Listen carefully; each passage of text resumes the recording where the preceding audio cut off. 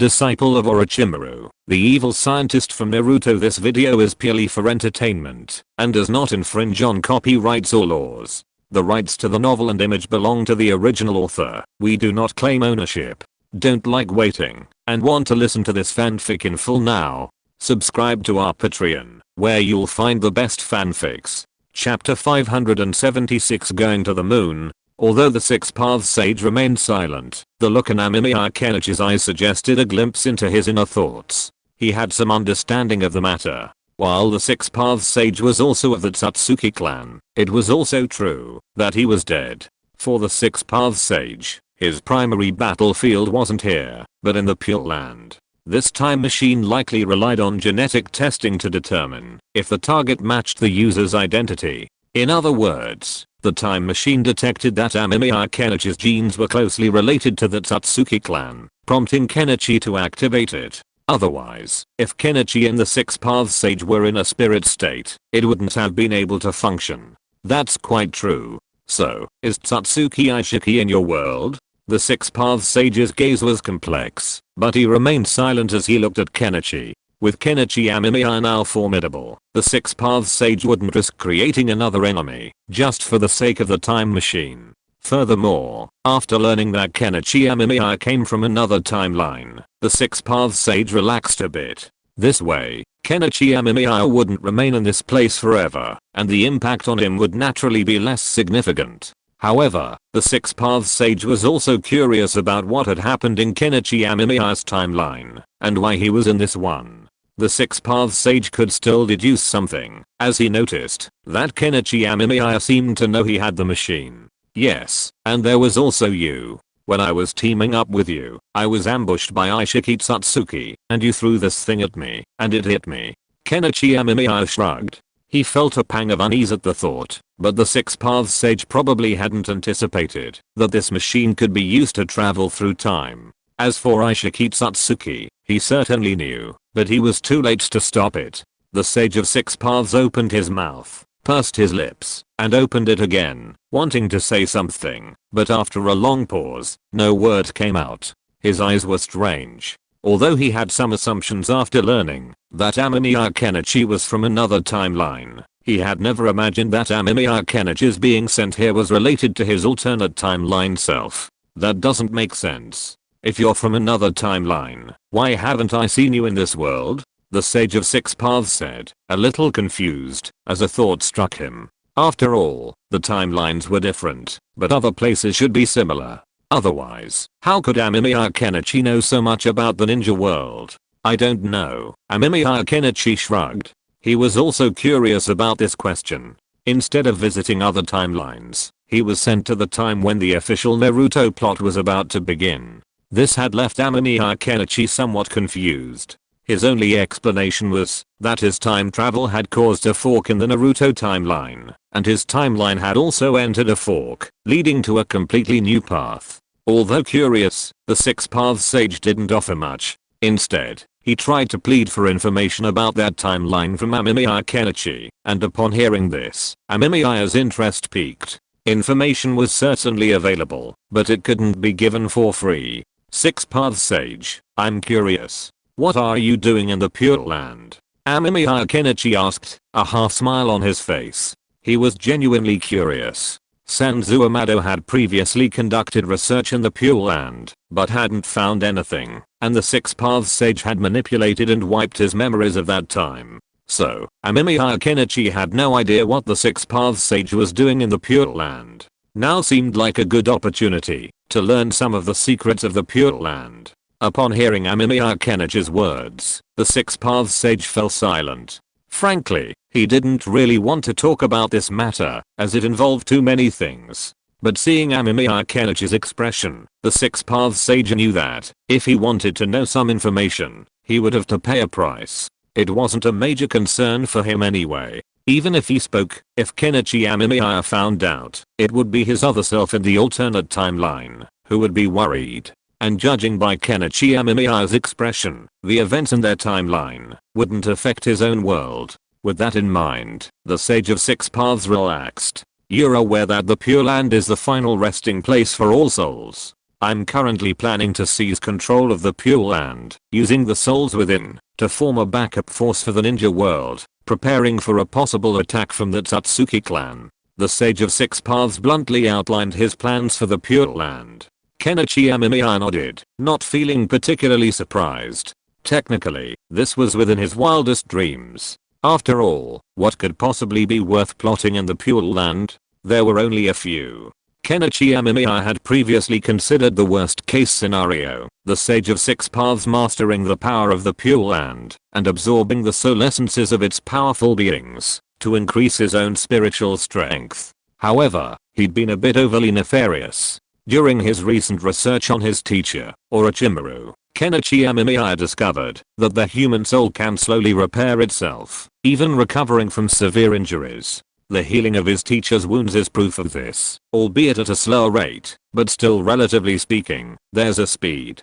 This leads to a classic elementary school math problem. If a pool is constantly filling at a rate of x cubic meters per hour, and a hole is leaking at a rate of y cubic meters per hour, how long will it take for the pool to fill? The problem is simple. Calculate the volume of the pool, multiply x by y, and then divide the volume by the pool's size. Conversely, Kenichi Amemiya only needs to calculate the rate at which the soul's energy regenerates. He simply needs to control the intake rate to be less than the regeneration rate, allowing him to continuously draw soul energy from the soul and use it to strengthen his own. This also doesn't pose any problems to the soul. Didn't you see the fourth Hokage, Minato Namikaze, return to the Pure Land with a smile on his face, even after losing his hand? Kenichi Amemiya believed that, if he could master the Pure Land, his soul would be strengthened at an incredibly rapid rate, and perhaps even have other uses. Is the Satsuki clan powerful? Who is the strongest? Kenichi Amemiya looked at the Sage of Six Paths. His words struck Kenichi as somewhat bland. Controlling souls was pointless. Given the intensity of the Fourth Shinobi World War, even if every genin in the world unleashed their ninjutsu against Uchiha, they likely wouldn't be able to break through.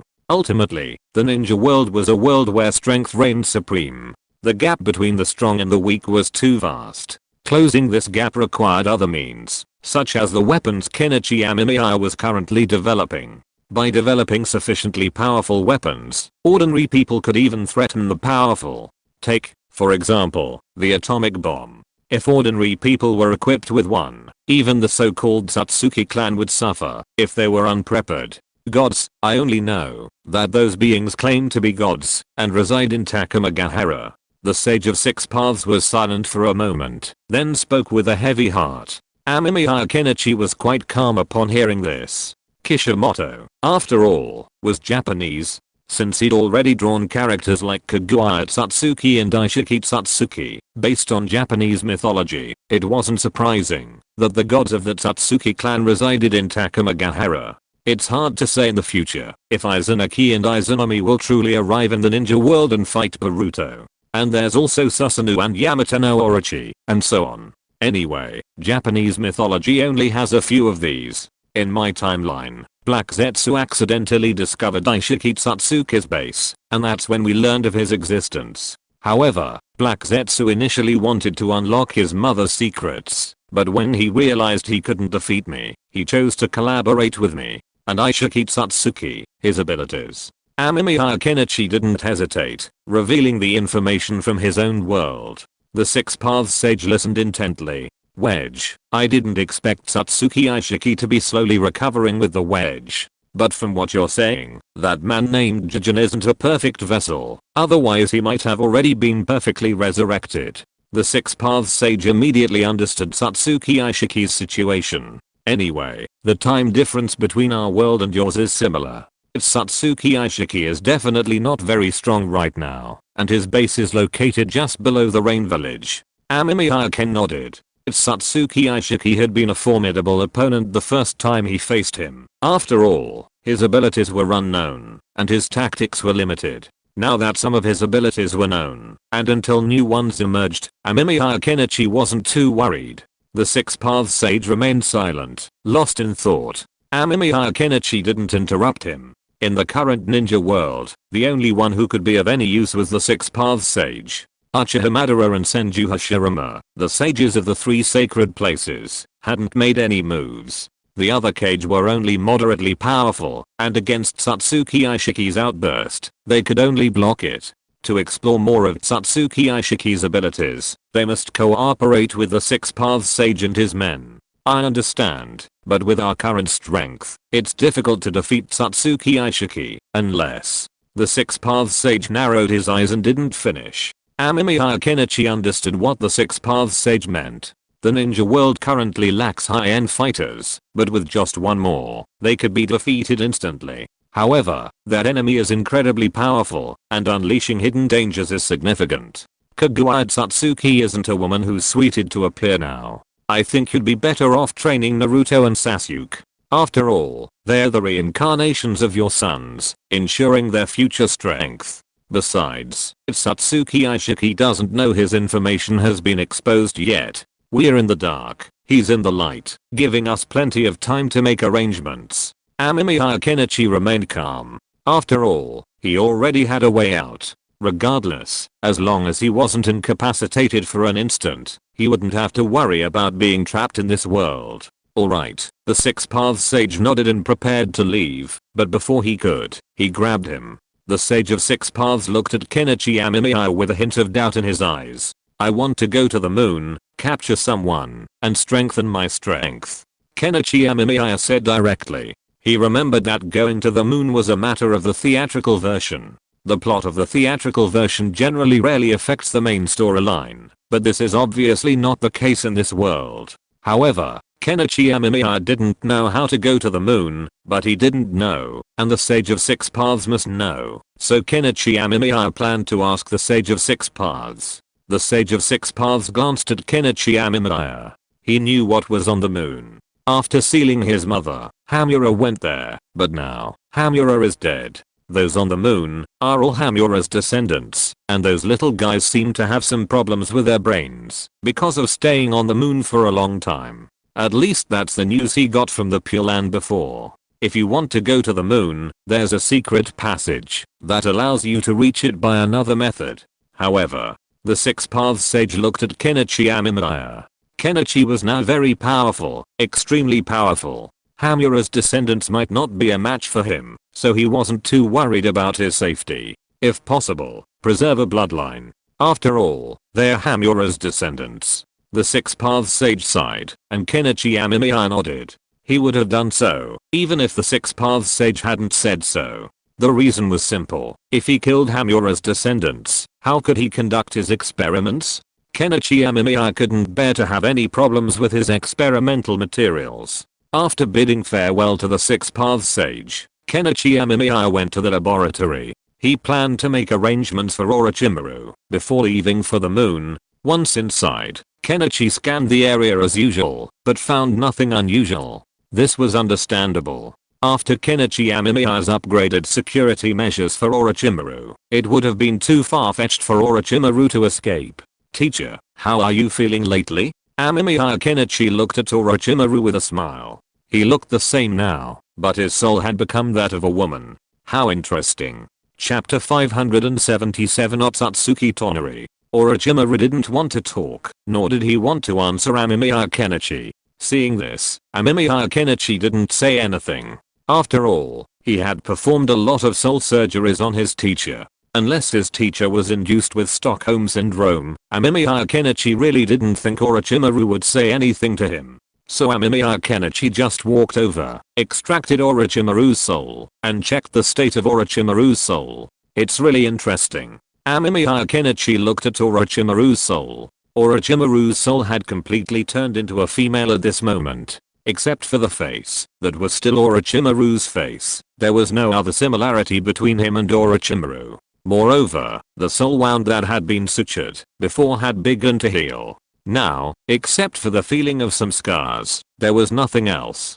Kenichi Amemiya nodded. The experiment was a success. The teacher had successfully transformed. Now, the teacher could be called Orochimaru. However, he wondered if the change in soul form would affect the teacher's inner thoughts. He discovered that the chakra needle he had previously left in Orochimaru's soul had dissipated. The teacher no longer produced excessive estrogen, but Kenichi discovered that the teacher's body was still producing it automatically. This piqued Kenichi's interest. After all, estrogen normally wouldn't be produced in high amounts without stimulation. But now, it was constantly being secreted.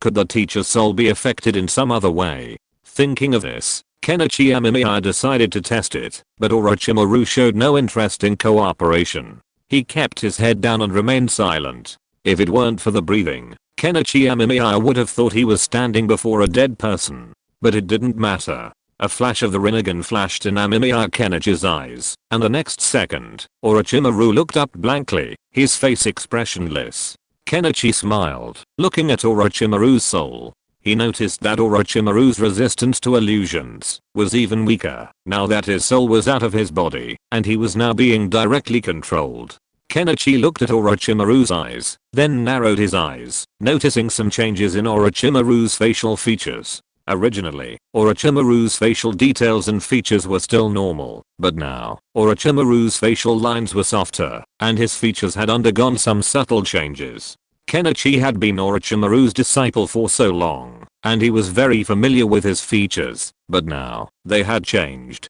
Kenichi touched his chin, wondering if the changes to Orochimaru's soul would, in turn, affect his appearance. Kenichi had never performed plastic surgery on Orochimaru. We'll have to observe. I'm also curious if I can use ninjutsu to evoke some emotions in the target person. Amemiya Kenichi looked at Orochimaru. Since the soul was so mysterious, could he attack it in some other way, thereby causing the person to have other emotions? Although it seemed useless, Amemiya Kenichi felt that there were times when it could be very useful. For example, making others feel an inexplicable affection for him when they saw him, or making them unable to suppress their inner anger during battle, causing them to behave in a mad manner under the impact of anger. These were all areas where he could be used. And to some extent, manipulating emotions was equivalent to a weak form of controlling humans. While Kenichi Amemiya possessed a parasite that could control others, it only worked against those weaker than him. Once implanted, he couldn't control himself. In combat, the parasite's effect was almost non-existent. This sparked his desire to study ninjutsu to control others' emotions, thereby achieving his goals. However, achieving this was extremely difficult, and he had no idea, at least for now. He reasoned that, in order to influence others' emotions, he needed to affect their brains. But if he could influence the brain, why not just destroy the brain? So, how should he proceed? This was a question that troubled Kenichi. Forget it, let's go to the moon, and bring back Tonari Satsuki first. He shook his head, then returned Orochimaru's soul. He had no idea yet, but he would consider a solution once he had a clue. Is this the thing? Amemiya Kenichi looked at the object before him, then glanced at the Six Paths sage beside him, a hint of curiosity in his eyes. He knew that, while he didn't know the distance between this world and the moon, it was likely not too far. However, the technology in the ninja world had now reached a point where it could transport him to the moon in an instant. That Satsuki clan's advanced technology was truly a bit baffling. After hearing Amemiya Kenichi's question, the Six Paths sage nodded. This object was a tool that Satsuki clan possessed, allowing them to travel to the moon. Amemiya Kenichi, my brother Hamura, and I sealed our mother together. Later, he went to the moon to protect this world, while I stayed here. The situation up there is quite complicated. If possible, please spare Hamura's child's life, or at least preserve their bloodline. The Six Paths sage looked at Amemiya Kenichi with a serious expression. He cared deeply for his brother. Without Hamura, he alone would have been unable to seal his mother.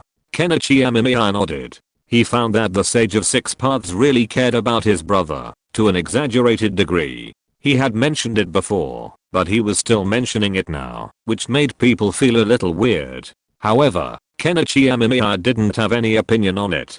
Anyway, he had no intention of hurting Tonari Otsutsuki. The other party's bloodline was very important to Kenichi Amemiya. However, when thinking about this problem, Kenichi Amemiya thought of another thing. He hadn't asked the Sage of Six Paths yet, but maybe he could try to ask. If the Sage of Six Paths had it, then Kenichi Amemiya wouldn't have to go to the moon to make trouble. By the way, Six Paths Sage, I want to ask, are the corpses of you and your brother there? Amemiya Kenichi looked at the Six Paths Sage expectantly. If he wanted to obtain the genes of the Otsutsuki clan, the easiest way would be to get the corpses. As for Otsutsuki Aishiki, his current condition was very special. Amemiya Kenichi didn't know if he could extract the genes of the Otsutsuki clan if he dug some flesh and blood from his body. In Amemiya Kenichi's opinion, Otsutsuki Aishiki's current condition was very strange. He was like a U-disk, storing all the information and settings of the previous computer, and then inserted into Jijin's computer, and began to overwrite the system, turning Jijin into the other's shape. But this process was obviously not over yet, otherwise Otsutsuki Aishiki would have jumped out and done evil by now. To put it in computer terms, some of the files on Otsutsuki Aishiki's USB drive were damaged, and he needed to repair and overwrite them simultaneously, so the speed naturally slowed down. This was also the reason why Amemiya Kenichi didn't dig up Satsuki's flesh and blood. His genes were likely in a chaotic state now, with Jijin's genes and Satsuki Aishiki's genes mixed together, becoming a mess. No, I burned my body back then, and Hamura's later lived on the moon. His body may have drifted to who knows where now. The Six Paths Sage shook his head decisively. Amemiya Kenichi glanced at the Six Paths Sage. He had a feeling that the Six Paths Sage might be hiding something, but he didn't bother to care. He was just asking casually. Since the bodies of the two were still there, it would save him the trouble. If they were gone, it didn't matter. If it weren't for his limited understanding of this time machine, Kenichi Amemiya would have even considered returning to the time of the Tsutsuki clan and extracting genetic information from Kaguya Tsutsuki and Aishiki Tsutsuki.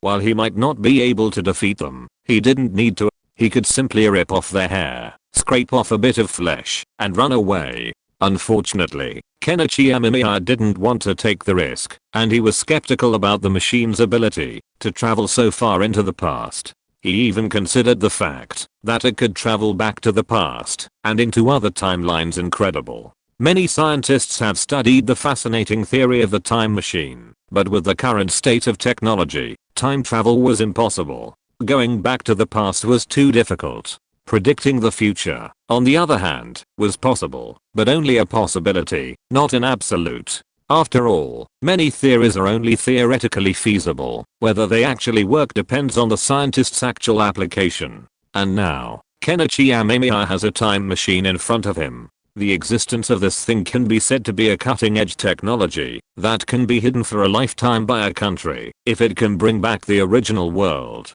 Although Kenichi Amemiya intends to research it, his current strength is still a little unstable. In order to have more time to slowly study these things in the future, Kenichi Amemiya still plans to go to the moon to bring down Tonari Tsutsuki and study his bloodline to see if he can master the Samsurai. With the Samsurai and the Rinnegan, Kenichi Amemiya's strength should be greatly improved.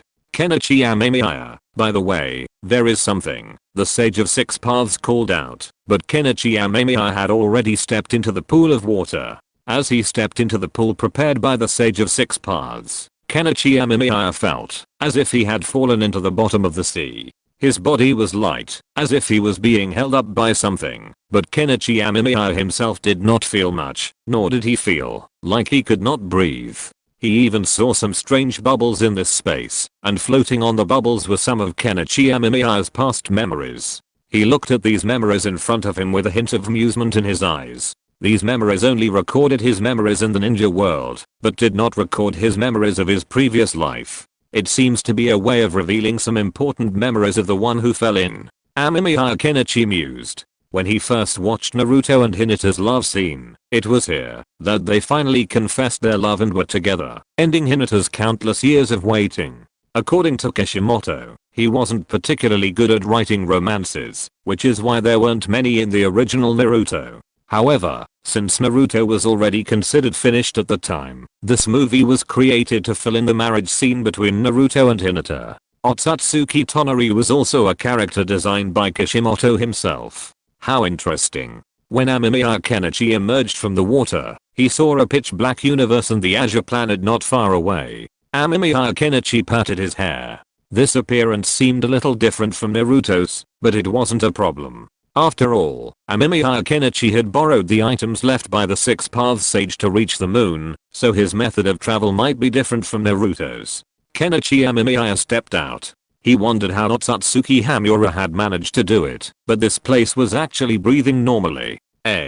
Wait, this isn't it, Kenichi Amemiya said, a little confused. The empty moon was barren, but then he remembered something the Sage of Six Paths had said before he arrived. He couldn't hear it clearly, but he vaguely heard something about 2 exits. With that in mind, Kenichi Amemiya quickly jumped back and tried to find a new way out. But halfway through, he encountered a giant crab-like monster, blocking his path. This is really interesting. Kenichi Amemiya pursed his lips. He saw the monster blowing green bubbles, the kind that had some kind of illusion that could reflect people's past memories. Kenichi Amemiya was immediately intrigued. He was determined to capture such a powerful monster and take it back for further study. The Rinnegan's world, and the monster fell to the ground without a chance of resistance, motionless. Kenichi Amemiya restrained the crab with a black rod and continued running. When he found a new exit, he leaped out. Once outside, he encountered a strange ruin and a multitude of puppets surrounding him. "Who are you?" a puzzled voice called out. Chapter 578, the 4th generation couple, beat Sarutobi first, then beat Obito. Kenichi Amemiya looked around. The puppets around him were expressionless. The only one speaking was a man dressed completely differently from the others. Kenichi Amemiya recognized the person in front of him almost instantly. This guy must be Tonari Satsuki. Although Kenichi Amemiya hadn't watched many Naruto theatrical series, this the last was one of the few that Kenichi Amemiya had watched in its entirety. After all, it perfected the relationship between Naruto and Hinata, allowing them to confess their love to each other. The finale even paid tribute to Naruto's father, the Yondaime, with a moonlit night of love. So Kenichi Amemiya was quite familiar with the movie. However, it wasn't the time for Tonari Satsuki to execute his plan yet. So, Tonari Satsuki hadn't yet obtained Hinata Hanabi's Byakugan and opened his Samsara. Without the Samsara, Tonari Satsuki's threat level was still very low. When Tonari Satsuki opened his Samsara and cut the moon in half with a single move, he might be a bit more difficult to deal with.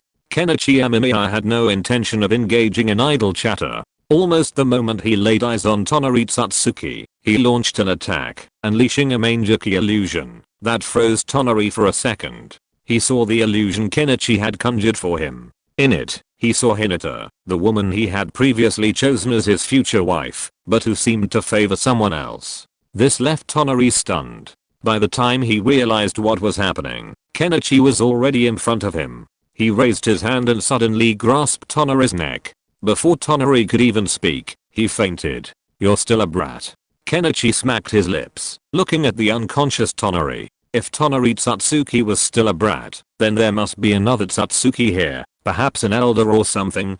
Kenichi couldn't quite recall, but he remembered it. Senjutsu, wind style, vacuum jade wave. Amemiya. Kenichi stared at the surrounding puppets, lightning patterns forming in the corners of his eyes. The next second countless large wind-style jade flew out, destroying the puppets. Little bug Amemiya. Kenichi looked at the puppets and then dashed towards a location. Having found their controllers, he quickly captured an elderly man and, once again, choked him unconscious. He then led the 2 men back to Konoha. However, looking at the empty buildings around him and this place, clearly unlike anything in the ninja world, gave Amemiya. Kenichi a strange thought. He thought this place seemed like a good candidate for a laboratory. After all, this place was huge, incredibly large, and sparsely populated. Most importantly, the method of entry was extremely secretive. With only the entrance secured, there were no other concerns. It was considered quite safe. The only problem was getting there, and moving the experimental equipment would be a bit of a hassle. However, the high level of security here also made Amemiya. Kenichi very tempted. "Forget it, I'll deal with it when I get back." Kenichi Amemiya shook his head. Although this place is very good, it is not the world line he is in after all, so Kenichi Amemiya plans to deal with this problem after returning to his timeline. Thinking of this, Kenichi Amemiya took Tonari Otsutsuki back to the ninja world. As soon as he got back, he saw the Sage of Six Paths who had been waiting here for a long time. Kenichi Amemiya was stunned. The Sage of Six Paths was quite concerned about his brother's descendants, but now there are only 1 or 2 descendants of Otsutsuki Hamura, and the old one looks like he is dying. He probably doesn't have much time to live. Kenichi Amemiya can't quite remember whether this old man has appeared in the movie. After all, although he had watched the final movie, his main memory of the opposing sides was the part where Naruto and Hinata were feeding each other dog food. I have to say that, although Kishimoto doesn't write much about love scenes, he still gave Naruto and Hinata a clear love line after all. Only Sakura is so miserable that she looks like a tool. However, in this world, although Sakura still likes Sasuke, she is not with Sasuke day and night, and there is no Naruto, who was obsessed with her in the early days. So whether Sakura and Sasuke can get together in the future, Amemiya Kenichi himself doesn't know. Six Paths Sage, there are only these 2 descendants of your brother now. Amemiya Kenichi mentioned the 2 guys in his hand. He remembered that, when Otsutsuki Hamura went to the moon, he took away some of his clansmen, and left behind some descendants. Those who stayed, became the Hyuga clan of Konoha today, and those who were taken there were also divided into the main family and the branch family. It's just that the branch family misinterpreted the words left by Otsutsuki Hamura and thought that they needed to destroy the ninja world created by the Six Paths Sage, so they clashed with the main family. The conflict between the 2 sides led to the destruction of the main family by the branch family, and now the 2 people in Amemiya Kenichi's hand should be the candidates for the branch family. Even this branch family's death rate was quite high, with only a few dead now. However, considering the unique characteristics of the branch family members, Kenichi Amemiya had reason to suspect that they were engaging in intermarriage, which was why they had played him like this. However, this didn't seem right. Based on Satsuki Tonari's situation, the branch family members could also somehow reach Konoha in the ninja realm without being discovered, and they could even choose their future wives here. So, the descendants of Satsuki Hamura might have abducted other women in the ninja realm to marry. However, how they managed to play him so few people was beyond Kenichi Amemiya's comprehension. Perhaps he could ask him once Satsuki Tonari woke up. I know, the Six Paths Sage sighed, looking at the unconscious Satsuki Tonari. He knew this child was his brother's descendant, but the most crucial point was that Satsuki Tonari was his brother's only heir. The other one was dying, but now he had fallen into Kenichi Amemiya's hands. It was certain that he would suffer for a while, but after all, he was still alive, wasn't he? The Sage of Six Paths left, leaving very cleanly. Kenichi Amemiya did not ask what he was going to do. He just brought Tonari Otsutsuki and the Otsutsuki branch to the laboratory. Kenichi Amemiya planned to study and see what conditions were needed to open the Samsara. According to the movie, it seems that a relatively high purity of Byakugan is required. Of course, it may not be the case. After all, the purest Byakugan recognized by Tonari Otsutsuki was Hinata. Hinata was known as the Byakugan princess, which also raised Hinata's status. Naruto's wife instantly went from being the abandoned eldest daughter of the Hyuga main family to the Byakugan princess. But the eye that Tonari Otsutsuki took away was Hinata Hanabi's. Could it be that he doesn't know how to remove the caged bird seal? But does that make sense? Amemiya Kenichi scratched his head as he looked at the unconscious Tonari, a little curious. You know, because Hyuga Hayashi thought Hinata was useless, he wanted to focus on training the secondary Hyuga Hanabi. But if Hyuga Hayashi didn't give birth to 2 children, but only Hinata, whose Byakugan should Otsutsuki Tonari then seize to open the Samsara? At that time, only the branch family would be able to choose, but everyone in the branch family had been implanted with a caged bird seal. The caged bird seal is such a tricky thing that it is quite difficult to break. Otherwise, the various ninja villages would not have been in such a state until now. Only the Hidden Mist village has obtained a Byakugan, and it was a Byakugan from the main family. No other ninja village has obtained a Byakugan since then. It can be said that the caged bird's reputation is still very high. However, Otsutsuki Tonari is a descendant of Otsutsuki Hamura, so he should be able to break the caged bird seal without any problem, right? Kenichi Amemiya planned to ask Tonari Satsuki about this later.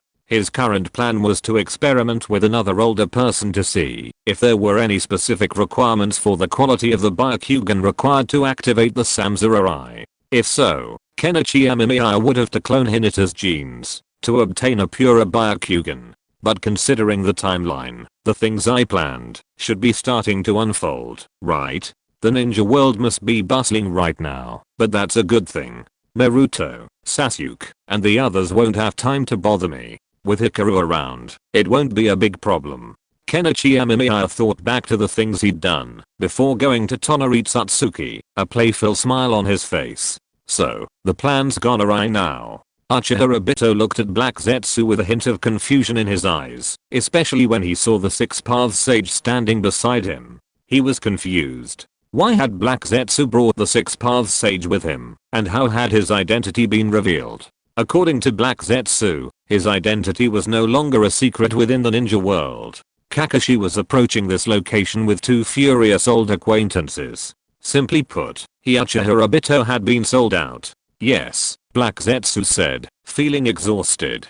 He had never imagined his plans were being watched by the Six Paths Sage, nor had he anticipated a bastard like Kenichi Amemiya would suddenly appear and flip the table. Now the Akatsuki's plan couldn't succeed. Moreover, with a formidable figure like Kenichi Amemiya around, even resurrecting Madara Uchiha would be useless. Furthermore, there was a crucial issue, the existence of Ishiki Satsuki. Although Black Zetsu was a temporary creation of Kaguya Satsuki, he had also gained some of the knowledge Kaguya had instilled in him. He knew that Ishiki Satsuki was the Satsuki clan member who had been betrayed by his mother, and was a sworn enemy of Kaguya's mother. Therefore, although Black Zetsu was reluctant, he had to deal with Ishiki Satsuki. After all, Ishiki Satsuki posed a greater threat to his mother than his own plans. As a result, that bastard Amemiya Kenichi, for some unknown reason, actually did some outrageous things, such as resurrecting the fourth Hokage and his wife through the impure world reincarnation, and telling them the truth about the Ninetales night with a smile, and taking them to visit how Konoha treated Naruto, which led to some very subtle things. On the day when the fourth Hokage and his wife were resurrected by the impure world reincarnation, after learning about Naruto's previous living environment, the silent Namake's Minato followed the irritable Uzumaki Kushina to find Sarutobi Hiruzen, and then closed the door. However, according to the Konoha ANBU ninja who was in charge of guarding that day, the third Hokage's muffled groan was heard in the room at that time, and Scarlet Pepper made a comeback. As for what happened, Namake's Minato, who did not want to reveal his name, later said that they were just discussing the topic of family affection. Then the moved third Hokage also agreed with the fourth Hokage and his wife's views on family affection. After solving the problem of the Sandaime Hokage, the Ondaime and his wife left Konoha and headed towards Uchiha Obito's location. To be more precise, they went with Black Zetsu. Black Zetsu didn't want to face these two angry men the whole time, but he came anyway.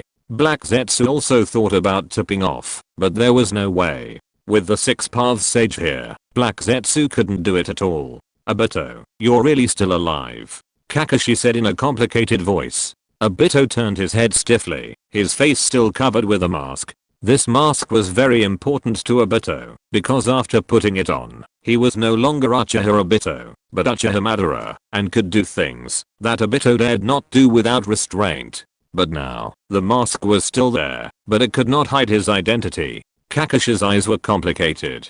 He had deep feelings for Obito. The feeling of close friendship made Kakashi often go to pay tribute to Obito and whisper some words in front of Obito and Nohararin's grave. But now, Obito was still alive, which meant that he had been a fool in vain. Moreover, Obito had planned the Ninetales night, and killed his teacher and his wife. Obito's tone had a hint of panic. He didn't know how he should face Kakashi, nor did he know how he should face the next Obito. My student, do you hate me so much, and hate Kushina who has always taken care of you, and treated you well? A cold voice came from Minato Namake's, who walked in with endless anger suppressed. Next to him was Kushina Uzumaki. Although Kushina Uzumaki didn't say anything, the unbelievable and silent look she gave Obito still deeply hurt Obito's heart. Obito always thought that, after putting on a mask and witnessing Rin's death, he would be able to face all this without any guilt in the world of infinite Tsukuyomi. But now Obito's breathing became rapid and his heartbeat quickened, but even so, he still had a strong feeling of suffocation.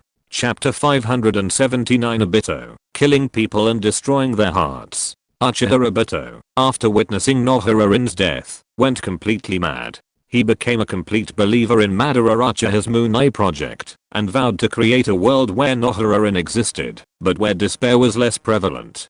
Consequently, Uchiha became unconstrained in his actions, believing that in that world, everything would start over again.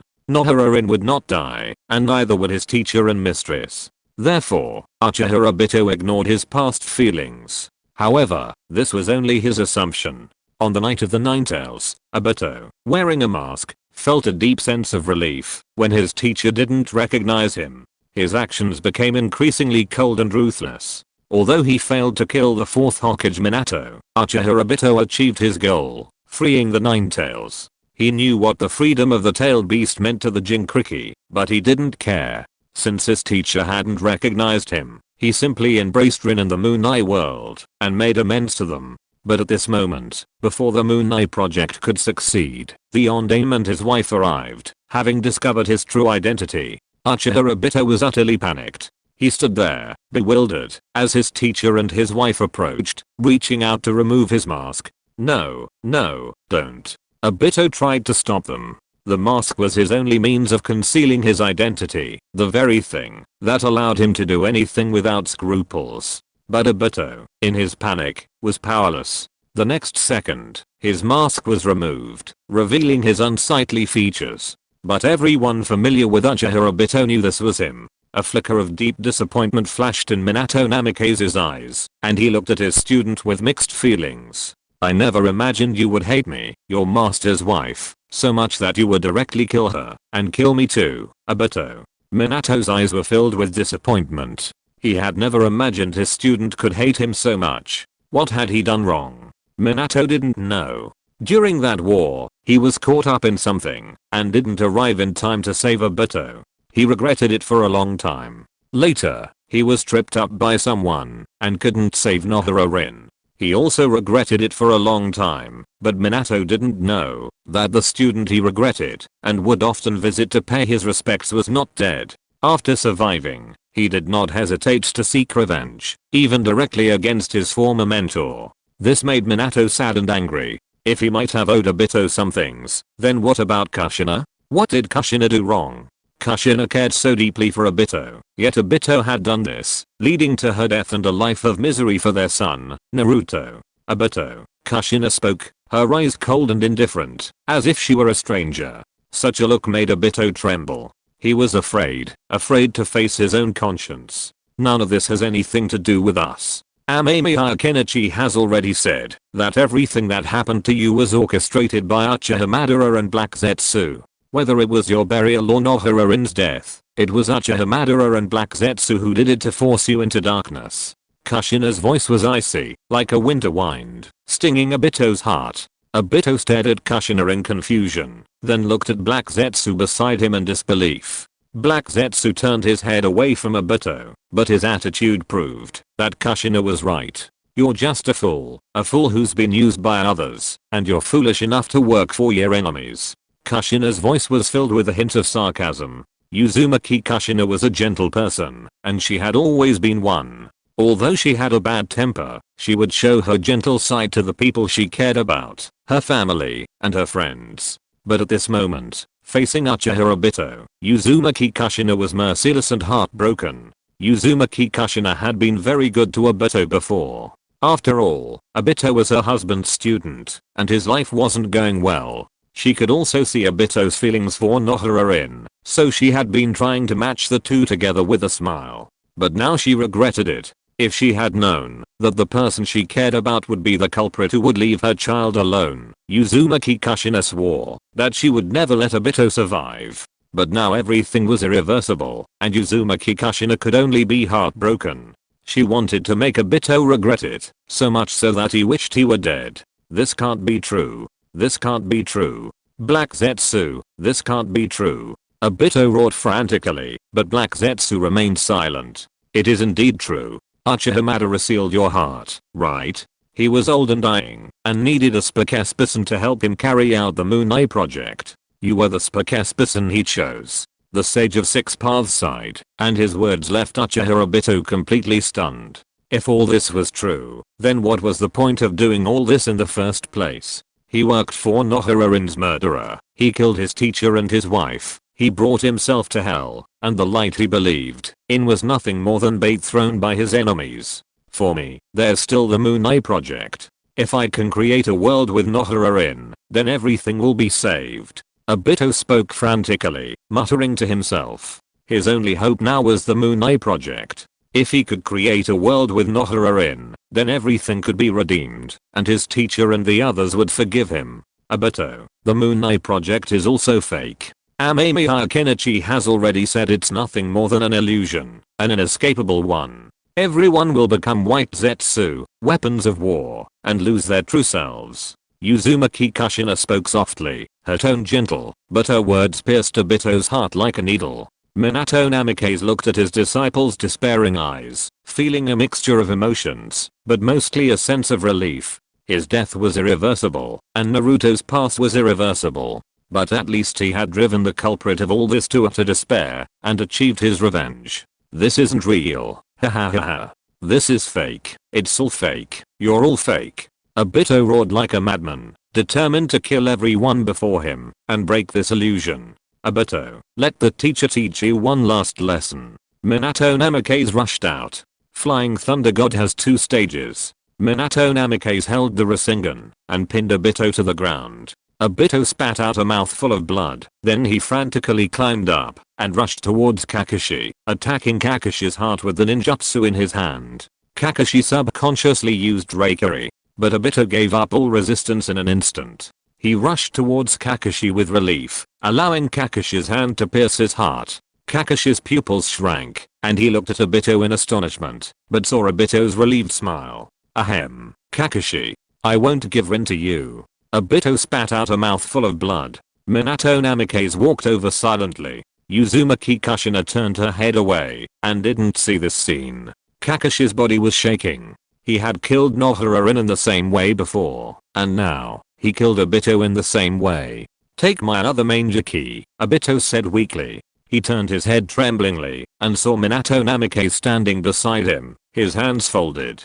His eyes were filled with regret. I'm sorry, master and madam, Obito said weakly. Minato looked at the dying Obito, a flicker of pity in his eyes. Obito was an idiot, but he was also an idiot who had been used by others. He hated Obito, and had no intention of forgiving him, but he hated Uchiha Madara even more. If it weren't for Uchiha Madara, Obito could have had a much better future. My. Minato Namikaze knelt down, looking at Obito's tear-stained face. He reached out and slowly closed his eyes. Uzumaki Kushina remained silent. She hated Obito, hated that he hadn't been able to be with her son, but she wouldn't stop her husband from closing Obito's eyes. The man was dead. What else could he do? Whip the corpse? Uzumaki Kushina wasn't that kind of person. It's over. Minato Namikaze took a deep breath. He looked at Obito, his eyes filled with a complex emotion, just like his own feelings. Minato couldn't understand why things had come to this point. It clearly shouldn't have been this way.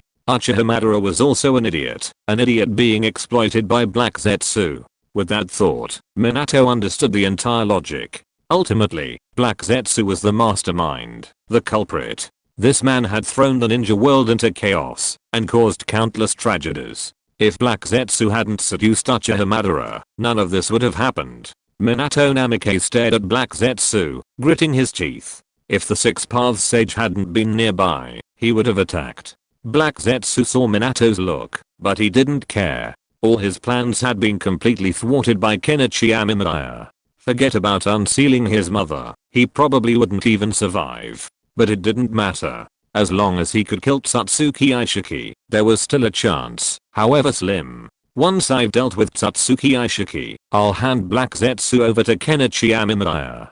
Kenichi Amemiya wants to use Black Zetsu for research. The Six Paths Sage, naturally noticing Minato's look, explained that Black Zetsu was useless, but Kenichi Amemiya needed him for experiments, so Minato couldn't attack Black Zetsu. I know.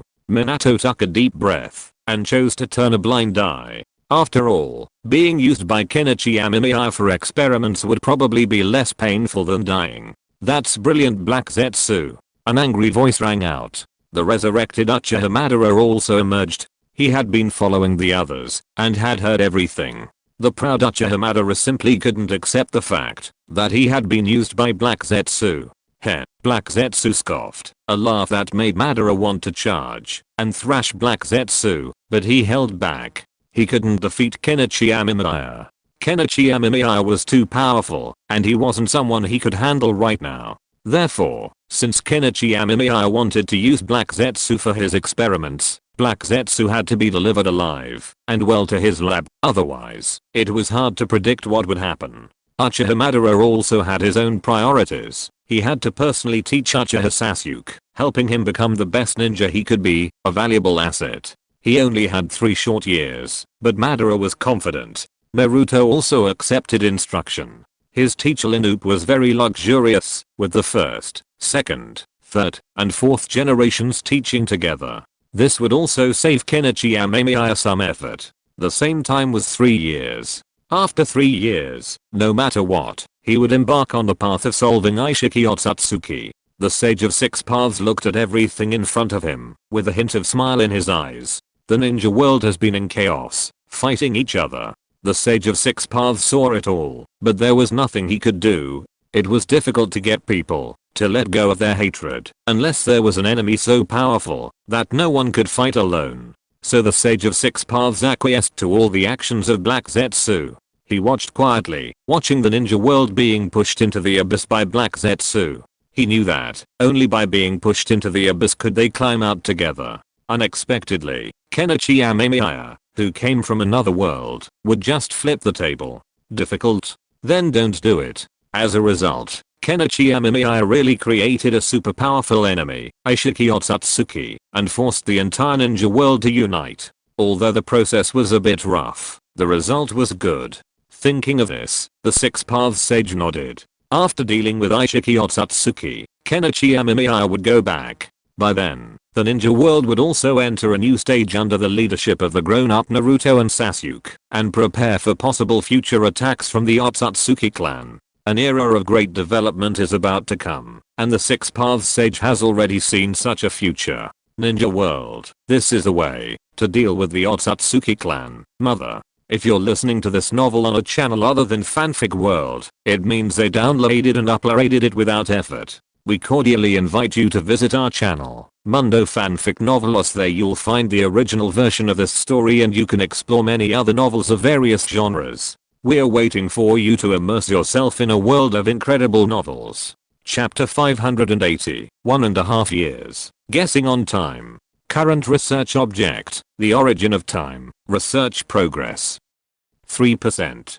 A whole year and a half, and we've only achieved 3% research progress? This power of time is too difficult to study, isn't it? Looking at the cheat code at hand, Amemiya Kenichi scratched his head. He truly couldn't believe that, after studying the essence of time for so long, his progress had only increased by 3%, equivalent to 2% per year. If he wanted to fully research the essence of time, it would take him 50 years. 50 years. How many 50 years are there in a lifetime? Furthermore, even if Amemiya Kenichi wanted to slowly study for 50 years, he didn't have the time. Judging from the events of Boruto, in another 30 to 40 years, or even less, Satsuki Ishiki would be ready to start wreaking havoc. Therefore, Amemiya Kenichi didn't have the luxury of slow research. Unless he ignored everything else, quietly observing the passage of time on the moon, and then changing the past after thoroughly understanding the essence of time, Amemiya Kenichi felt there might be some problems. For example, this time he traveled through time to come to this world, and it seemed like he traveled to the future, but he actually traveled to a completely different future, the future of this work. This made Kenichi Amemiya doubt that, even if he mastered the power of time, it would be difficult to make time flow backwards. The greater possibility is that he traveled through time to a universe on another timeline, and that universe might very well be a new world line, not the current one. Kenichi Amemiya's inference is not completely random. He has some theoretical basis, and the biggest basis is 1. It is known that I currently possess a time machine and have begun to use plugins to study the nature of time. 2. The future definitely exists, but going back to the past is a false proposition. I, who have begun to study the nature of time, have not appeared in this world, nor have I left any research results or paper materials. 3. The research on plugins will not be interrupted or fail. Since my future self did not appear here and left any materials, we can reasonably make the following inferences. First, my future self cannot study the nature of time, and the plugin is stuck at a certain stage and cannot go any further, which leads to my future self being able to jump time to here. Second, going back to the past is not feasible. After all, even if my future self does not master the nature of time, he still possesses 2 time machines. In this case, using a time machine to jump time, it is certain that I can jump to my timeline, but so far, I have not seen myself like this. Kenichi Amemiya looked at the information in his hand, thoughtful. He denied that going back to the past was based on the time machine. After all, he now had a time machine, so with infinite attempts, there would definitely be a future self who came to this timeline, but the answer now was that there was no such self. In this case, it can be judged that going back to the past is impossible. People can only travel to the future, or the past they return to may be a brand new timeline. Of course, there is another possibility, that is, his existence is unique, so no matter how hard he tries, he can't jump to a timeline where he exists. After all, he has a golden finger, which is still very possible. But no matter what, Kenichi Amemiya must continue to study. If he can master this power of time, it would naturally be the best. At that time, he can gain more powerful strength and be invincible against the Otsutsuki clan. After all, if he can't beat him, he can just run away and jump to other timelines to develop.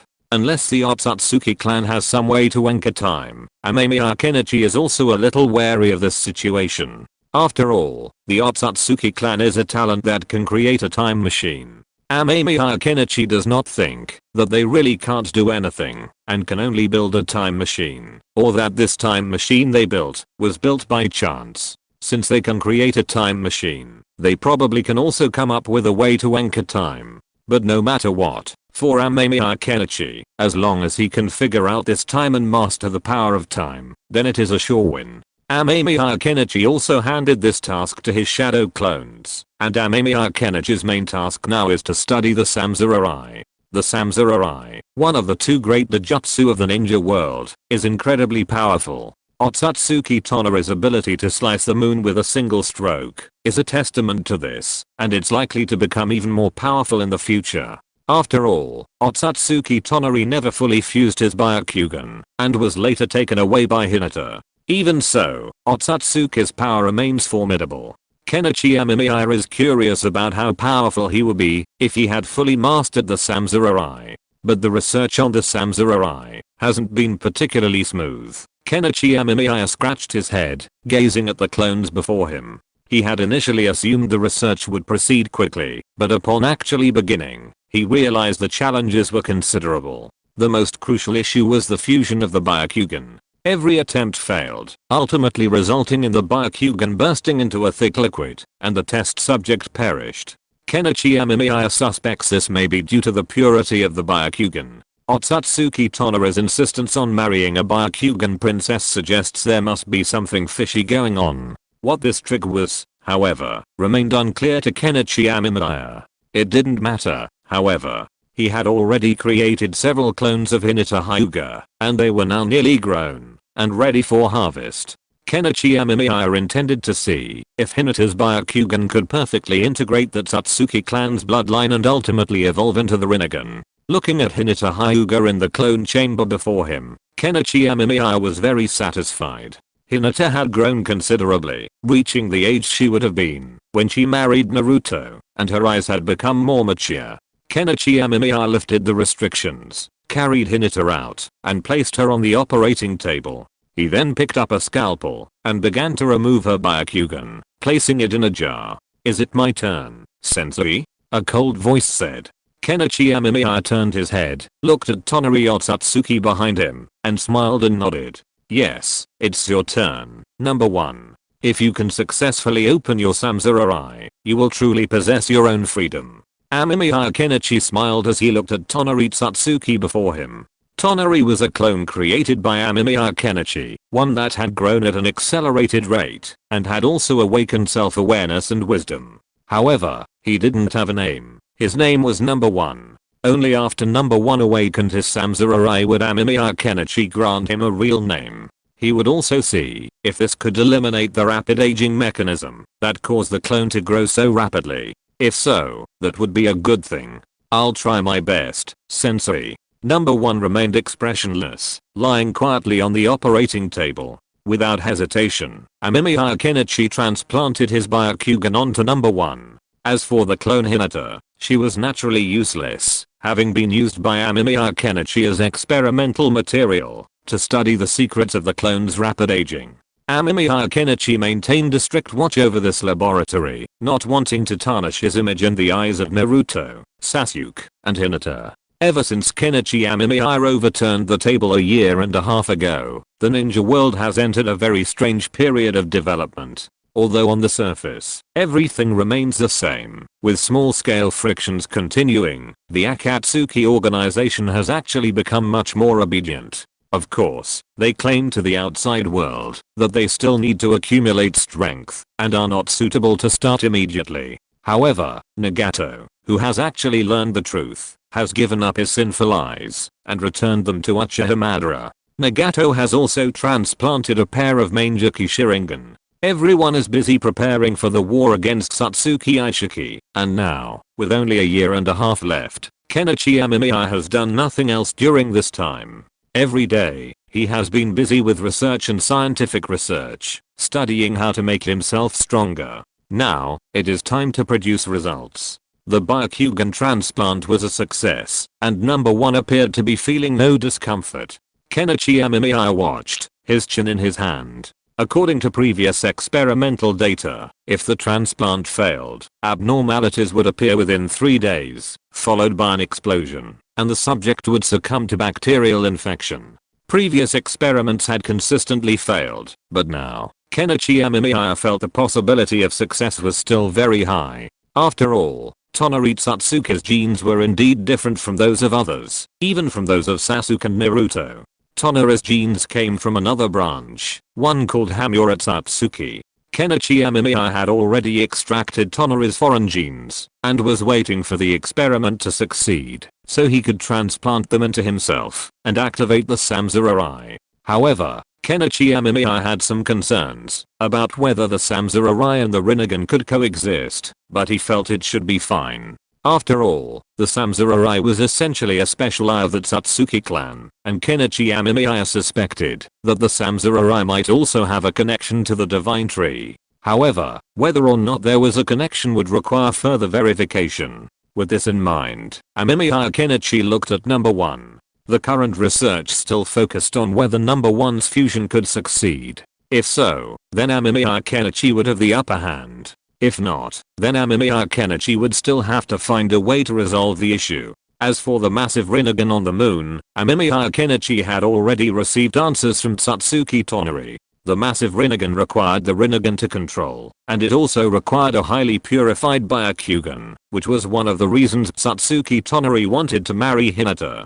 But speaking of which, Hinata and Naruto's relationship has been a bit tricky lately, Amemiya Kenichi thought. Although he had been conducting experiments, he hadn't completely let go of the ninja world, he still kept a close eye on it. During this time, Amemiya Kenichi had noticed some new developments in Naruto and Hinata's relationship, and all of these changes were related to a certain Uzumaki Kushina who had been resurrected by the impure world reincarnation.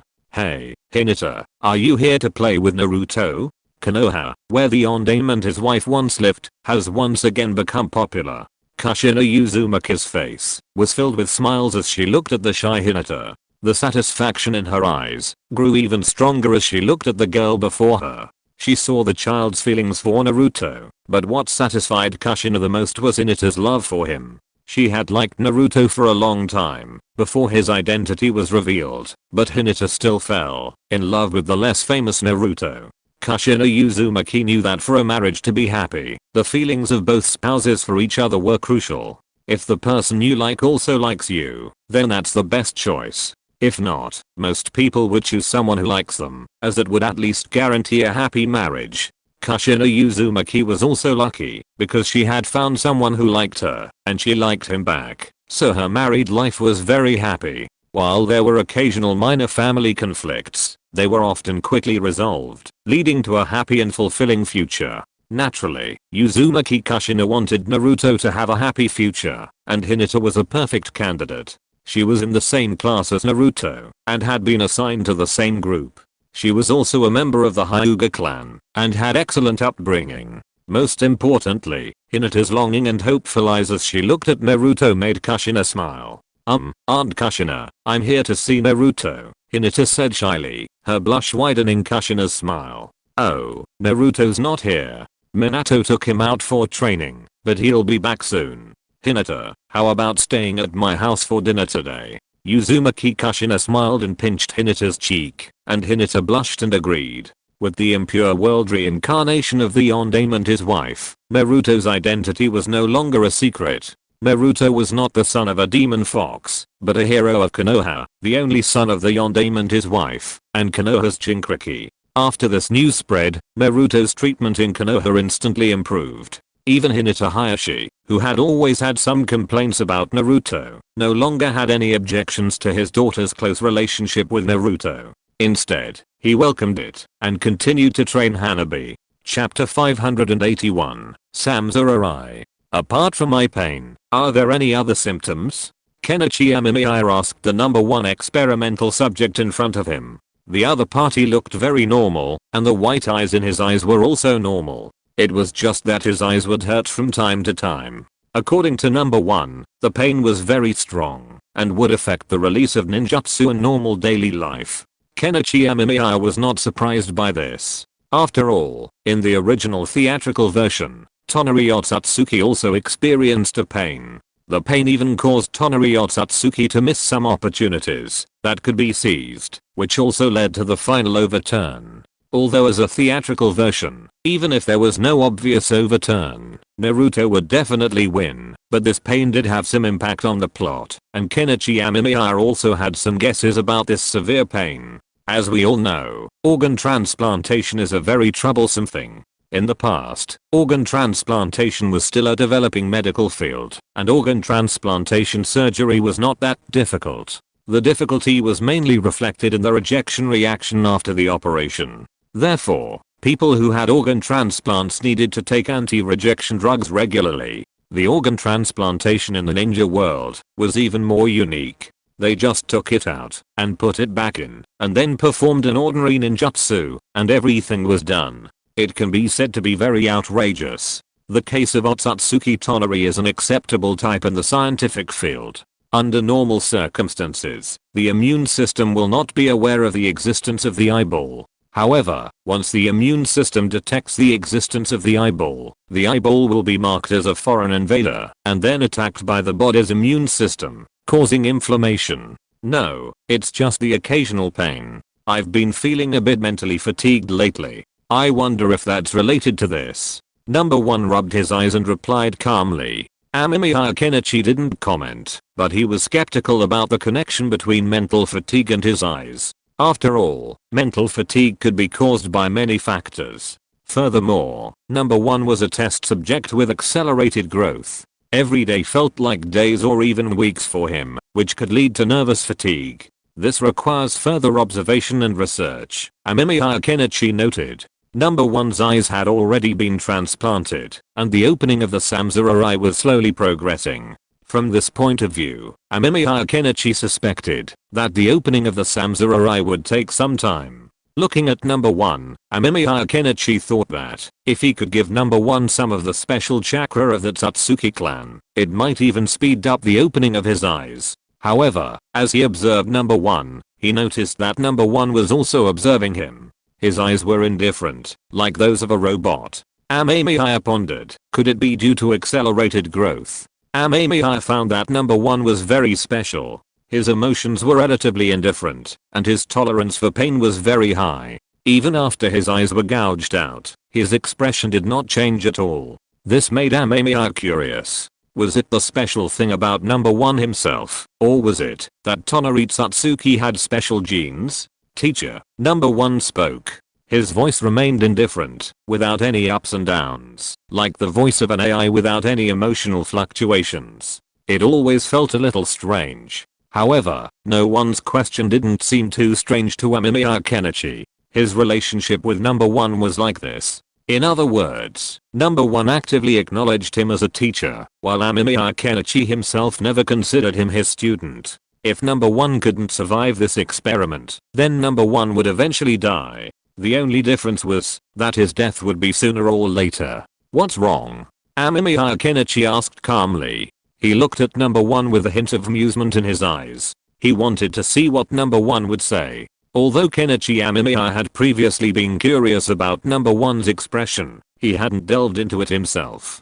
After all, number 1's greatest value to him lay in allowing him to study the Samsara, and also in making its opening somewhat experimental. Other aspects were of little significance. But now that number 1 had asked, Kenichi Amemiya wanted to see what number 1 had to say. If the experiment fails, I want to transplant my brain into another clone. Number 1's voice remained the same, seemingly insignificant. However, Kenichi Amemiya raised an eyebrow at this, which was quite intriguing. Kenichi Amemiya hadn't expected number 1 to know such things. If so, then he was quite interested in number 1. Had this guy seen through everything? He hadn't expected such a rapidly growing clone to possess such intelligence. It was truly astonishing. Kenichi Amemiya looked at number 1 with amusement. He actually had some restrictions on number 1. Number 1 had been raised in the laboratory from birth until now, never having been outside, never having seen the outside world, nor the people or things outside. However, Kenichi Amemiya didn't put too many guards on number 1 in the lab. He also wanted to observe this experimental subject's learning talent. The results exceeded Kenichi Amemiya's expectations. Experiment number 1 was very receptive to new knowledge and self-taught. Now he could perform some simple genetic screening work. Although it seemed ordinary, it was actually very impressive. After all, if someone could figure out this kind of work by themselves, based on a few books without any guidance, it was a remarkable achievement. It could be said that the quality of experiment number 1 was beyond Kenichi Amemiya's expectations. However, Kenichi Amemiya didn't fear number 1. Number 1's special ability of rapid cloning meant that number 1 could not threaten him. Moreover, Kenichi Amemiya's current strength was not something that a test subject could threaten after just a few days in the lab. So Kenichi Amemiya was quite unconcerned.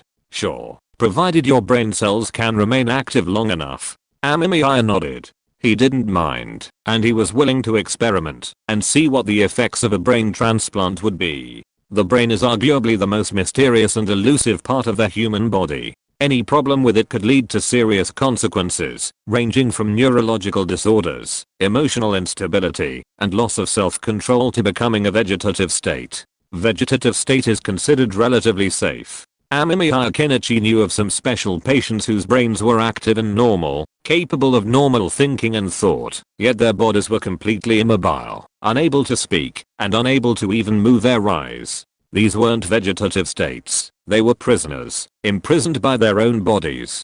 Kenichi Amemiya wasn't sure whether a unique being like number 1 would experience premature aging and death, but he didn't mind agreeing to number 1's request. Whether number 1's experiment succeeded or not, Kenichi would accept it. Even if it failed, he could still study the secrets of number 1's brain and see if he could crack this most mysterious of realms. How consciousness arises, how it's stored, and where it goes after death were all questions. In the world of Naruto, these questions were more fully answered. Consciousness is essentially the soul, which enters the Pure Land after death. However, Kenichi Amemiya refused to give up his research on the brain. He felt that the human brain was the most mysterious part of a person. If he could control someone's brain, he could control them. Kenichi Amemiya's previous idea of influencing others' emotions to aid in combat was also a study of the brain. Thank you, teacher, number 1 said calmly. Kenichi Amemiya looked at number 1 and recorded his findings in his experimental log before leaving the lab.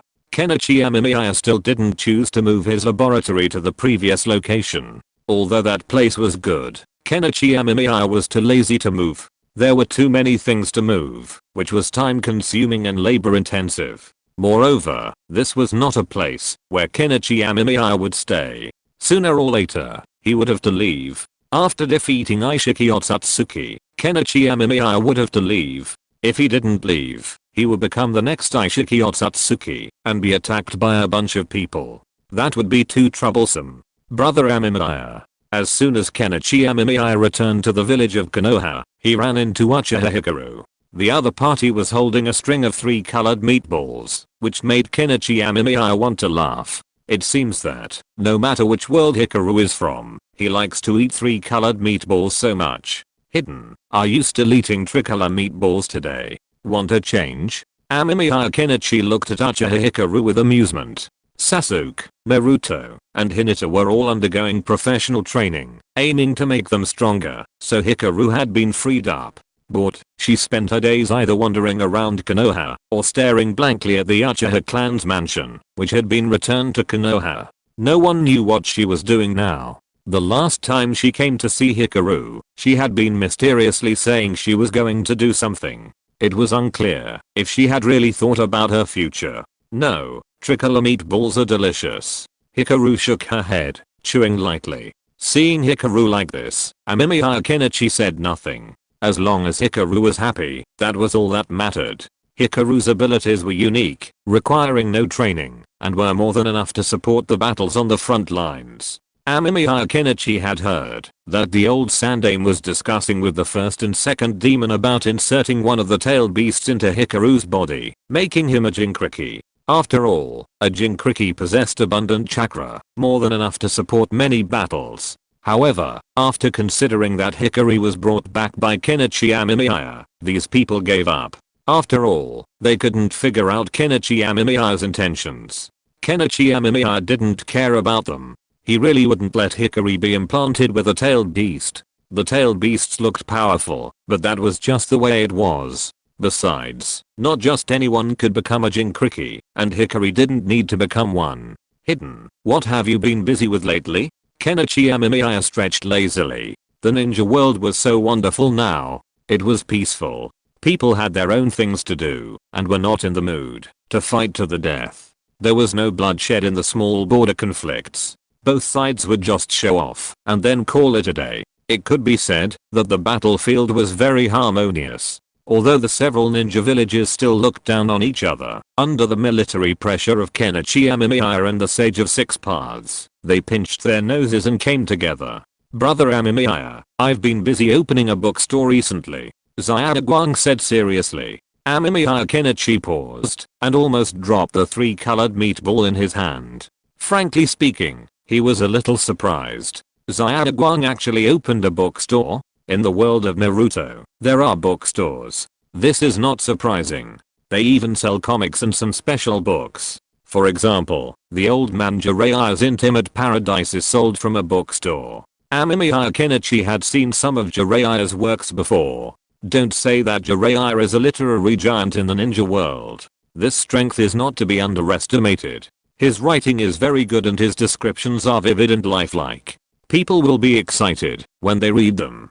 To some extent, Amemiya Kenichi thinks Kakashi is also a talent. He watches Intimate Paradise every day to practice his gun control skills. A bookstore is nice, too. Amemiya Kenichi took a bite of a 3-colored meatball. The texture was indeed quite good, but he felt that this flavor would be more appealing to children and girls. As for Amemiya Kenichi, he preferred spicy and savory food. Every time he ate it, he felt a high. Spicy food was indeed the simplest and cheapest way for people to find happiness. But buying books is such a hassle, and there are some books I don't understand why they're on the bookstore's shopping list, Uchiha Hikaru said with a hint of melancholy. Amemiya Kenichi smiled. He understood. Series like Intimate Paradise, along with some more unique and hard to get books, were also part of the Naruto world's bookstores, and their sales were quite high. Ninjas loved these simple, straightforward books that brought them joy. Jiraiya's novels were constantly reprinted, and he could live comfortably on the royalties alone. It was quite a comfortable life. Kenichi Amemiya smiled and told Uchiha Hikaru some tips on doing business. Hikaru could have a perfect rest of her life, which could be considered as compensation for what the little girl had experienced. Chapter 582, Unleash Kaguya to deal with Ishiki. After chatting with Uchiha Hikaru for a while, Amemiya Kenichi left. He planned to go see what Naruto and Sasuke were doing recently, and then there was Hyuga Hinata. This little girl is now learning from the first generation Senju Hashirama. After all, Senju Hashirama also mastered the celestial arts, and was very experienced in the use of celestial arts. However, Amemiya Kenichi felt that for Hinata, the sage mode she was going to embark on was destined to be a very original sage mode state. After all, Hyuga Hinata was a child of the Hyuga clan, and the Hyuga clan was best at using the Byakugan to perform physical attacks. To some extent, Hinata could be regarded as a physical ninja. Therefore, even if Hinata mastered the sage mode, she would not be much different from the physical ninja to some extent. She might become a sage physical ninja in the future. Walking on the streets of Konoha, Kenichi Amemiya stretched lazily. Konoha remained the same, and nothing had changed, because of Kenichi Amemiya's presence. Even though the ninja world was currently busy preparing for a showdown with Ishiki Otsutsuki, for most ordinary people, their lives would not be greatly affected. Ishiki Otsutsuki was a difficult problem, but as the saying goes, even if the sky falls, there are still tall people to hold it up. When the elite combat power of the ninja world cannot solve the problem will spread to the middle and lower level ninjas and civilians. Now the top leaders of each ninja village are very tacit, and have not mentioned Ishiki Otsutsuki. They are worried about information leaks or causing panic. By then, they will have to calm the panic of the people before Ishiki Otsutsuki can respond. This scenery is really nice. As he walked, Kenichi Amemiya saw an old acquaintance. Jiraiya was gazing at the girls nearby with a lecherous gaze, his eyes darting around like an old lecherous person. Seeing Jiraiya, Kenichi Amemiya's brow furrowed slightly. He thought of the previous battle. This old man had been a real nuisance to Kenichi Amemiya. His opponent was formidable, with extensive combat experience. If Kenichi hadn't had more information about Jiraiya, he might have suffered a real setback. After Jiraiya's death, Kenichi had his body buried in the land of water. Tsunade's body was buried next to Jiraiya. Although the two never officially confirmed their relationship, Kenichi Amemiya found their bond to be quite unique. The ninja world was different now, and he wondered if Tsunade had noticed anything. However, considering the other party was a member of the Senju clan, Kenichi Amemiya suspected that someone would come to Tsunade's door and leak some information. After all, Tsunade's strength was still considerable, and to deal with Tsutsuki Ishiki, more ninjas would be needed. Previously, Kenichi Amemiya didn't know much about Ishiki, leading to the deaths of many kage in previous battles. Now, with a better understanding of Ishiki's intelligence, he could formulate more effective tactics. These cage-level warriors were perfect cannon fodder for Kenichi Amemiya. The longer he could hold out, the better. At the very least, he could test Ishiki's weaknesses and gain more intelligence.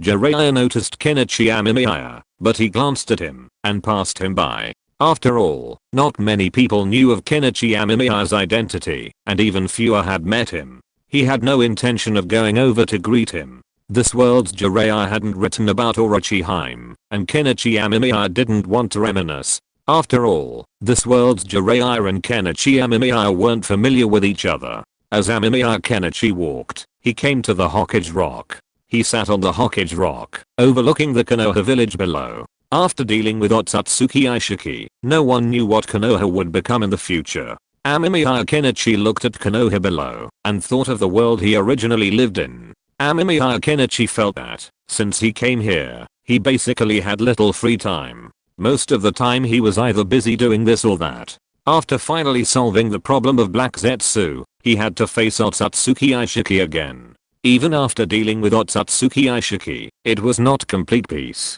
He still had to find a way to deal with the Otsutsuki clan who might come later. What are you thinking about? The Sage of Six Paths appeared beside Kenichi Amemiya. Kenichi Amemiya glanced at the sage. This old man was appearing more and more casually. Before, he was pretending that he couldn't appear in the real world for too long, but now he was running around all over the world. However, given the Sage of Six Paths' profound knowledge, Kenichi Amemiya felt that it would not be a problem for him to create ninjutsu that could remain in the real world. The only difference was whether the Sage of Six Paths wanted to do so. I'm wondering if we can successfully deal with Ishiki Satsuki, what will the future be like?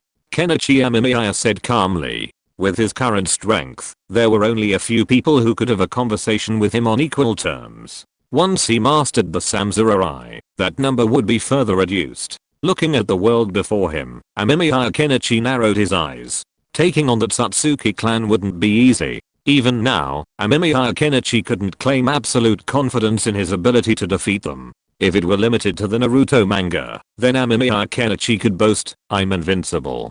After all, in his current state, unless Naruto and Sasuke instantly reached the level of the Fourth Shinobi World War and joined forces to defeat him, Amemiya Kenichi would have few enemies. Even Uchiha Madara, unable to activate the Ten Tails Jinchuriki, couldn't stand against him. But the problem was, this outrageous world held an even more outrageous clan. The Satsuki clan's foundation was formidable, and as Boruto progressed, even more incredibly powerful monsters would appear. These creatures would become even more formidable, even more difficult to deal with, and even more frustrating. Unfortunately, Amemiya Kenichi had already traveled through time and couldn't obtain that information. Therefore, he could only strive to develop himself and become even stronger. The future is created by people, the Six Paths Sage said calmly, sitting cross-legged beside Kenichi Amemiya, gazing down at Konoha. Hagoromo, has Kaguya Satsuki ever told you about the Satsuki clan? Just how formidable are their strongest? Kenichi Amemiya couldn't help but ask, looking at the Six Paths Sage. This question concerned him. After all, Kenichi had previously known very little about the Satsuki clan, and the strength of their strongest members was unclear. These individuals could be their greatest enemies, or even their most powerful. Kenichi Amemiya was deeply concerned, fearing that the Satsuki clan was merely a large clan within a particular ninja village, and that village might even hold even greater powers. If that were the case, the story would be endless, threatening to culminate in a direct connection with the creator god. After all, Chinese online novels are often like this. As the protagonist becomes invincible, they begin to introduce even more powerful enemies. While Kishimoto's involvement in Boruto wasn't extensive, it was already a significant part of the story. Mother. The Six Paths Sage's eyes were a little dazed. Kaguya Satsuki was once a normal person, but later on, she gradually became irritable and restless. Under the curiosity of the Six Paths Sage brothers, Kaguya Satsuki told them some things related to the Otsutsuki clan. The Otsutsuki clan has always had a very cruel competition system. Clan members who are not strong enough and not talented enough can only become sacrifices to the sacred tree, be fed to the sacred tree, and then grow chakra fruits. According to Mother, she once saw a strong man who was hailed as a god. The Six Paths Sage's tone became serious. Amemiya Kenichi also became serious. If a strong man could be hailed as a god, then he must not be a simple person. He just didn't know how strong the other party was. Kenichi Amemiya had always been a guesser about the Satsuki clan's most powerful individuals, unable to pinpoint them. After all, he didn't know their true strength. However, judging by their time machines, space travel, extended lifespans, and immense individual strength, Kenichi Amemiya imagined them to be a civilization on the galactic scale. Perhaps even higher, given the sheer number of glitches in the time machine. The technological level of these devices was unmatched by ordinary civilizations. If they could, they would immediately become truly extraordinary. That one, Izanami, a woman of immense power, destroyed a planet with a single wave of her hand, then molded it into a habitable place according to her vision. The Six Paths Sage's tone tinged with a subtle fear, and Kenichi Amemiya's mouth twitched. Could the Satsuki clan truly be capable of such a thing? To casually mold a planet into a habitable one required a tremendous amount of technical expertise. Kenichi Amemiya pursed his lips. He could understand why Kaguya Satsuki was so nervous. Although Kaguya Otsutsuki had succeeded in overthrowing her superiors and even ate the fruit, facing these self-proclaimed gods, the Otsutsuki clan would likely not gain anything. Destruction was easy, but creation was not. Kenichi Amemiya silently raised the threat level of the Otsutsuki clan.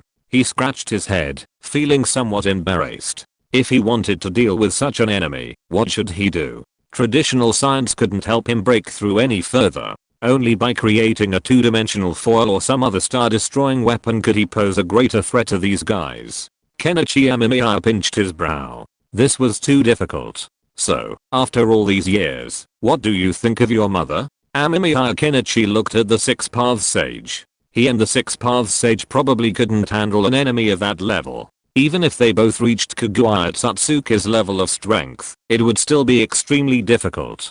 After all, while Kaguya Otsutsuki was also powerful, she probably couldn't easily crush a planet. She's a bit radical, and transforming into a white Zetsu isn't a good way to deal with an enemy. The Six Paths Sage shook his head. His opinion of his mother hadn't changed, but then he looked at Amemiya Kenichi. Since Amemiya Kenichi came from another timeline, had his mother been released from his world? If so, what were her thoughts? With this in mind, the Six Paths Sage inquired about Amemiya Kenichi. It's still the same. She wants to transform everyone into white Zetsu, but she was initially quite concerned about you. Amemiya Kenichi shrugged.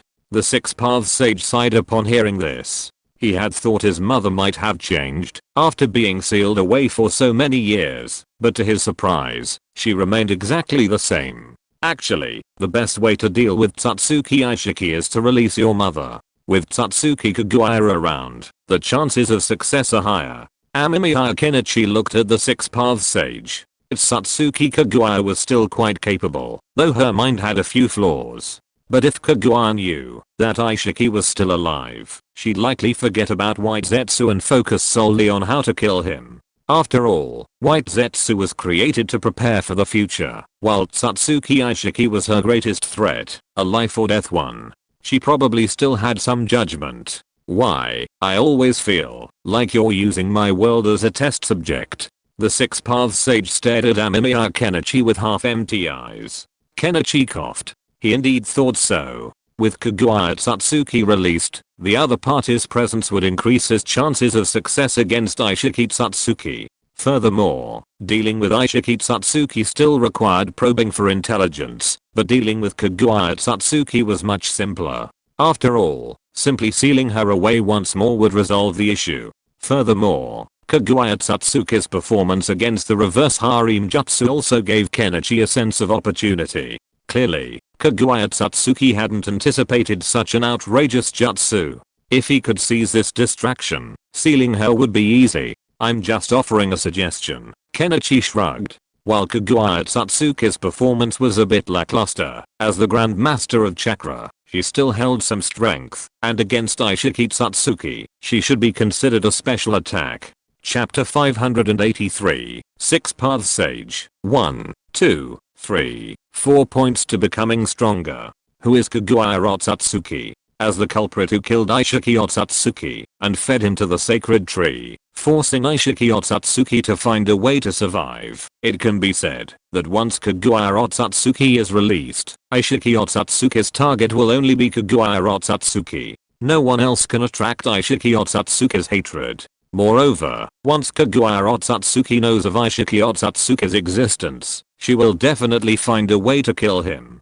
She will not feel at ease unless she kills him. These two guys are definitely mortal enemies. This is why Kenichi Amemiya recommended to the Six Paths Sage to release Kaguya Otsutsuki. After all, Aishiki Otsutsuki is really powerful. Even though Kenichi Amemiya is now studying how to develop ninjutsu based on his current combat power every day, he dare not say that he is 100% sure that he can kill Kaguya Otsutsuki when facing a guy like Aishiki Otsutsuki. Well, let me think about it. Is Tsutsuki Aishiki that powerful? The Six Paths Sage looked at Amemiya Kenichi. He knew what he meant by that, but it was precisely because of this knowledge that the Six Paths Sage found the situation somewhat daunting. If even Amemiya Kenichi found it so troubling, then could the current ninja world's preparations actually be enough to deal with Tsutsuki Aishiki? The Six Paths Sage didn't know, couldn't be certain, but he could only assume the worst.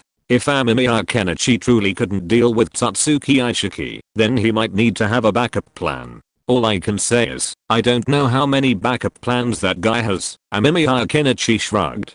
Before he could do anything, he'd been controlled by Satsuki Aishiki's illusion for a long time. Although he had escaped, he was transported here again by this time machine. Therefore, Amemiya Kenichi had no idea if the strength Satsuki Aishiki had previously displayed was truly his full potential. Ninjas have always been fighting an intelligence war. When two ninjas of similar strength fight each other, the competition is about who has prepared more backups and who can deal with more backups of the enemy. It feels like countering each move. So for Tengshu, the most important thing he needs to do now is to see what Otsutsuki Aishiki's backup plan is. Relatively speaking, Amemiya Kenichi also has to prepare some backups. His own strength and research are one aspect, and on the other hand, Amemiya Kenichi thinks that preparing an Otsutsuki Kaguya is also a good choice.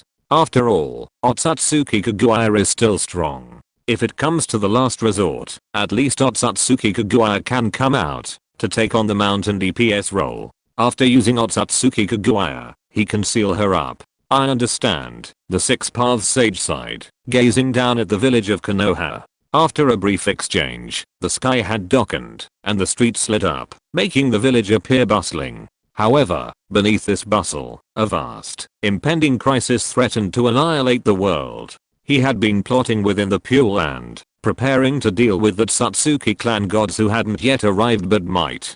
Kenichi Amemiya also gazed down at Konoha. He wasn't quite as pessimistic. While the future of the ninja world was uncertain, Kenichi Amemiya had other options. If all else failed, he could simply flee to another planet, constantly strengthening his strength while on the run, and ultimately counterattack the Satsuki clan. However, this approach was far too ruthless and cumbersome, and he wouldn't choose it unless it was absolutely necessary. Hashirama, do you have any new methods for increasing your strength? You're probably aware that at our current level, we are practically at a standstill. If we want to advance further, Amemiya Kenichi looked at the Six Paths Sage. While they were still collaborating, he thought it would be a good idea to learn more about the issues he was interested in. For example, regarding the issue of advancing his power, Amemiya Kenichi had almost reached his current peak in terms of bloodline. To continue, he might need to obtain the genes of Satsuki Aishiki and see how they performed. However, even if he fused the genes of the Satsuki clan, he likely wouldn't be able to escape the fate of planting the sacred tree. After all, the Satsuki clan's solution to this problem was to plant the sacred tree and consume its fruit, thereby achieving transformation. The problem was that Amemiya Kenichi didn't have the resources. He didn't even know how to plant a sacred tree, let alone use it to break through the limits of his own power. So, Amemiya Kenichi planned to consult the Six Paths Sage to see what he thought. By then, the two of them could exchange experiences and perhaps even gain some new ideas and results. Why do you think I would tell you? The Sage of Six Paths looked at Kenichi Amemiya with a smile. He had indeed thought about this problem in the Pure Land. After all, the Sage of Six Paths was very clear about the crisis they would face in the future, so the Sage of Six Paths was also thinking of ways to enhance his own strength, but these things were obtained through hard research. The Sage of Six Paths looked at Kenichi Amemiya. If Kenichi Amemiya could not give some benefits, then he would definitely not tell Kenichi Amemiya. After hearing this, Kenichi Amemiya was not too surprised. He knew that, if he did not come up with something, it would be difficult to get the Sage of Six Paths to speak. On the one hand, we are from two different worlds, and I will go back sooner or later. I will leave after I deal with Otsutsuki Aishiki, so it won't make any difference to me if you tell me. Secondly, I can also come up with some other things.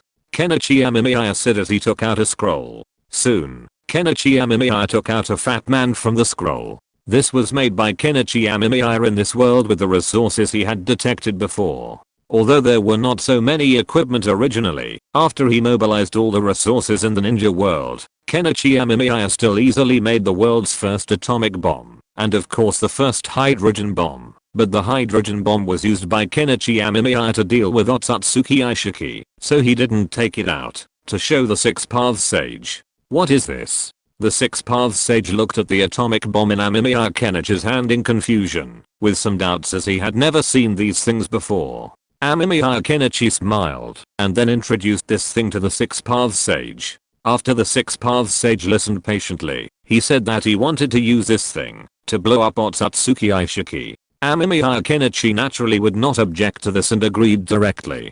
He had originally intended to use this thing to blow up Otsutsuki Aishiki.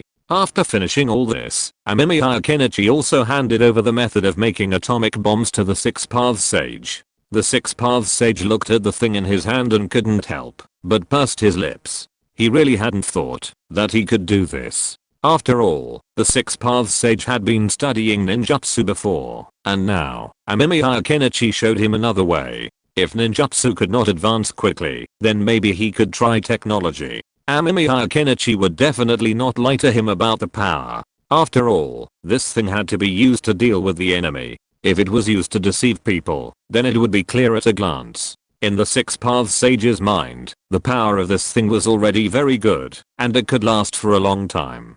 The Six Paths Sage was quite satisfied with it. As you know, the Satsuki clan is actually divided into two categories. You can think of them as the main and branch families of the Hyuga clan. The Satsuki clan certainly has specialized methods for advancement, ultimately leading to the level of deity, but those methods are entirely controlled by the main family.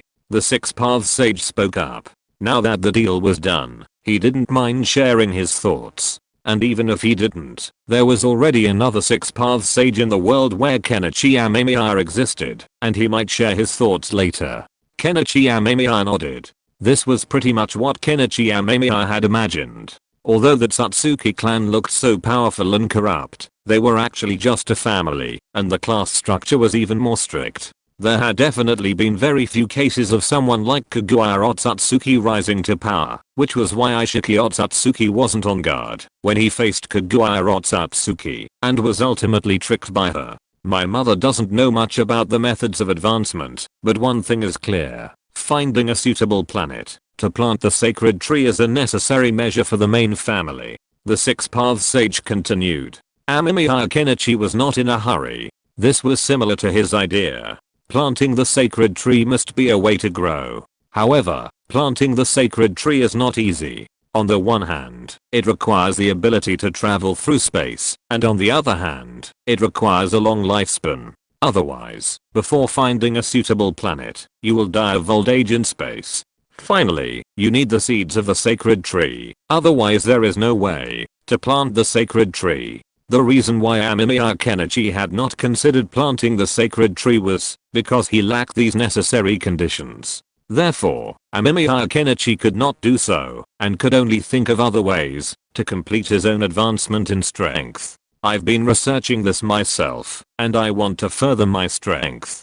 I think the easiest way is to increase the power of my eye techniques, harnessing gravity and repulsion, and utilizing space-time. I've already developed a set of ninjutsu for these purposes. The Six Paths Sage finally got to the point, and Amemiya Kenichi listened intently. He wanted to see how the Six Paths Sage, someone with so much experience, approached these issues. His solutions might offer him new insights and help him find better paths forward. However, after listening, Amemiya Kenichi realized that the Six Paths Sage's focus on improvement was still limited to ninjutsu research and chakra utilization. This was not necessarily a problem, as the Six Paths Sage had already developed some research, but these findings weren't enough to completely change the future. Amemiya Kenichi felt that, if he wanted to change the future, he needed to do more. Ninjutsu research was slow, and progress was not optimistic. The Six Paths Sage explained his research on gravity ninjutsu, saying that it took 3 years of failure before he succeeded.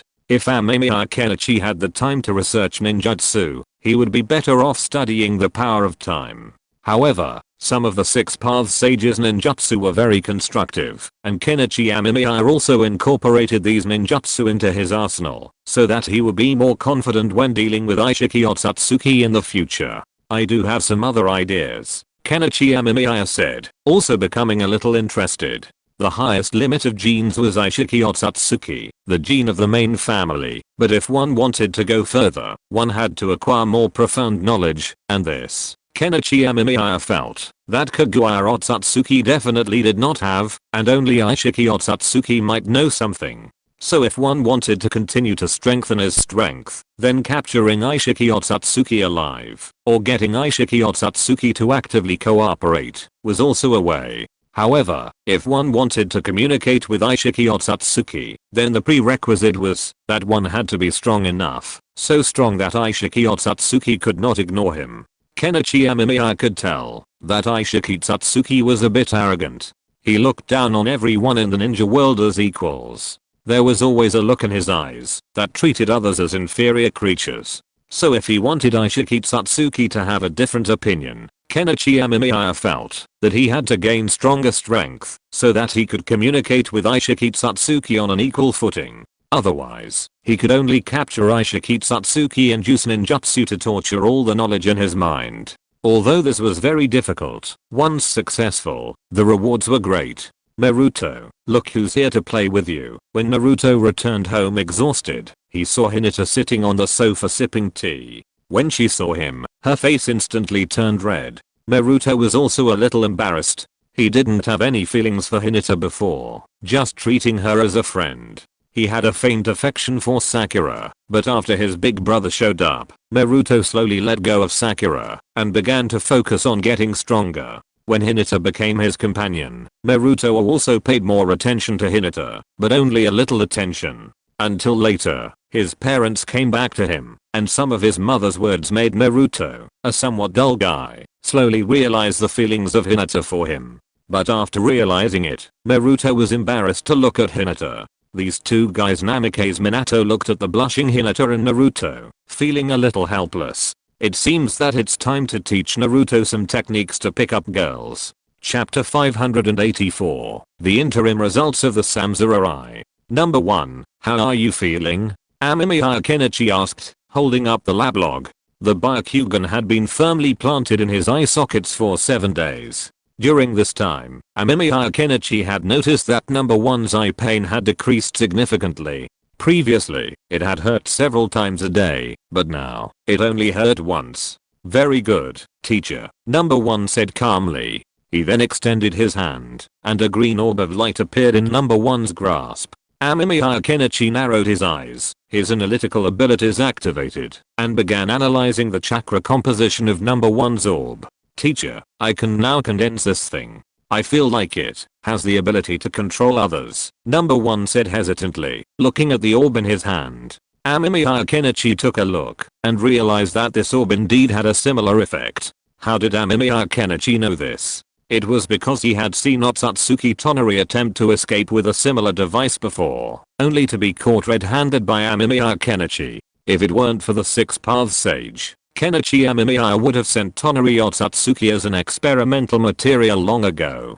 Tonari Otsutsuki was a little too stupid, and had some problems with his brain. He always had a strange sense of superiority and self-righteousness. When he looked at Kenichi Amemiya, he looked at him with the same eyes that Nagato used to look at him, the kind of eyes that a self-proclaimed god looks at a mortal. He almost made Kenichi Amemiya laugh, and then Kenichi Amemiya taught him a small lesson. This thing does have the ability to control others, but it depends on the difference in strength between the two parties. Amemiya Kenichi glanced at the ball of light in number 1's hand. The chakra that made up this thing was basically the same as the chakra in Amemiya Kenichi's body now, but there seemed to be some differences mixed in.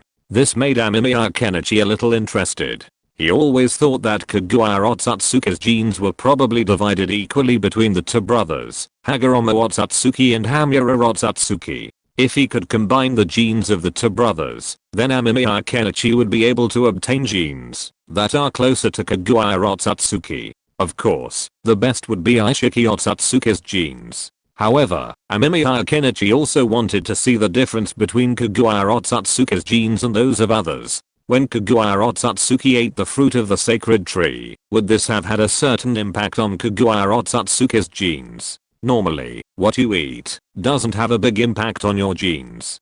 If someone says that the reason they gave birth to a black child was because they drank too much soy sauce, then Kenichi Amemiya would laugh out loud. Even if you drank soy sauce every day while pregnant, it would be impossible for you to give birth to a black person, unless the father was black. But if the father was a yellow person, then giving birth to a black person would basically be a moral issue. But after all, this is a ninja world, and the ninja world has some strange settings. The fruit of the sacred tree can make Kaguya Otsutsuki so strong and almost impossible to kill. So it is possible that the fruit of the sacred tree has an impact on genes. This is why Kenichi Amemiya wants to obtain Kaguya Otsutsuki's genes. After all, he needs to analyze how the fruit of the sacred tree works on Kaguya Otsutsuki, and how it makes Kaguya Otsutsuki what she is now. Is there any re-editing of the genes? As long as he can figure this out, then Kenichi Amemiya may be able to try to reverse the process to see if he can analyze the essence of the fruit of the sacred tree. Teacher, is the experiment successful? Number 1 looked at Kenichi Amemiya and asked, but even for such an important question, he still had no expression on his face and looked indifferent. Kenichi Amemiya glanced at number 1. This number 1 was a clone made by Kenichi Amemiya extracting genes from Tonari Otsutsuki, but for some reason, there was a huge gap between this clone and the original entity Tonari Otsutsuki, which made Kenichi Amemiya a little confused, but he didn't care too much. After all, although a person's innate characteristics are fixed, acquired improvements are also very important. A person who received a good education since childhood and a person who received hatred education since childhood will definitely have different styles of doing things in the future. It's just that number 1 seems to be lacking in emotions, which should be a problem with the brain. Forget it.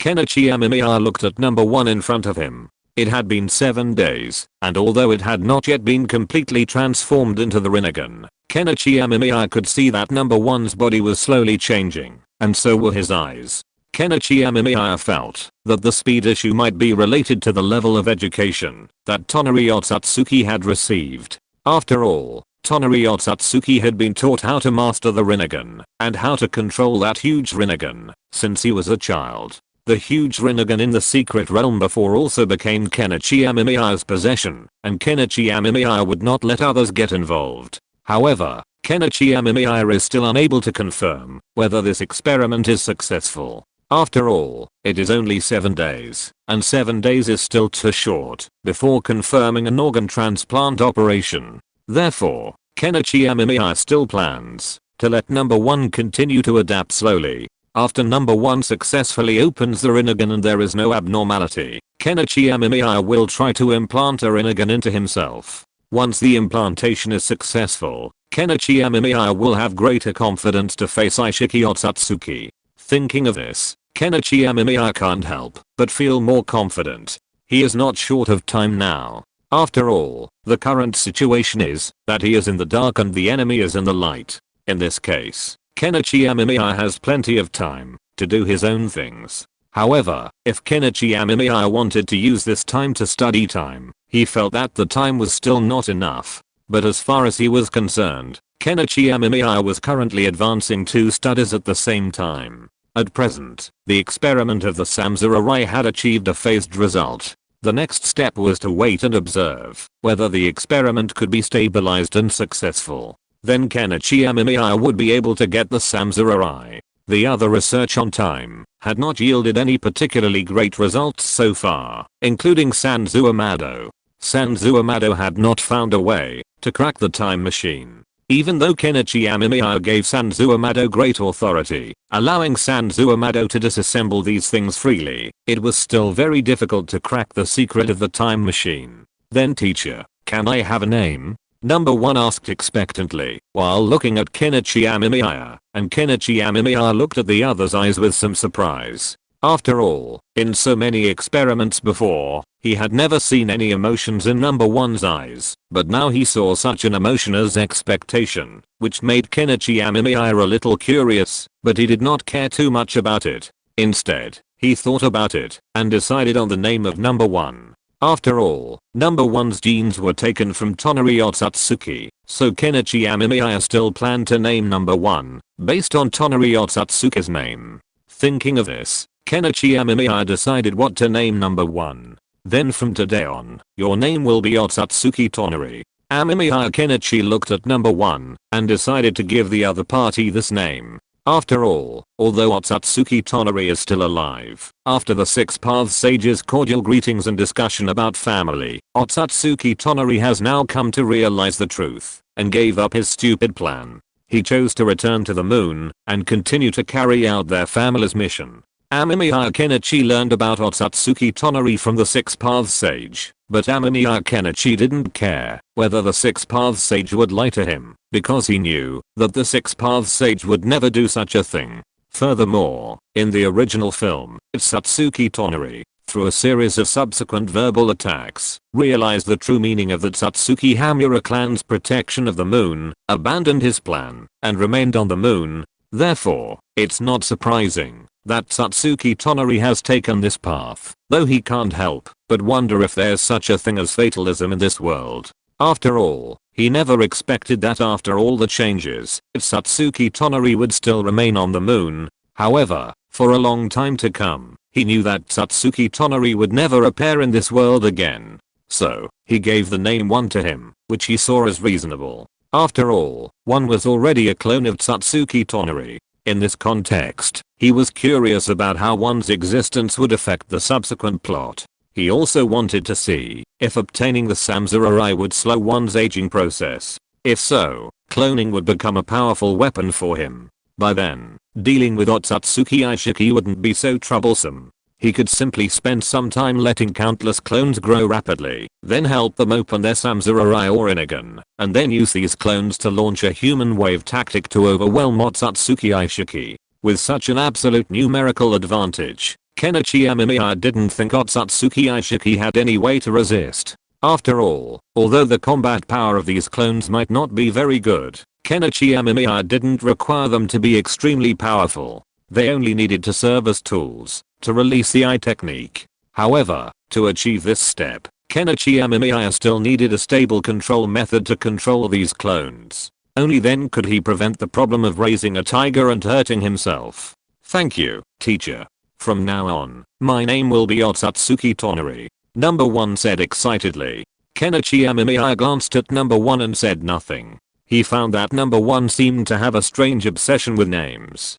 Kenichi Amemiya was a little curious about how number 1 would grow up and what he would look like. Although number 1 was merely an experiment for Kenichi Amemiya at the moment, he was also a very good one. If he could overcome the fatal flaw of clones growing rapidly after opening the Samurai, then number 1 would have great potential in the future. You can adapt to the situation for a while, but you'll still need to continue my evaluations for a short period of time, so you can't leave the lab. Kenichi Amemiya looked at number 1. Oh, no, he should call him Tonari Otsutsuki now. Kenichi Amemiya looked at Tonari Otsutsuki and said something. The other party nodded immediately after hearing this and recorded the matter.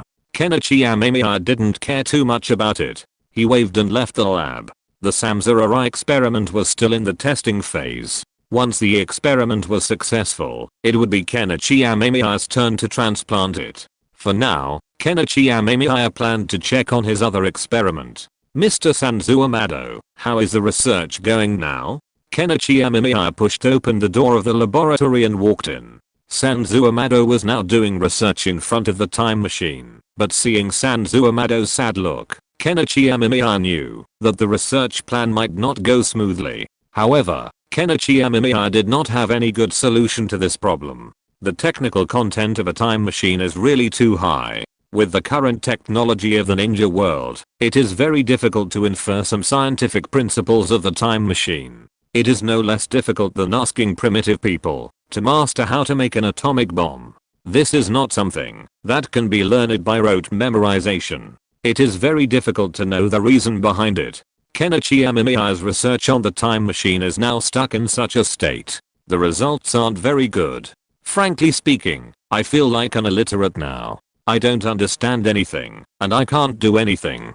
I can clearly guess the general functions of these things, but when I put them together, I can't understand them at all. I don't even understand how this thing can travel through time and space.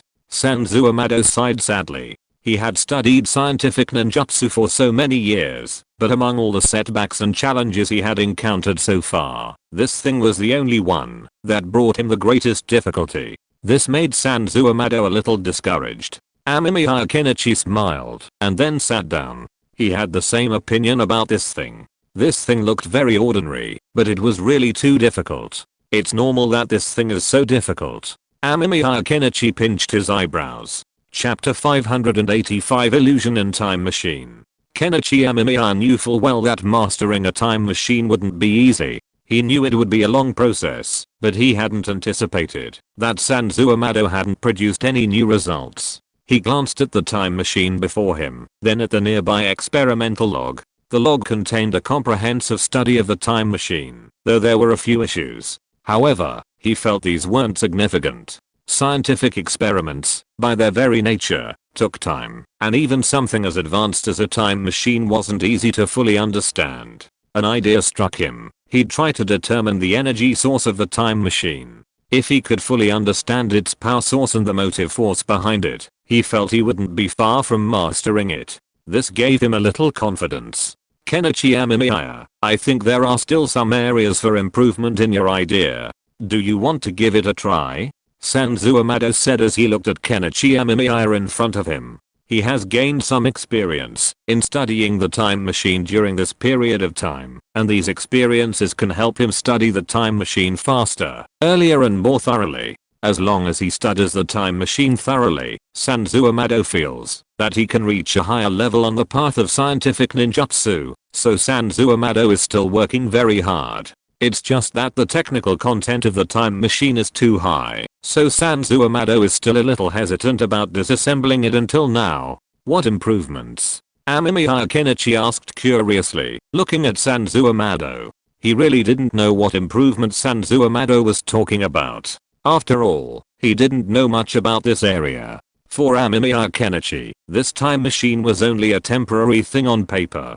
Although under the blessing of the Samurai, Amemiya Kenichi could already see all the internal structures of the time machine and the strange blue energy it used. But what was this blue energy? The Samurai was unusually slow in analyzing this energy, which made Amemiya Kenichi wonder if the Otsutsuki clan used some other method to manufacture the time machine. For example, let those so-called gods carry out such a construction. After all, while the Otsutsuki clan could travel through space, Kenichi Amemiya felt their technology wasn't particularly comprehensive. It had some flaws, at least not the ability to quickly locate and find a target planet. This is why, after all Kaguya Otsutsuki's efforts, the Otsutsuki clan still hasn't truly found the ninja realm. Even when Kenichi Amemiya reviewed his memories, he discovered that the powerful Otsutsuki clan members he remembered hadn't appeared in the latest Boruto stories. So, why would such a technologically advanced civilization capable of space travel, even time travel, be unable to quickly locate their own members?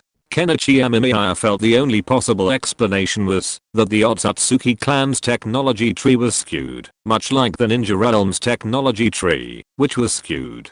Kenichi Amemiya felt it was understandable that the Otsutsuki clan's technology tree had some issues. Since you already have a time machine, why don't you jump to the future timeline? And then ask yourself for me at that time about the latest research progress of this time machine.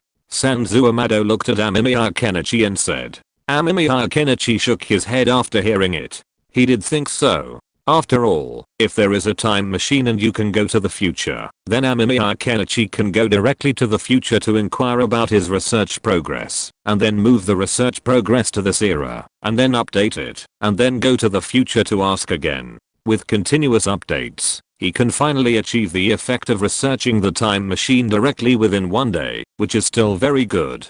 The problem is, the world I live in might be a very special one. Think about it. Since we have a time machine, why don't future you and I come to us and tell us about our research progress? Amemiya Kenichi shrugged helplessly. Sanzo Amado's question had long been considered by Amemiya Kenichi. If he could do so, he would have already done it. After all, if he did so, Amemiya Kenichi's research would have advanced by leaps and bounds, without having to worry about other problems. He might even be able to defeat the Otsutsuki clan. After all, Amemiya Kenichi's investment was the time spent by countless past generations. But Amemiya Kenichi knew that this approach wouldn't work. What do you mean? Sanzu Amado was no fool. He immediately understood what Amemiya Kenichi meant. Amemiya Kenichi nodded. That was exactly what he meant. If future Amemiya Kenichi and future Sanzu Amado really existed, then they could surely come to find him and push forward continuously. But since his future self hadn't come to him yet, what did that mean?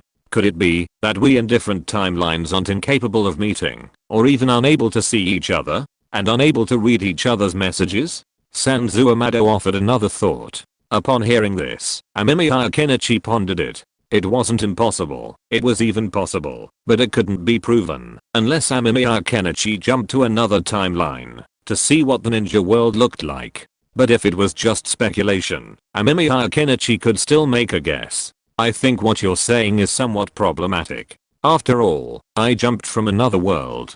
But if my existence could continue across timelines, then logically, the ninja world wouldn't be like this now. Even if I can't see myself, or read each other's messages, then this ninja world should be the one I'm familiar with. Amemiya Kenichi waved his hand. If time could continue, then when Amemiya Kenichi arrived, the third Hokage would be gone, and there would be no other villages in the entire ninja world. Only one great nation stood in this world. But the truth was, Amemiya Kenichi remained as he was, and this ninja world had no connection to him. Therefore, Kenichi Amemiya believed that any timeline he jumped to would be a completely new one, unconnected to Kenichi Amemiya himself. All he could change was the space-time he had already visited. That seems to make sense.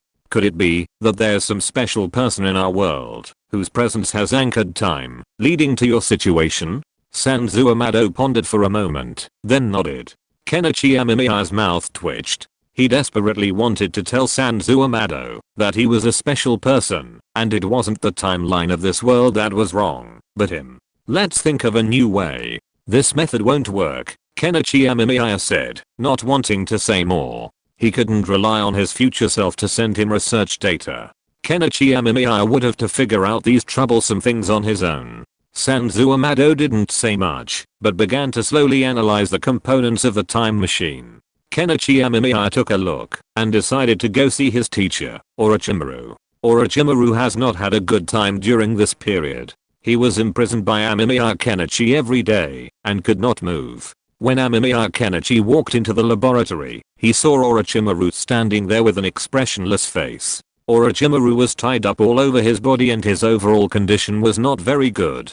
Amemiya Kenichi looked at him, as if he saw Hidden, who was in his teacher's laboratory. Hidden was also like this when Amemiya Kenichi and his teacher were doing research. It was a bit ridiculous. Amemiya Kenichi walked over and knocked on the iron plate. The huge noise made Orochimaru's eyes more focused. Orochimaru's gaze slowly fell on Amemiya Kenichi. You are not from our world, right? Orochimaru said calmly. Amemiya Kenichi raised his eyebrows and did not release the ninjutsu condensed in his hand. Amemiya Kenichi looked at Orochimaru. Orochimaru had been locked in this place by him. Logically, it was impossible for him to know the news outside. But now Orochimaru could say such words, which made Amemiya Kenichi curious. He was very curious about what was going on with Orochimaru, and why he knew so many things. Could it be that it was not right? Could it be that Otsutsuki Tonari and the other party said it? After all, in Amemiya Kenichi's laboratory, the only person who would wander around aimlessly and be contacted by Orochimaru was Otsutsuki Tonari, the former number one.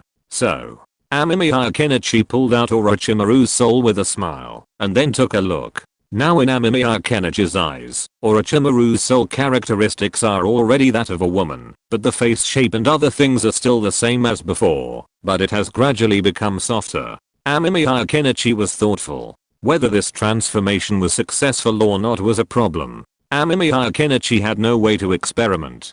If he wanted to test whether the transformation was really completed, Amemiya Kenichi needed to do something else to verify it. Thinking of this, Amemiya Kenichi had a plan, but the implementation of this plan. You are not from our world, you come from another world, I'm your teacher in another world, RRR. Orochimaru said lightly with a hint of sarcasm, but the next second, Orochimaru roared in pain. Amemiya Kenichi was stimulating Orochimaru's soul, constantly stimulating, and then used chakra to perform an anesthesia-free operation on Orochimaru, making Orochimaru suffer from excruciating pain. Amemiya Kenichi remained calm. He had done this on purpose, stimulating the area that would make the nerves more sensitive, and therefore more painful. Under such stimulation, it was perfectly normal for Orochimaru to be unable to withstand the pain. And more. Amemiya Kenichi glanced at the time, and continued to increase his intensity. Useless scrap.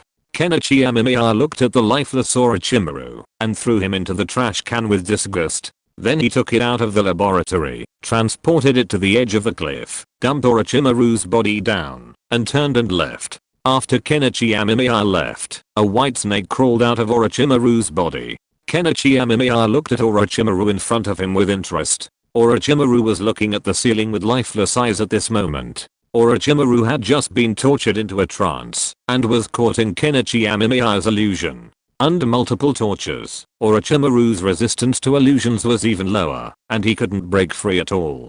Kenichi Amemiya looked at Orochimaru's pupils. He wanted to see what kind of life Orochimaru would live after being transformed. At this moment, a picture was projected from Orochimaru's eyes. This was everything Orochimaru experienced in the illusion. Kenichi Amemiya watched Orochimaru escape from inside, then devoted himself to research, then caught him, and did everything Kenichi Amemiya did to Orochimaru before. After torturing him almost to death, he killed Kenichi Amemiya in the illusion, and then began to study other things. Kenichi Amemiya also watched Orochimaru get Sasuke's body in the illusion, and performed a reincarnation. Finally, he continued his research, and became the ruler of the entire ninja world. At this time, Orochimaru began to continue to study ninjutsu, and made several clones of Kenichi Amemiya to torture for fun. Kenichi Amemiya's mouth twitched when he saw this. Then Kenichi Amemiya saw that Orochimaru later performed a reincarnation, and was reincarnated into a woman's body, and then this is an illusion, right?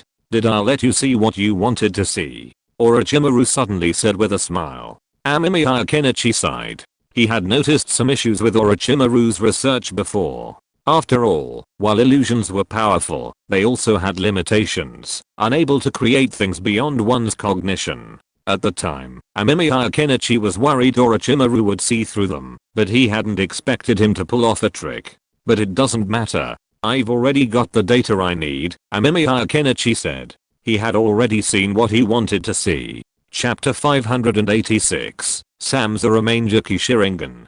Kenichi Amemiya looked at Orochimaru. Although Orochimaru had a weak resistance to illusions, it depended on the situation. It was not easy for conventional illusions to be effective on Orochimaru, but unconventional illusions could be effective. What's more, Kenichi Amemiya still had some illusions that he had not used. The technology he was currently studying and mastering could help Kenichi Amemiya master other illusions, but it was not particularly easy to study thoroughly.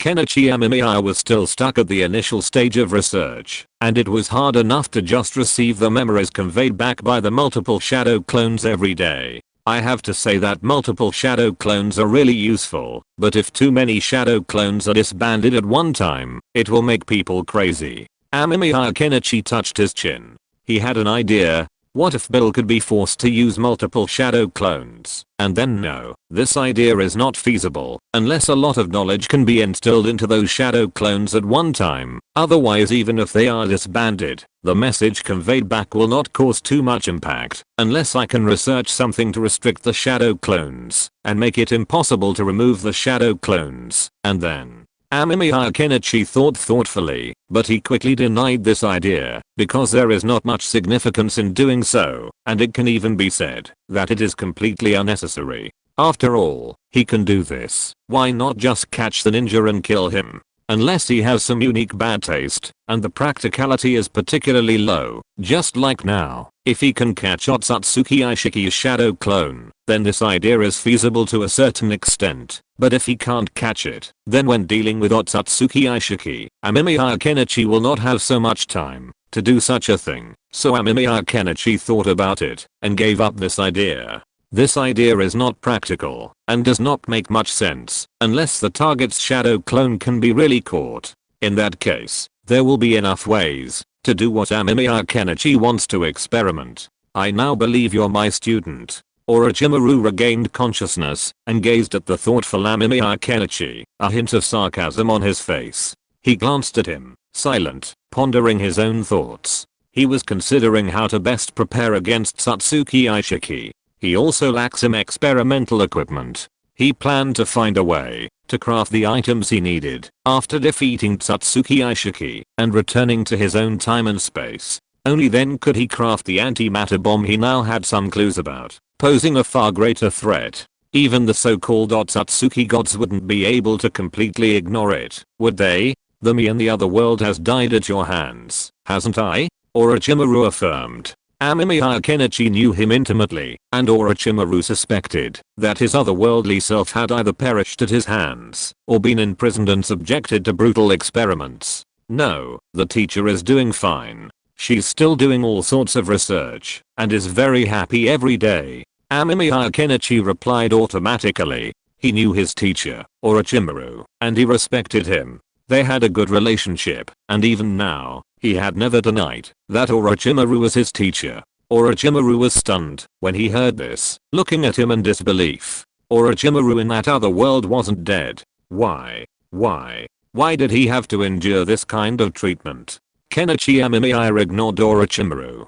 To Kenichi Amemiya, Orochimaru was merely experimental material, a completely different person from his teacher. Therefore, he felt no burden at all when Kenichi Amemiya did this and that to Orochimaru. Watching Kenichi Amemiya's back, Orochimaru felt a mixture of resentment and despair. He had never imagined that one day he would find himself trapped between life and death. Rather than being held captive in this dark laboratory, Orochimaru would rather die outside, just to breathe some fresh air. I should have known better. I shouldn't have exposed this illusion. Orochimaru closed his eyes, trying to find a way to escape, a way out of this prison. Meanwhile, Kenichi Amemiya had already arrived in another laboratory, experimenting with whether the Mangekyou Sharingan could be transformed into other forms. The Mangekyou Sharingan's ability has both a high upper limit and a low limit. Essentially, as a higher level Rinnegan, it should possess all the Mangekyou abilities. But, Kenichi Amemiya looked at the Uchiha test subject lying in surgery. He casually pried open his skull, observed him, and then scratched his head. Research on the Rinnegan was waiting, and with no new progress on the time machine, Kenichi Amemiya had focused on the ability transfer of the Mangekyou Sharingan. He figured, if he could figure it out, he'd have all the Mangekyou abilities. Wouldn't that be fantastic? Izanami, Amaterasu, Tsukuyomi, whatever he wanted, he could have. And Kenichi Amemiya wanted to see the full extent of the Mangekyou's abilities. The Hokage's Mangekyou abilities were quite comprehensive, but the specifics of which abilities could be awakened were somewhat subjective. This only intensified Kenichi Amemiya's curiosity. Was the Mangekyou Sharingan a bit too far-fetched? But it's not particularly outrageous. For example, if you want to kill someone, you might awaken a lethal eye technique like Amaterasu. If you want to change the world, it might be Katamatsukami. If you have to say, Amemiya Kenichi thinks the Mangekyou Sharingan is like a smaller version of a wishing machine. You can make a wish to it, and it may not come true, but it can give you a similar eye technique, giving you the opportunity to realize it. Just like Amemiya Kenichi wanted to know all the knowledge in the world and the truth of the universe, so he obtained analysis and reconstruction. Uchiha Shizu wanted peace, so he obtained Katamatsukami. Uchiha Hikaru wanted to help her parents and her clan, so she awakened the 8,000 spears. It's known that the evolved form of the Mangekyou Sharingan is the Rinnegan. So why can't the Rinnegan possess all the Mangekyou powers? This question had crossed Amemiya Kenichi's mind, leaving him perplexed. He'd tried to figure out how to solve it, but so far, he'd seen no significant results. This research was incredibly difficult to advance. He even felt it was more challenging than upgrading the Mangekyou Sharingan to the Rinnegan. After all, he had a working understanding of the Rinnegan, but this one, he truly had no idea where to begin.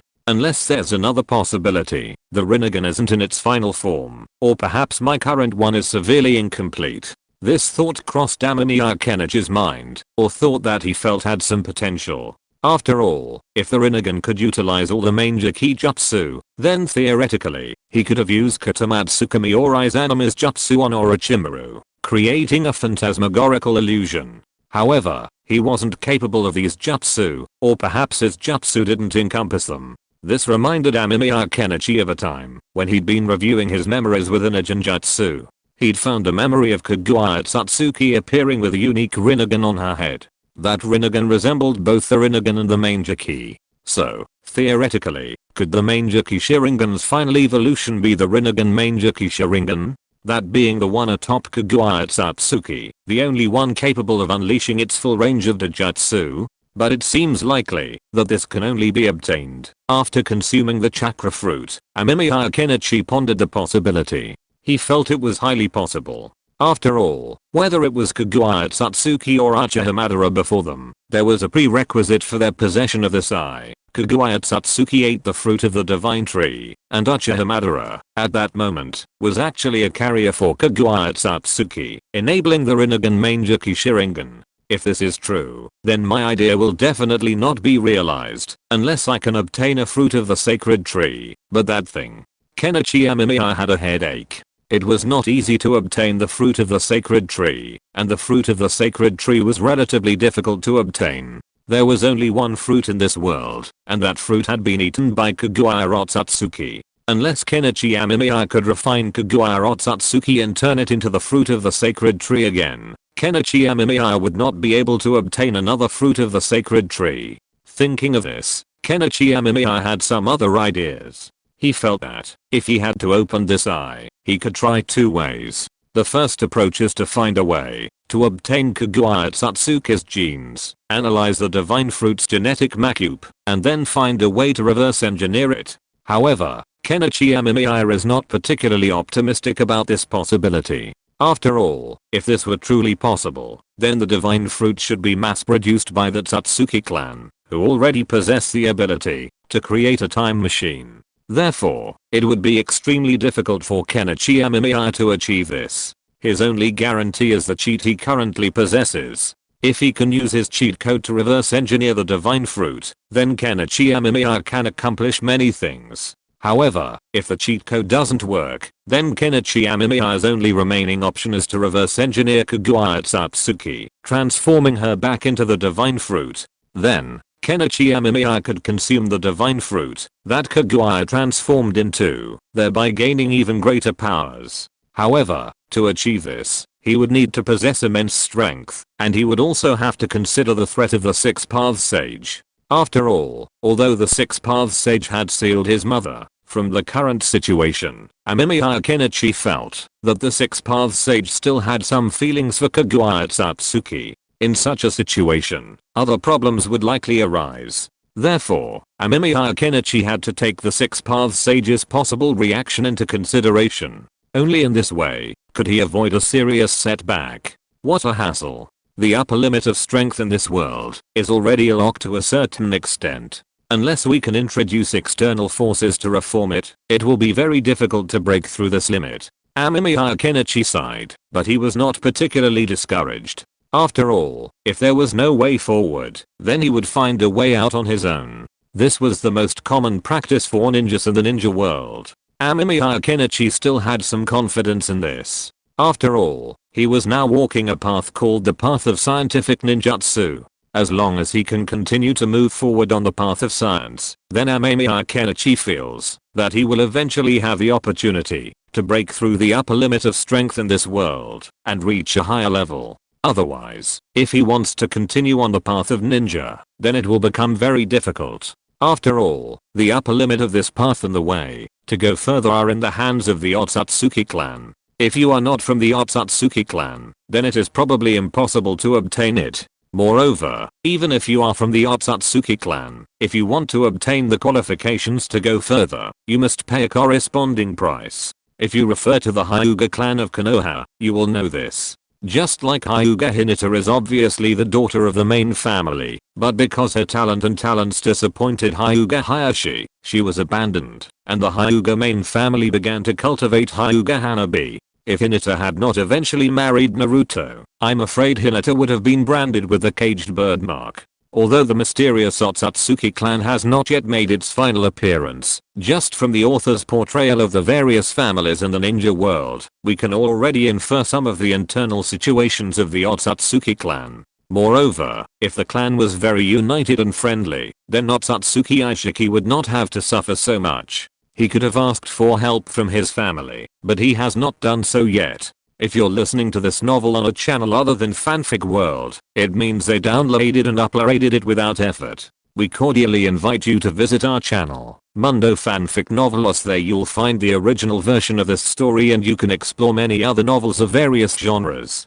We're waiting for you to immerse yourself in a world of incredible novels. Chapter 587 Kakashi, I choose to give up thinking. Since Otsutsuki Ishiki hadn't chosen to seek help from his clan members in such a situation, one could imagine the situation within the Otsutsuki clan. Thinking of this, Amemiya Kenichi had some speculations about the situation within the Otsutsuki clan. The Otsutsuki clan was likely extremely ruthless, and competition was fierce. Relying on them to achieve further advancement was practically impossible. Amemiya Kenichi didn't dwell on it too much. After all, he knew that these things were a bit too anxious. Instead of dwelling on these issues, Amemiya Kenichi felt it would be better to think about how to resolve the Samsurai and further develop his bloodline, thereby mastering a higher level of power. Only by mastering a higher level of power could Amemiya Kenichi become stronger, and thus further strengthened. With this in mind, Amemiya Kenichi turned and walked into the laboratory. He planned to continue his experiments and observe the current no one's physical condition. Once he was sure there were no problems with the Samsurai, Amemiya Kenichi could activate his own Samsurai. Now Kenichi Amemiya has his own way of opening the Samsurai, but he does not intend to put all his energy into it. Since the opening of the Samsurai requires time to observe, Kenichi Amemiya can take this opportunity to slowly study it and see how to better study time. Thinking of this, Kenichi Amemiya looked at the time machine. He planned to completely dismantle the time machine and then see what kind of energy the time machine relies on to power it so that it can travel through time and space. But speaking of which, I resurrected Minato and the others a while ago. The ninja world must be in chaos now, right? Luckily, I figured out a solution ahead of time. Otherwise, I really wouldn't have to do anything but resurrect people every day. Amemiya Kenichi yawned. He had previously resurrected Minato and other key cage level fighters out of boredom, and the consequences were obvious.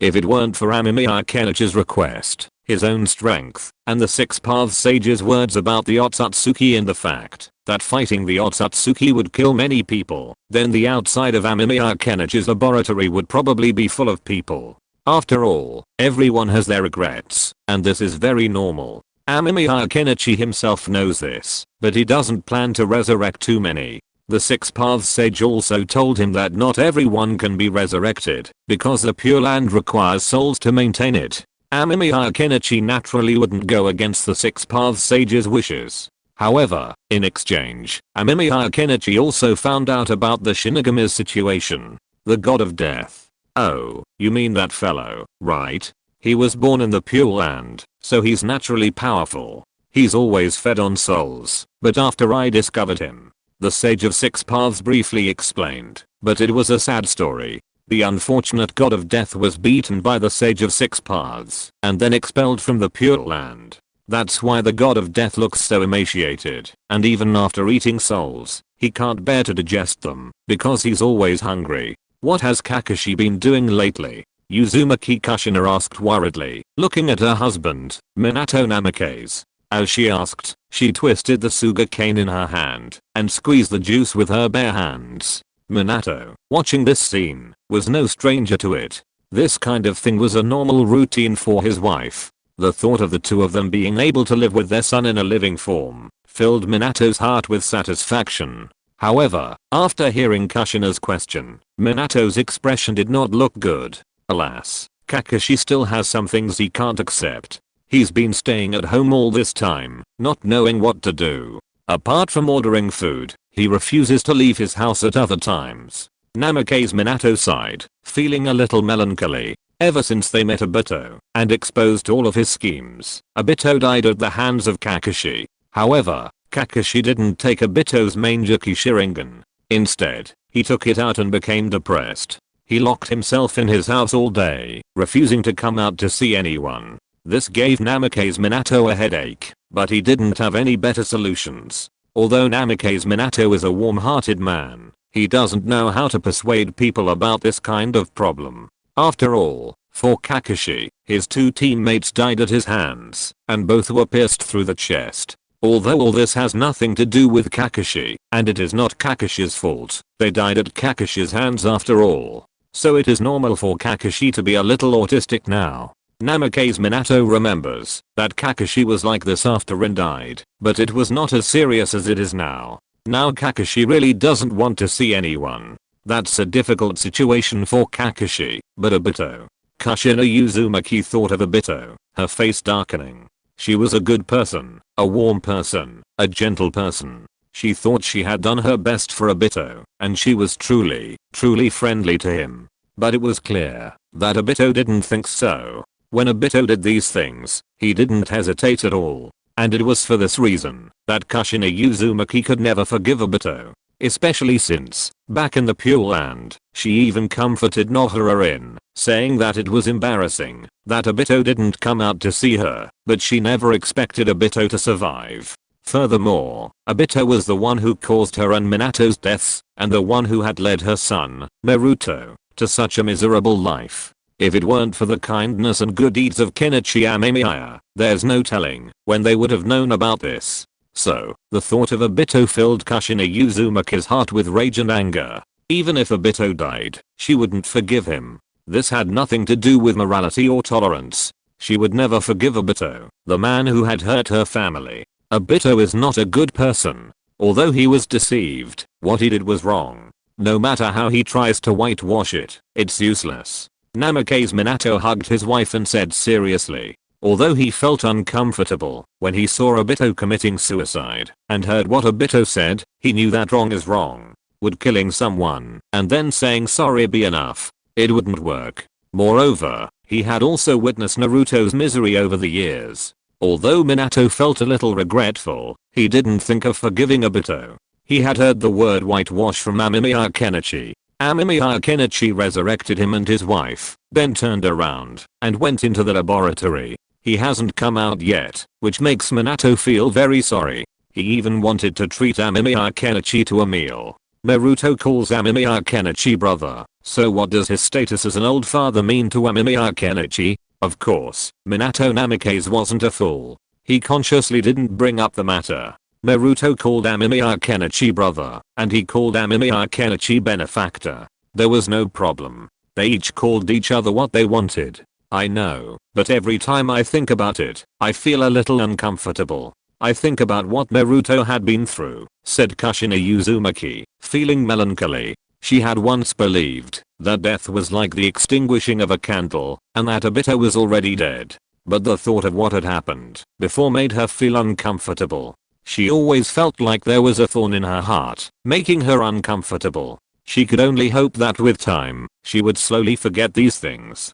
Minato Namake's hugged his wife and glanced out the window. That was where Kakashi lived. He thought that he might need to find a time to visit Kakashi and persuade him that it wasn't good for him to stay at home all the time. Meanwhile, three little brats popped their heads out of Kakashi's house. Naruto, are you sure you want to do this? Uchiha Sasuke asked, looking at Naruto beside him. A Mangeki, a type of Dojutsu, slowly swirled in his eyes. Amemiya Kenichi had already opened it for him. As for the specific technique, Sasuke didn't reveal it. No one else knew except Amemiya Kenichi, not even that self-important ancestor, Uchiha Madara. But for some reason, Uchiha Madara seemed softer when facing him, a touch of tolerance and kindness that left Sasuke perplexed. Sasuke had been having a difficult time lately. His eldest brother, Uchiha Itachi, was returning, and Sasuke wasn't sure how to face his older brother. But that was for the future. Right now, Sasuke was even more melancholic about what his friend was about to do. Of course, Kakashi Sensei has been staying home all day lately, never coming out. Aren't you worried that Kakashi Sensei might collapse from diarrhea from eating expired milk and instant noodles? Naruto insisted. Sasuke rubbed his face. He felt something was wrong, but he couldn't articulate what it was. "Naruto, I can make you some noodles," Hinata added from the side. Naruto scratched his head sheepishly, while Sasuke remained expressionless. These two had truly had enough. For some reason, Hinata suddenly grew bolder. Uzumaki Kushina, Eichu, and Naruto seemed to suddenly come to his senses, realizing Hinata's feelings for him. Now, Sasuke felt like he couldn't stay in Team 7 anymore, feeling like an outsider. "Okay, enough fussing. Let's go in and rescue Kakashi-sensei today," Naruto said smugly. But then, sensing something amiss, he whipped his head around and launched his Rasengan. It landed on a wooden stake. "Naruto, what are you doing?" Kakashi stepped aside, looking at the exploding stake with a hint of surprise. After not seeing him for a few days, had Naruto gotten that strong? Looking at Kakashi before them, Naruto and the others' eyes widened. They stared at him in astonishment, a touch of disbelief. Was this really Kakashi-sensei? The handsome, cool, and mysterious Kakashi-sensei? The man before them was a decrepit man, his hair tangled and matted, a strange smell about him, and his clothes stained. He bore no resemblance to the Kakashi of old. Naruto believed the man was an imposter, but the missing eye was proof that he was Kakashi. Naruto and the others knew that Kakashi-sensei had had his Sharingan dug out, leading to his current state.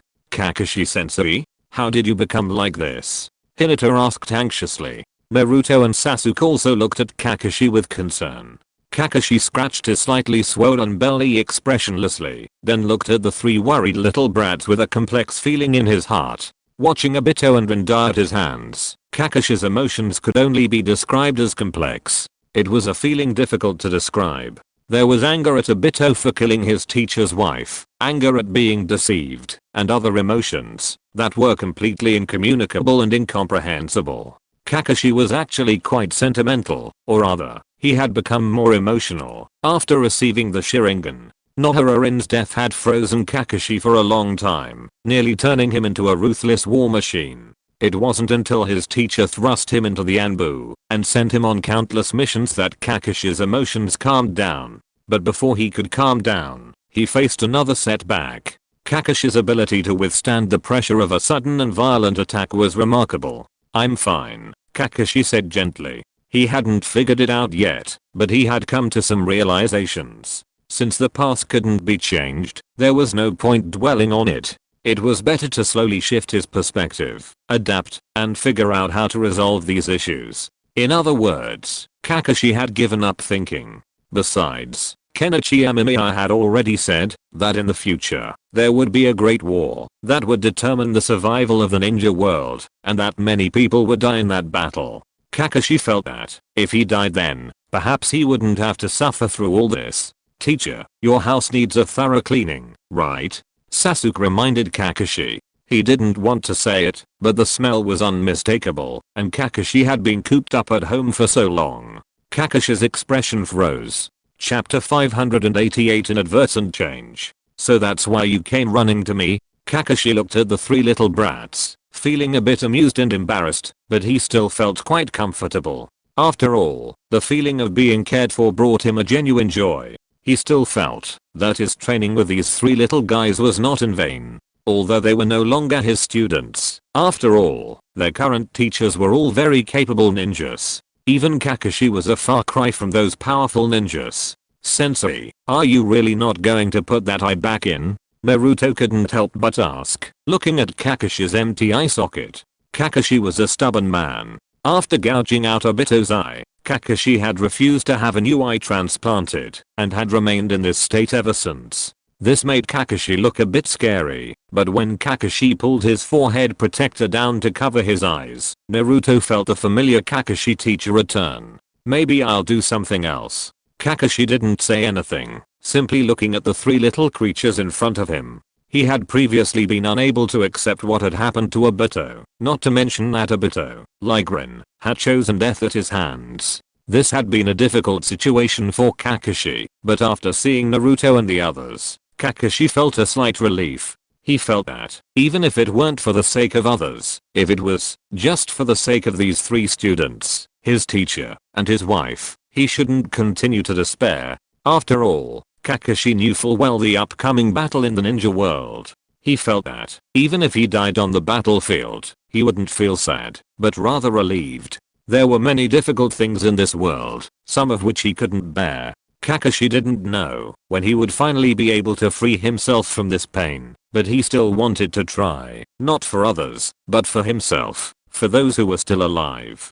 Teacher Kakashi, I think you look even more handsome with your eyes painted, Hinata said with a smile. Kakashi didn't say anything, but smiled and touched the heads of the 3 little guys. Then he felt a little motivated, but then he smelled his own odor, which made Kakashi a little embarrassed. After all, he had never experienced such an experience before. Now Kakashi decided to take good care of himself, take a bath, and clean his house.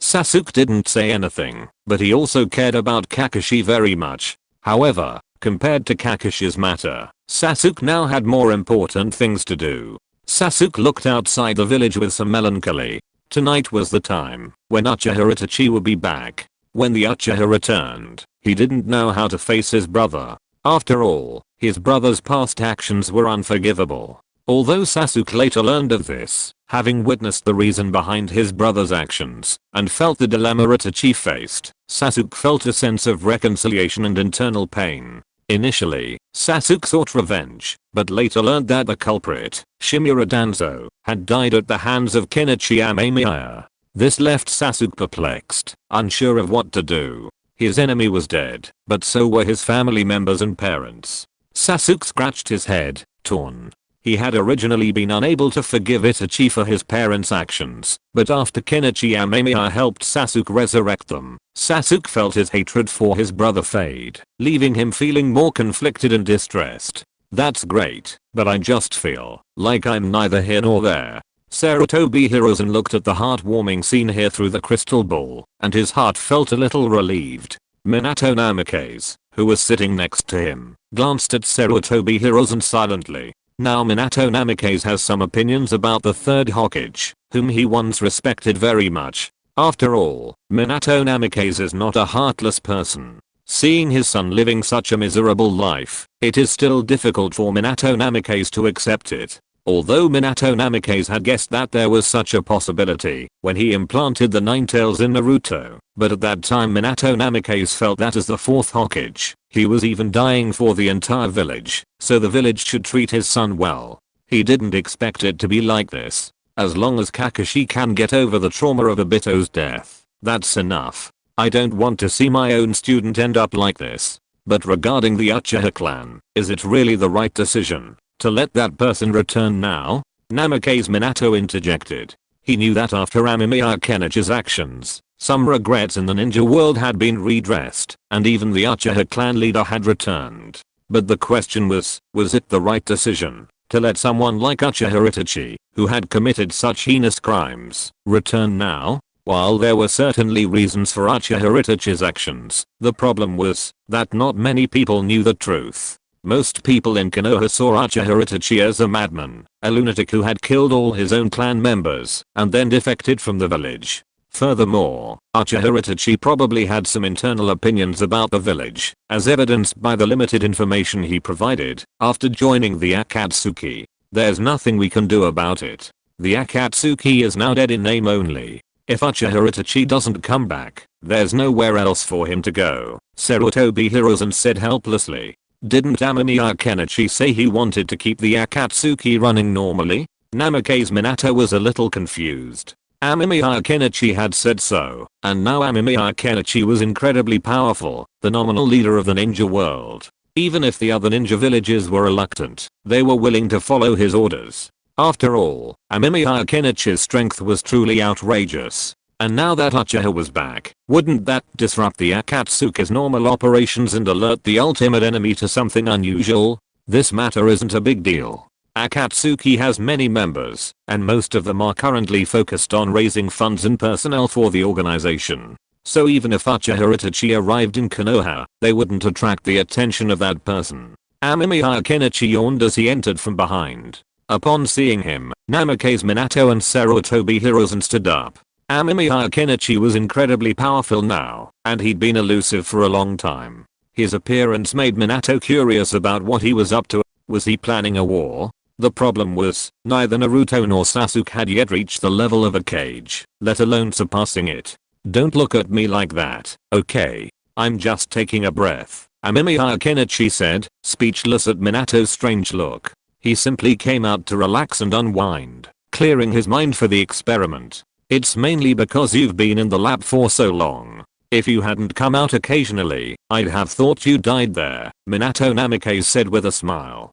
Kenichi Amemiya waved his hand. He didn't mind a little joke with Minato Namikaze. After all, they were friends, and Minato Namikaze had shown him plenty of kindness in the beginning. Everyone needs a break, right? Resting here will help me lay the groundwork for my future plans. Kenichi Amemiya yawned. He came out now because he really wanted to rest, not for any other reason. After all, his daily busy schedule was too tiring. Running these experiments every day made Kenichi Amemiya a little tired, so he wanted to rest and then see what happened before making any further decisions. As for the time machine research, Kenichi Amemiya had almost completely analyzed it, and he could then work on its structure. Once the structure was successful, Kenichi Amemiya could then attempt to reassemble it. However, Kenichi Amemiya was still troubled by his attempts to research the energy source for the time machine. He hadn't found much, or rather, the energy source was practically non-existent. This troubled him. He wondered what these things were. He even compared them with various common energy sources in the ninja world, but found nothing similar. This puzzled him. How exactly did the Satsuki clan manage to power their time machine? Could they possibly have treated it as a disposable item? That wouldn't be too extravagant, but after some thought, it seemed possible. After all, he had done something similar before. This reminded him of the chakra engine he had built in his own world. That device was essentially a disposable item, but after improvements, its lifespan had increased dramatically. However, Kenichi Amemiya felt that it was unlikely that the Otsutsuki clan would just make the time machine a disposable item. After all, after some research, Kenichi Amemiya also found that the time machine could travel back to the time and space where they were. This was also the fundamental reason why Kenichi Amemiya decided to help the Sage of Six Paths deal with the Otsutsuki clan. After all, as long as he mastered the time machine, Kenichi Amemiya would be invincible. Under such circumstances, there would be no problem for Kenichi Amemiya to cooperate with the Sage of Six Paths to deal with Ishiki Otsutsuki and obtain more information about Ishiki Otsutsuki.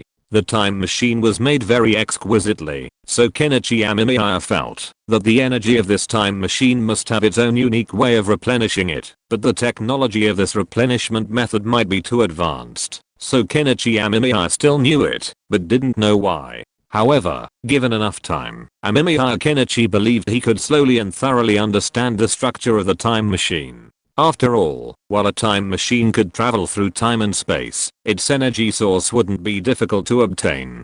If it didn't exist in the ninja world, that would be a problem, as it would mean that Amemiya Kenichi couldn't rely on his current efforts to obtain new energy sources unless he constantly traveled to other time and space and took away the time machine there.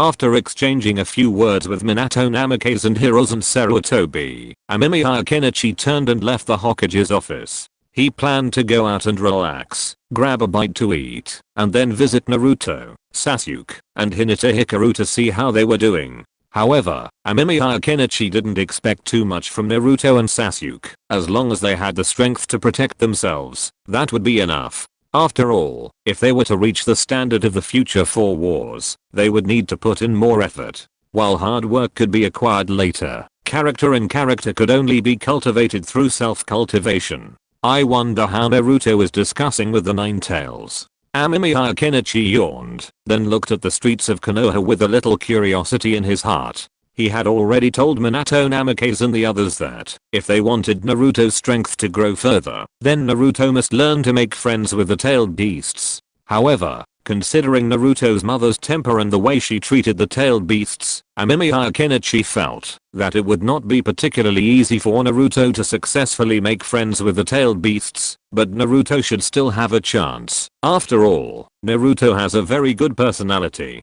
When Amemiya Kenichi found Naruto, Naruto was exercising, running with a grunt, and Hinata was following behind him. Where's Sasuke? Amemiya Kenichi was a little confused. He didn't see Sasuke here. Could it be that Sasuke went to meet his brother? Chapter 589 Go Home, Uchiha Itachi. A playful expression crossed Amemiya Kenichi's face. He was, of course, aware of the situation surrounding Uchiha Itachi and Uchiha Sasuke, and Uchiha Itachi's fate had also changed somewhat, changes all caused by Amemiya Kenichi himself. After all, Amemiya Kenichi had overturned the table of this world, or thrilling way to bring Naruto's story to a close right at the beginning. However, Amemiya Kenichi was also curious about how Sasuke would react to Uchiha Itachi. Perhaps, he was even more curious about how Uchiha Itachi would react to his family. Amemiya Kenichi had resurrected Uchiha Fugaku and Uchiha Makoto. As for the others, Amemiya Kenichi ignored them. He was too lazy to do so. He resurrected Uchiha Fugaku and Uchiha Makoto for Sasuke's sake. So, while the Uchiha clan was no longer as powerful as before, it was still a family of sorts. If Uchiha Fugaku had tried harder, perhaps he could have given Sasuke a younger brother or sister. I'm really curious, Uchiha Itachi. You were the one who wiped out your clan. What kind of mentality would you have when facing your family in this ninja world now? Amemiya Kenichi thought playfully. He jumped quickly and soon arrived at the gate of Konoha. He planned to see with his own eyes what Uchiha Itachi would think. After all, there are many controversial characters in the entire Naruto manga, but the most controversial ones are the two guys from the Uchiha family, Uchiha Itachi and Uchiha Obito. Obito has now committed suicide in front of his teacher at the hands of Kakashi, which can be said to be a replica of Nohara's actions. As for Uchiha Itachi, Amemiya Kenichi didn't know what he would do. After all, in his world, Uchiha Itachi didn't wipe out his clan. He escaped directly, and is now living his happy life. He has no idea what crazy this terrible ninja world has become. Kenichi Amemiya crouched on a rooftop, quietly gazing at the Konoha gate below. He was standing there, but strangely, no one below noticed him. This was Kenichi Amemiya's use of the Otsutsuki mode. He could easily make himself resemble the light dust. Simply put, it reduced his presence. If he activated it with all his strength, it could even achieve an effect similar to the Black Zetsu's Mayfly technique. Looking at the Konoha gate below, Kenichi Amemiya also saw Uchiha Sasuke pacing back and forth at the door. Uchiha Madara was his teacher, but this time, Uchiha Madara did not stop Sasuke from coming to see his brother. Kenichi Amemiya had some guesses as to what his purpose was. Uchiha Madara probably wanted to see if Sasuke would undergo any new changes under the intense emotional stimulation. Although Uchiha Madara already knew how to open the Rinnegan, he had not stopped his research on the Sharingan. Are they here? Amemiya Kenichi's gaze drifted off into the distance. There, a man in ordinary clothes slowly approached, following a caravan. He looked like an ordinary person, but such disguises were useless against Amemiya Kenichi. He easily saw through Uchiha Itachi's disguise. Amemiya Kenichi remained non-committal. Although Konoha had asked Uchiha Itachi to return, it was clear that this return would be a different one. He couldn't just come openly. Who knew if Jijin would see him from the shadows? So, it was perfectly normal for Uchiha Itachi to return in a different way. He could also be said to be gathering intelligence and sabotaging Konoha, without worrying about any loopholes. Amemiya Kenichi watched Uchiha Itachi with interest. The unbridled gaze seemed to catch Itachi's eye. He looked up at Amemiya Kenichi's position, but all he saw was the blue sky of Konoha. Konoha, Itachi said, looking at the Konoha village before him, a hint of emotion in his eyes. The last time he'd come to Konoha, it was to see how his brother's eyes were progressing. Unexpectedly, the world had changed so dramatically since his return. In an instant, everything had shifted. Uchiha Itachi had learned some of the truth and even been allowed to return to Konoha to reunite with his family. This had broken the composure of Uchiha, a man usually known for his composure. Now, as he watched Konoha approach, thinking of his resurrected parents and his brother now knowing the truth, Uchiha felt a surge of fear and panic. He even felt the urge to escape, to hide from it all. He would rather die outside than return, unsure how to face his family. It was a source of deep pain, yet he had come nonetheless. As Konoha drew closer, Uchiha's heart grew increasingly turbulent. He didn't realize, when he'd followed the caravan to the gates of Konoha. Seeing Sasuke at the gate, Uchiha fell silent. He quietly left the group, unnoticed. What should I do? Sasuke stood restlessly at the gates of Konoha, pacing back and forth, as if to ease the inner conflict and pain. But the more he did so, the more he felt the tightness in his chest, making him uncomfortable. He clutched his chest, wondering what he should do when he saw his brother again. Should he scold him, or hate him, or forgive him? Sasuke didn't know. He was in agony and torn. After the night of the genocide, Sasuke had always considered Uchiha Itachi his greatest enemy. Later, he learned the truth. Uchiha Itachi wasn't his enemy. It could even be said that Uchiha Itachi acted to protect him. Although Sasuke felt something was amiss, he had previously questioned Kenichi Amemiya about this, wanting to understand his thoughts. Kenichi had told him, for Uchiha Itachi to do something like this, I can only think he's insane, leaving Sasuke even more bewildered. However, Sasuke did take some of this to heart. According to Kenichi Amemiya, the conflict between Konoha and the Uchiha clan at the time was deeply ingrained, accumulated over time and unable to be resolved in a short period of time. This was the fundamental cause of the Uchiha clan's demise. Itachi Uchiha wanted to change this, cherishing the will of fire in his heart. He was deeply torn between the village and his clan. Ultimately, Itachi, for whatever reason, made what he felt was the right choice. He exterminated his clan, going undercover as a spy in exchange for Sasuke's healthy upbringing. Then came the famous night of the genocide. Sasuke still couldn't understand why this situation, when there were clearly other solutions, had ultimately culminated in this situation. This deeply frustrated Sasuke, who later reflected that, if it were his turn, he would probably have allowed his father and the clan to escape Konoha and survive elsewhere, rather than allowing the entire family to perish. Sasuke. A familiar voice interrupted Sasuke's worries. He looked up, and before him stood a stranger. But the look in his eyes struck Sasuke as familiar. He instantly recognized the man, Uchiha Itachi, the man he once considered his enemy. Now, Sasuke subconsciously stepped back, assuming a fighting stance. Seeing this, Uchiha Itachi felt a slight pang of pain in his heart. Sasuke stared at Uchiha Itachi in silence. He hadn't yet decided how to react to Uchiha Itachi, but looking at him, a complex feeling welled up within him. He wanted to say something, but he didn't know what to say. He could only watch as Uchiha Itachi reached out his hand, and, as he had done before, tapped his forehead. Mom and Dad are still waiting for you. Sasuke stepped back, dodging Itachi's advance. He still couldn't accept what his brother had done.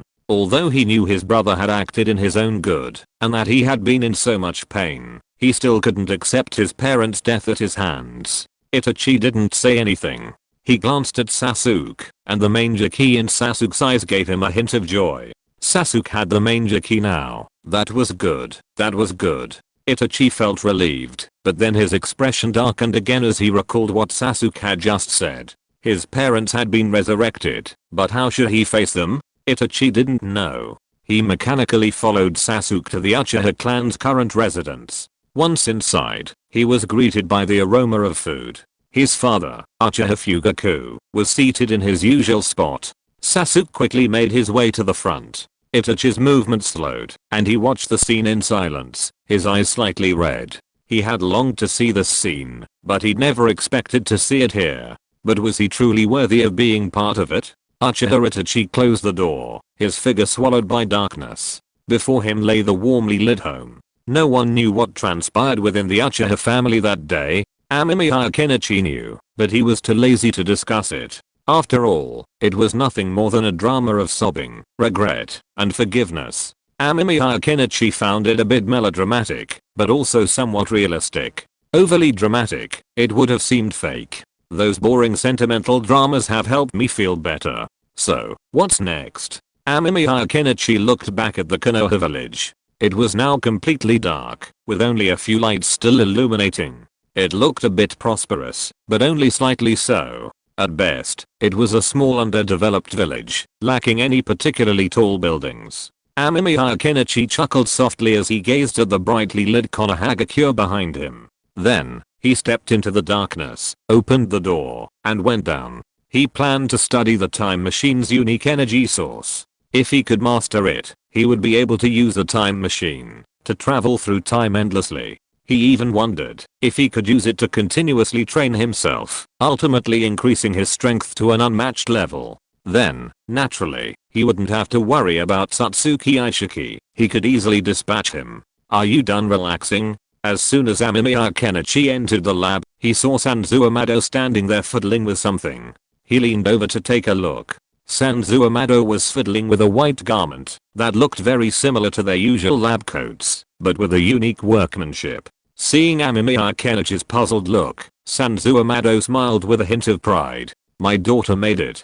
How's it? Sanzu Amado proudly introduced himself. Seeing this, Kenichi Amemiya felt a little like laughing, but he didn't say anything. He could understand Sanzu Amado's feelings. Although Kenichi had never been a father, he knew in his previous life that Sanzu Amado was the kind of man who would do anything for his daughter. Now that his daughter had been resurrected and had even knitted a white coat for him, it was perfectly natural for Sanzu Amado to be so fond of her. Not bad. I watched some romantic dramas, had a meal, relaxed, and reviewed some future plans. Kenichi Amemiya stretched comfortably, twisted his neck, and then changed his clothes. Are you sure there's nothing wrong with your plan? I always feel like your enemy is a little too powerful, Sanzu Amado couldn't help but ask. He had also heard Kenichi Amemiya mention Satsuki Aishiki before. It's no problem, don't worry. If so many people can't solve it, then this world will probably be gone. Amemiya Kenichi shrugged. Although Otsutsuki Aishiki was strong, he was seriously injured after all. It was too ridiculous that he couldn't solve it even with so many backup plans. It can be said that if this combination can't solve it, there is no need to talk about other things. Anyway, it's useless to talk about it.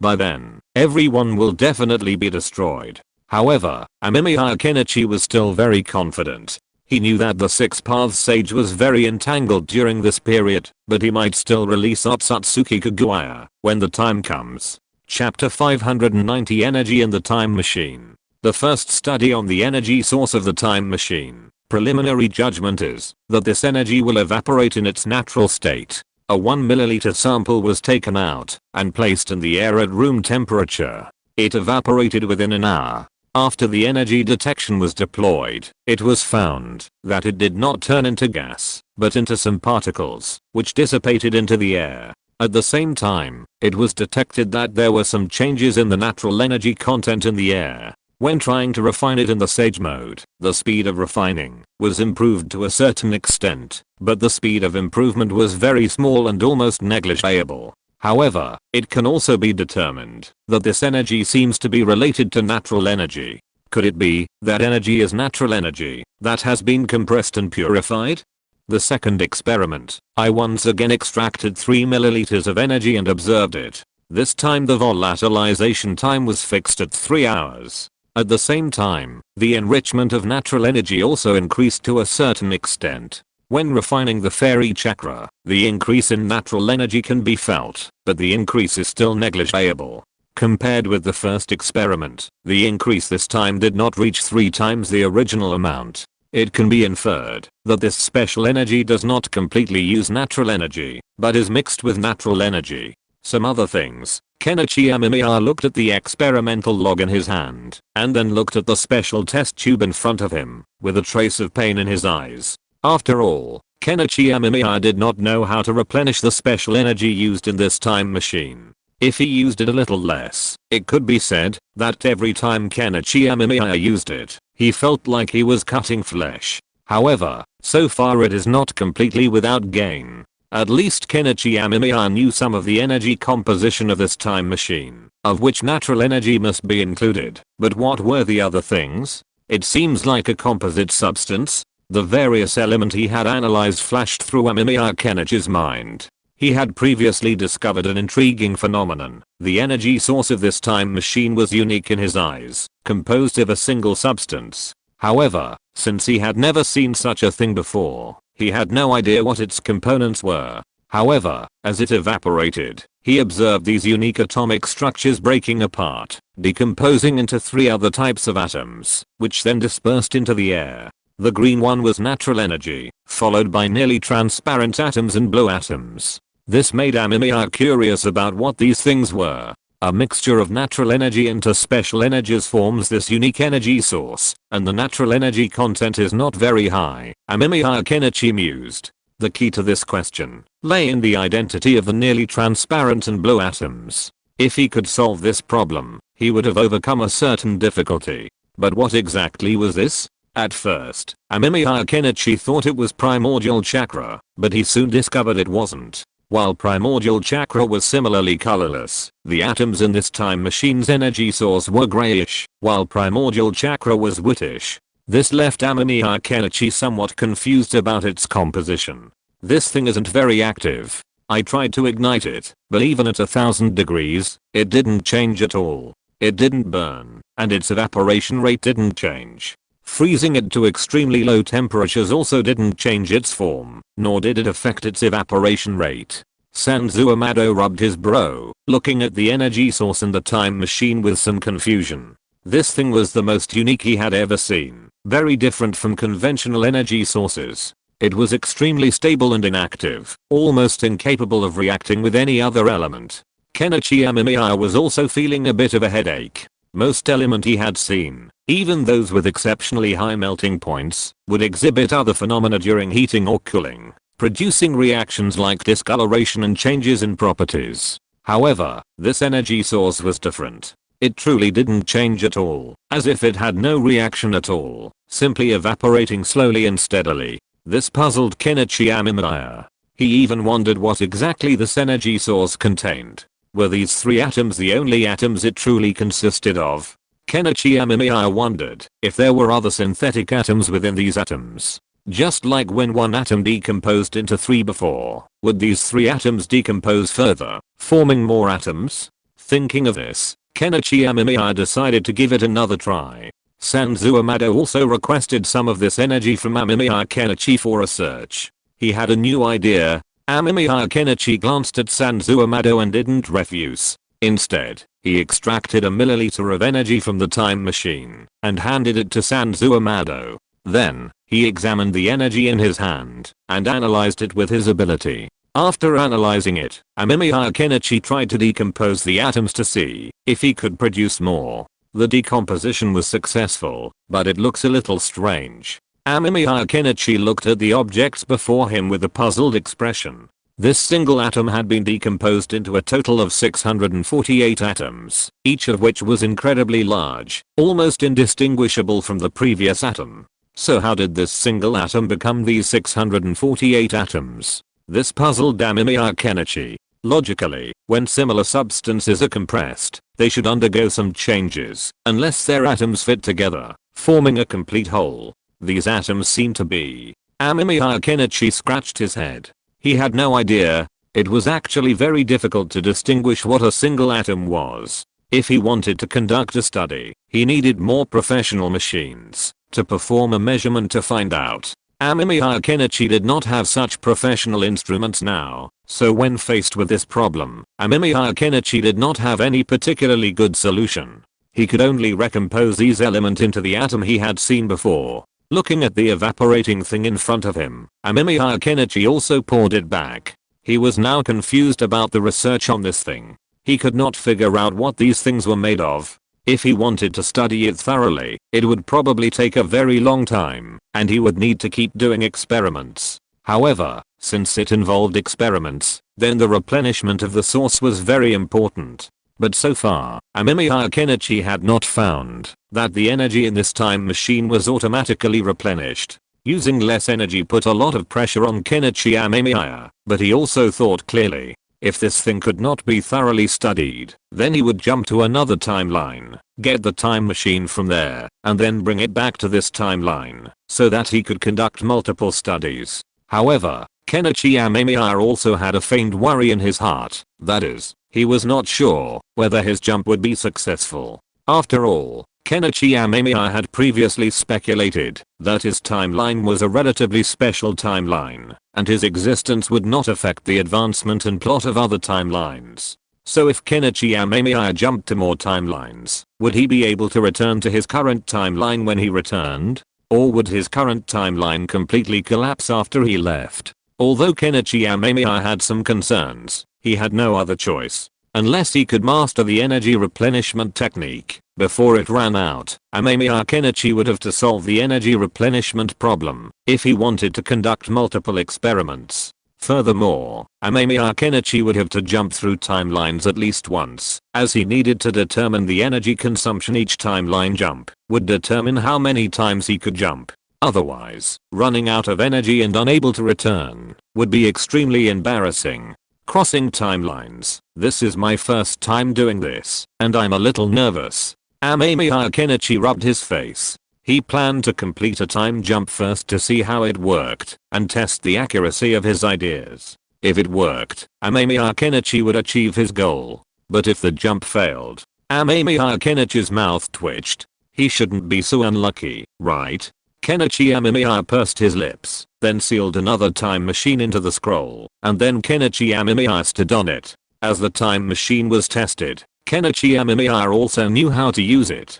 Do you want to travel through time? Sanzo Amado looked at Kenichi Amemiya and asked. Kenichi Amemiya nodded. He really planned to travel through time, to prepare for his return home, and to experiment with his ideas and theories. By then, no matter what, Kenichi Amemiya would have some preparations. Sanzo Amado asked Kenichi Amemiya to wait, and then Sanzo Amado prepared a lot of instruments. He planned to make a full-scale calculation to see if Kenichi Amemiya's time travel was feasible and what would happen when he traveled through time.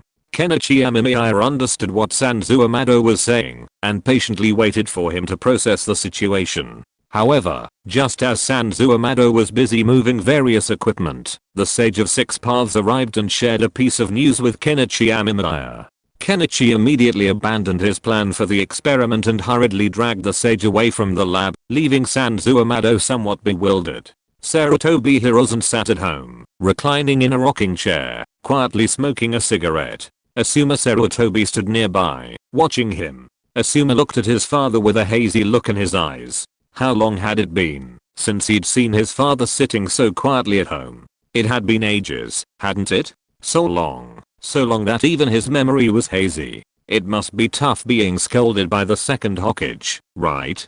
Despite his mixed feelings, Asuma Sarutobi couldn't help but scoff. His relationship with his father wasn't exactly smooth, so upon learning that his father had been scolded by the resurrected second Hokage, he had rushed over to mock him. Sarutobi Hirozen smoked calmly, but after hearing his son's words, his eyelids twitched. He coughed and then glared at Sarutobi Asuma in annoyance. This brat, is he happy to have his father scolded by others? But when he thought of what the Nidaime teacher said in that look, Sarutobi Hirozen didn't want to talk anymore. He did feel a little indebted to the Yondaime's son. But after you stepped down as Hokage, I feel that you are more like a father to me. Sarutobi Asuma managed to hold back these words, causing Sarutobi Hirozen to cough suddenly. As he coughed, he glanced strangely at Sarutobi Asuma, who turned his head away from him, with a hint of surprise in his eyes. He really didn't expect his son to say such a thing. Sarutobi Hirozen had only just stepped down as Hokage a little over a week ago. The reason was that the Yondaime Hokage had been resurrected by Amemiya Kenichi. Since the Yondaime was still alive, the Sandaime could naturally abdicate. This brought a sigh of relief to Tsunade, who had been summoned back. After all, she truly didn't want to be Hokage, nor did she want to be constantly criticized by her grandfather. But she was criticized anyway. Such nagging made Tsunade feel a little dizzy, but also a little nostalgic. How long had it been since she had heard such nagging? Yeah. After stepping down, I feel a lot more relaxed, Sarutobi Hirozen said calmly, taking a puff of his cigarette. Although he had felt somewhat uncomfortable when he first stepped down, not used to the feeling of losing power, feeling empty every day, not knowing what to do, but now, after hearing Sarutobi Asuma's words, Sarutobi Hirozen suddenly felt that stepping down wasn't such a bad thing. After all, the future of Konoha would be led by the new generation. Wherever Konoha dances, the fire will burn forever. As an old and withered leaf, he should also return to his roots, turn into nutrients for new life, and make a contribution to the future of Konoha, right?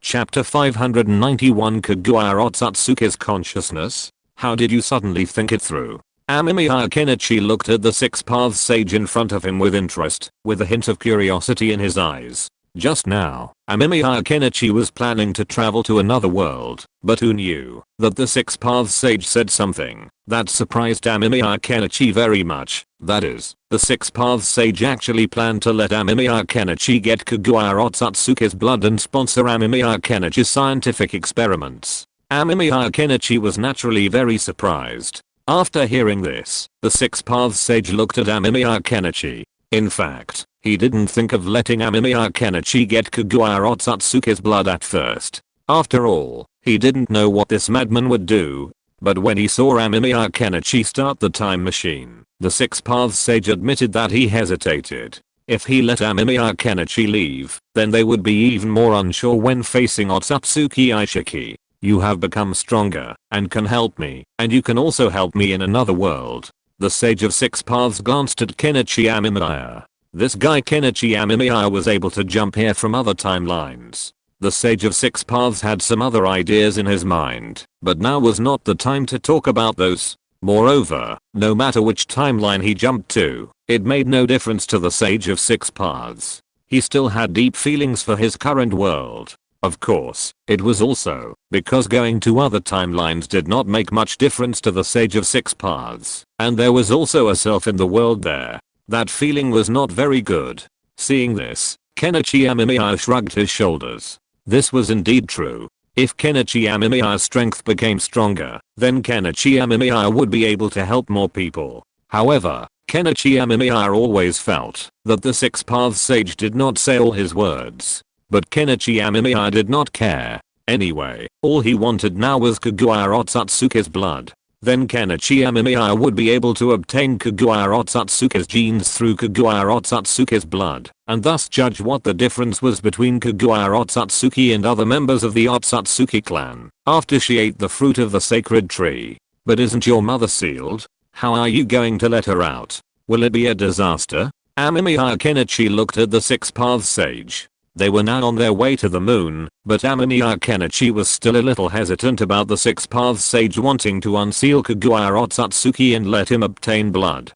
Kaguya Otsutsuki was very powerful, but the most troublesome thing was dragging people to other worlds. If Kaguya Otsutsuki took him to the desert and then ran away, it would be very troublesome for Amemiya Kenichi to come back here. Amemiya Kenichi's current Mangeki Sharingan did not have the ability to open space to go to other places. If Kaguya Otsutsuki did not give the Six Paths sage the chance to say Ishiki Otsutsuki's name and directly raised her hand to send him to the desert, then wouldn't Amemiya Kenichi be wronged? I'm not planning on releasing her right now, but I can open a crack for you, so you can draw a drop of her blood.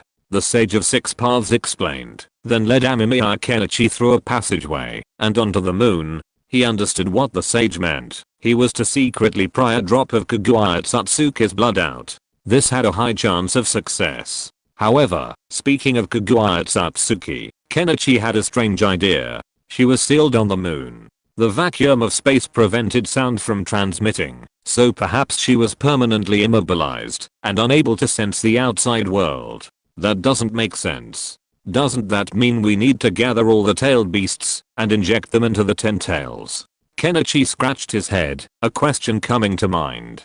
Kaguya Otsutsuki had been drained of her chakra, transforming into the 9-tailed beasts. So how could he obtain her blood now? Was she still just a Gaiden statue, a mere shell? That's the body. When Hamura and I sealed Mother, we also sealed a few drops of her blood inside. The blood should still be there, the Six Paths sage said calmly. That was why he dared to do this. After all, Amemiya Kenichi only needed blood. Amemiya Kenichi's mouth twitched. Wow, a real drop of blood. Amemiya Kenichi had previously assumed the Six Paths sage intended for him to take blood from Kaguya Otsutsuki, but having some ancient blood wasn't out of the question. Normally, a drop of blood couldn't survive that long, let alone for such a long time. If a drop of blood were kept in a bowl overnight, the red blood cells would essentially die. By then, it wouldn't be blood anymore, but rather blood stagnation. I have a question.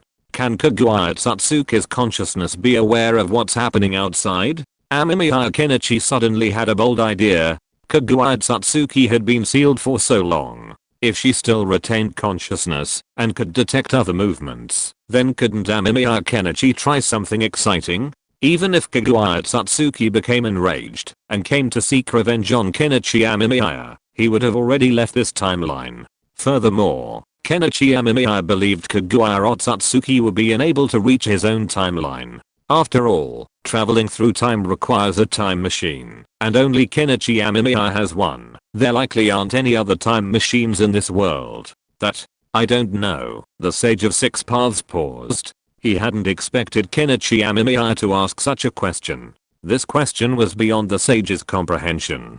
Kenichi Amemiya wasn't discouraged, however. After all, if this idea truly worked, perhaps it could achieve something extraordinary, like completely forcing Kaguya Satsuki to submit. Wouldn't that be even more satisfying? However, the only prerequisite for this was to determine whether Kaguya Satsuki's consciousness was still present, and whether she could perceive the outside world. Only with this certainty could they make this attempt. So her consciousness was sealed up separately, or not? Kenichi Amemiya asked this question curiously. The blood and other things were all there anyway, and he could get them sooner or later, but there weren't many opportunities to play with Kaguya Satsuki's consciousness, and Kenichi Amemiya was very interested. Kaguya Satsuki's chakra was drained and turned into the nine-tailed beasts, and without the tailed beasts, her body turned into the outer path demon statue.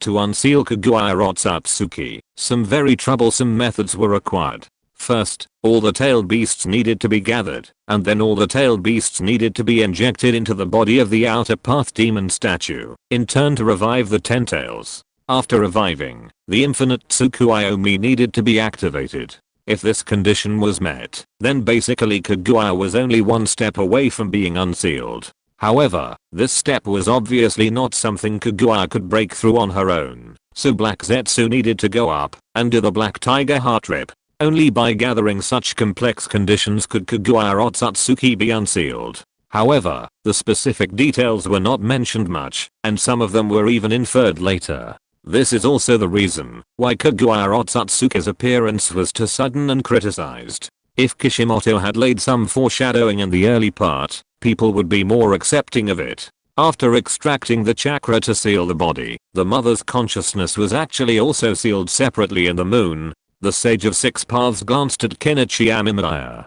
He always felt that Kenichi Amemiya seemed to be thinking about something very wrong, but the Sage of Six Paths still answered the question. After hearing this, Kenichi Amemiya became interested. If that was the case, then his idea, but mother's consciousness is also very dangerous. I don't think you can resist it. The Sage of Six Paths glanced at Kenichi Amemiya and said seriously. Kenichi Amemiya smiled. That's not necessarily true. Although it is dangerous, when doing scientific experiments, Kenichi Amemiya has walked side by side with danger countless times, so Kenichi Amemiya has become accustomed to danger. It can even be said that, if there is no danger, Kenichi Amemiya is still a little uncomfortable. However, these dangers are not to make Kenichi Amemiya die, but to make Kenichi Amemiya more cautious in doing experiments. Looking at Amemiya Kenichi's smile, the Six Paths Sage frowned slightly. He immediately saw what Amemiya Kenichi was planning to do. After all, there was no fear in Amemiya Kenichi's smile. Thinking of this, the Six Paths Sage curled his lips. But after thinking about it, he felt that it would be a good idea to let Amemiya Kenichi do some research. Who could change his mother's mind? White Zetsu was not feasible. This boring biological weapon was of no value. The Six Paths Sage felt that the ninja world should take another unique path, a safer and more stable path. That was the future of the ninja world, not letting all the people in the ninja world become tools for producing white Zetsu. Then I will release a wisp of my consciousness later, but you must be careful to maintain your sense of self, the Sage of Six Paths instructed Amemiya Kenichi, who nodded immediately. Since the sage agreed, it was naturally the best option. He rubbed his hands together, and then he saw the sage place his hands on the moon. Without a movement, a pale white object flew out, floating in the air like a feather. The Sage of Six Paths glanced at Amemiya Kenichi. Now it was his turn. He pursed his lips, nervously observing the feather before him. He attempted to wrap it with chakra, but before he could, the Sage of Six Paths stopped him. Don't use chakra, use the power of the eye technique. The Sage of Six Paths pointed at the Rinnegan in Amemiya Kenichi's eyes. Amemiya Kenichi looked at the feather in surprise. Could it be that this feather also had the ability to absorb chakra? That was outrageous. However, he knew the importance of listening to advice and eating a full meal, so he used gravity to slowly draw the feather closer. As the feather drew closer, he heard rapid whispers. The voices were low, but the feather was still some distance away. He glanced at the Sage of Six Paths. After consuming the fruit of the sacred tree, my mother became the ancestor of chakra. Her strength isn't limited to her body and ninjutsu, but her mind is also immensely powerful. The Sage of Six Paths narrowed his eyes at the scene, a hint of embarrassment on his face. He could already hear his mother cursing him and Hamura, then questioning why Hamura hadn't come. Even though the Sage of Six Paths said nothing, she continued to nag. Kaguya, do you still remember Ishiki? He's not dead. He dropped a bombshell, and instantly, all the whispers in his mind vanished. The Sage of Six Paths shook his head and stepped aside. He gazed at the moon below, searching for traces of his mother's blood. Ishiki, he's not dead. Kaguya Satsuki's voice rang out, a touch of surprise and disbelief etched in it. Kenichi Amemiya could hear the surprise in Kaguya's voice. He's not dead, he's still alive and well. Kenichi Amemiya smiled. Communicating? That was good news, but if he tried to influence Kaguya Satsuki. Kenichi Amemiya glanced at the Sage of Six Paths. That kind of play wasn't suitable for this place. Kenichi Amemiya planned to play around with him slowly, after bringing him back to the lab. Tsunade, could you please help Itachi? He doesn't look well, Uchiha Fugaku said anxiously in Konoha. Tsunade glanced at Fugaku, then at the report in her hand. Her brow furrowed. She didn't have a strong opinion of the patient, nor did she have any problem with Itachi Uchiha. However, looking at the report in her hand, and then at Itachi before her, Tsunade couldn't help but shake her head and sigh, which made Uchiha Fugaku feel uneasy. The most frightening thing about going to the hospital is a doctor sighing as they examine you. It's so terrifying it could give you a heart attack. Uchiha Itachi, do you understand your condition? Tsunade asked, looking at him. His expression was remarkably calm, seemingly devoid of any emotion, which gave Tsunade some ideas. Yes, I know. It's a terminal illness. Itachi nodded. Of course he knew, and he knew his time was running out. That was why Itachi had last visited Sasuke, wanting to see how far he had come. He also felt no other emotions about this illness. To him, death wasn't something to be feared. Everyone would die. Uchiha Makoto's hands trembled, and tears immediately fell. She clutched her son's shoulders tightly, her eyes red. There's nothing I can do. I'm sorry. Tsunade shook her head. There was nothing she could do about this kind of illness. If it were in the early stages, it might have been fine, but now it was so advanced, there was no hope. Sasuke leaned against the wall, staring blankly at the ceiling. Chapter 592, Uchiha Itachi's terminal illness? This kind of problem, wouldn't it be enough to just die and resurrect? Amemiya Kenichi looked at Sasuke in front of him with a strange expression. He really didn't expect Sasuke to actually come here and beg him to help Itachi Uchiha live again. This made Amemiya Kenichi feel a little amused and helpless. When he saw Sasuke coming to him with an anxious face and red eyes, he thought something had happened to Sasuke. It turned out to be Itachi Uchiha's illness. If Sasuke hadn't said it, Amemiya Kenichi would not have remembered that Itachi Uchiha was still sick, and it was a terminal illness. After all, in the Naruto manga, ninjas are very magical beings. Their physical fitness is extremely strong, so strong that it is jaw-dropping. This also means that ninjas rarely get sick. Even if they do get sick, some minor illnesses can be cured on their own without treatment. If the illness is more serious, then with the help of various medical ninjutsu, these diseases are not incurable, but they may be more expensive. However, there are also some incurable terminal illnesses in the ninja world. Kenichi Amemiya had previously researched these diseases, but because they had low mortality rates and a low incidence rate, he abandoned the research and stopped. However, he was still curious about Uchiha Itachi's situation. After all, Uchiha Itachi was considered a powerful ninja. In his early years, Uchiha Itachi was extremely powerful, and with his Mangekyou Sharingan, he was also very formidable. Yet, such a figure succumbed to illness. Kenichi Amemiya was curious about what disease could have caused someone like Uchiha Itachi to become like this. However, he had a lot on his mind, so Kenichi Amemiya hadn't thought about researching Uchiha Itachi. Now, Sasuke's words reminded Kenichi Amemiya of Uchiha Itachi's situation. Kishimoto didn't specify the specific illness of Uchiha Itachi, only saying it was a terminal illness. He didn't know what it was, and he couldn't figure it out. But now, Kenichi Amemiya had an opportunity to research it and pass the time. Oh, that's right. Sasuke stared at Kenichi Amemiya dully. He then remembered that his father and mother were resurrected by Kenichi Amemiya. Otherwise, his parents would still be in the Pure Land. If his brother's health is not good, wouldn't it be okay to wait for his brother to die before resurrecting him? By then, various problems can be solved. Thinking of this, Sasuke felt a lot more relaxed. He felt a little embarrassed when he thought about how anxious he was just now, and Naruto on the side also breathed a sigh of relief. Sasuke was so anxious just now that Naruto thought something had happened to Sasuke, but fortunately, Sasuke had no problem, and Kenichi Amemiya had already solved the difficulties Sasuke faced. But I'm still quite interested in your brother. Take me over, so I can see what's wrong with him. Amemiya Kenichi clapped his hands. He still wanted to see the true condition of Uchiha Itachi, and see if he could offer targeted treatment. If he could, that would be much more convenient. Otherwise, if he died, Amemiya Kenichi would need to find someone of comparable strength to resurrect him, which would be quite costly. Fortunately, with the white Zetsu sacrifices provided by black Zetsu, resurrecting someone wasn't such a hassle anymore. Otherwise, the Yondaime would have been somewhat reluctant to resurrect him. Sasuke nodded quickly and took Amemiya Kenichi and Naruto to find his brother. When Sasuke found Uchiha Itachi, he was sitting by the river outside Konoha, fishing. Amemiya Kenichi's Rinnegan began analyzing Uchiha Itachi's condition. Uchiha Itachi seemed to sense Amemiya Kenichi's gaze. He turned to look at Amemiya Kenichi, then back at Sasuke, a hint of understanding in his eyes. Your disease. Amemiya Kenichi had already analyzed Uchiha Itachi's body and discovered what it was.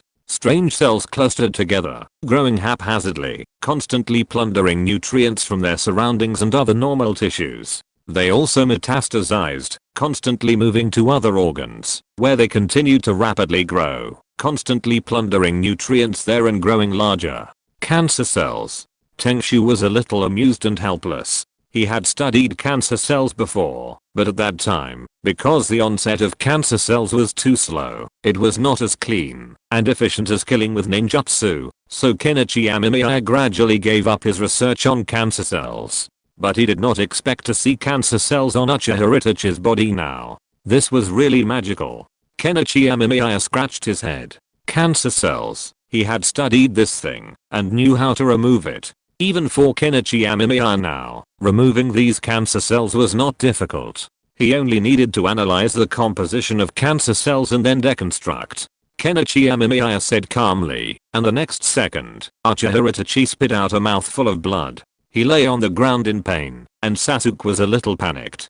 Don't be surprised, this is normal. Your brother will be fine soon. Amemiya Kenichi was very calm. Uchiha Itachi was an interesting guy and very powerful. He should be of some use when dealing with Otsutsuki Aishiki. This was also the reason why Amemiya Kenichi treated Uchiha Itachi. Sasuke was relieved when he heard what Amemiya Kenichi said. He still believed what Amemiya Kenichi said. After all, Amemiya Kenichi never lied. Amemiya Kenichi glanced at Sasuke. The muscles on Sasuke's body were already very obvious, making Sasuke look stronger. But then Kenichi Amemiya thought of something interesting. He glanced at Naruto who was standing beside him and thought of an interesting thing in his mind. However, it was not impossible to use Naruto for the experiment, but Naruto was a boy after all, so when facing that kind of thing, his performance might not meet Kenichi Amemiya's requirements. Thinking of this, Kenichi Amemiya planned to change someone else to perform. Then Kenichi Amemiya's eyes fell on Hinata. Looking at Hinata, Kenichi Amemiya nodded. If it was Hinata's words, it should be okay. Hinata. Kenichi Amemiya shouted, and Hinata Hyuga looked at Kenichi Amemiya subconsciously, and then she saw Kenichi Amemiya's Rinnegan, and the next second Hinata's consciousness sank into darkness. Where is this place? Hinata opened her eyes in confusion. She felt a little dizzy as she took in the scene before her. She remembered being busy working in the village. She felt lost, as if she had forgotten something, but soon she remembered something. She was an ordinary saleswoman in Konoha village. She had just finished a busy day at work and returned to her warm home late at night. I'm so tired. As she thought it through, a wave of fatigue washed over her, and Hinata felt a strong sense of exhaustion. She couldn't help but lie down on the bed and fall into a deep sleep. She needed to rest early. She had to get up early and go to work again tomorrow morning. Otherwise, she'd be scolded for not being energetic. The thought made Hinata feel even more sleepy, and she fell into a deep sleep. Suddenly, a strange sound came from her sleep, causing her to open her eyes abruptly. The room was now completely dark. Hinata rubbed her eyes, finally adjusting to the current lighting. She instinctively glanced at the bedside table and saw the alarm clock reading 2:13. 2 in the morning? How annoying. Hinata yawned and lay back down on the bed. But just as she did so, she heard a creaking sound, instantly waking her up. It was her door opening. Hinata instantly jumped out of bed and quickly walked to the hallway. The door was firmly shut, and there was no movement. She breathed a sigh of relief, clutching her pounding heart and letting out a long sigh. She had been truly worried that someone had opened her door, but if it wasn't hers, whose door was it? A wave of memories flooded back. Hinata suddenly remembered that the room she was currently staying in was next to a hotel for rent, and the sound of the hotel door opening would carry through the wall to her. Every time someone entered or left, it felt like her own door had been opened. Hinata felt a sense of relief at this thought. Since it was the neighbor's problem, she figured it shouldn't have anything to do with her, right? However, the thought that it was past 2 AM and the door across from them was still opening and closing made her feel a little irritated. Hinata muttered something and tried to go back to bed, but just as she turned to leave, the sound of the door opening creaked again. Is someone coming over so late?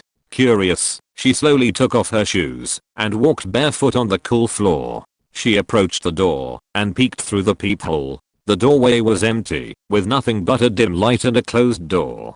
Hinata Hyuga breathed a sigh of relief. She thought she might have been overthinking it. After all, someone might come to stay at the hotel at such a late hour, so it wasn't strange for someone to come in and out. Thinking of this, Hinata Hyuga turned around and prepared to leave. He was already very sleepy, but just as Hinata Hyuga was about to leave, he heard a fierce quarrel coming from next door. A man and a woman were arguing fiercely next door. They were insulting each other and kept arguing about something. This made Hinata Hyuga a little irritated.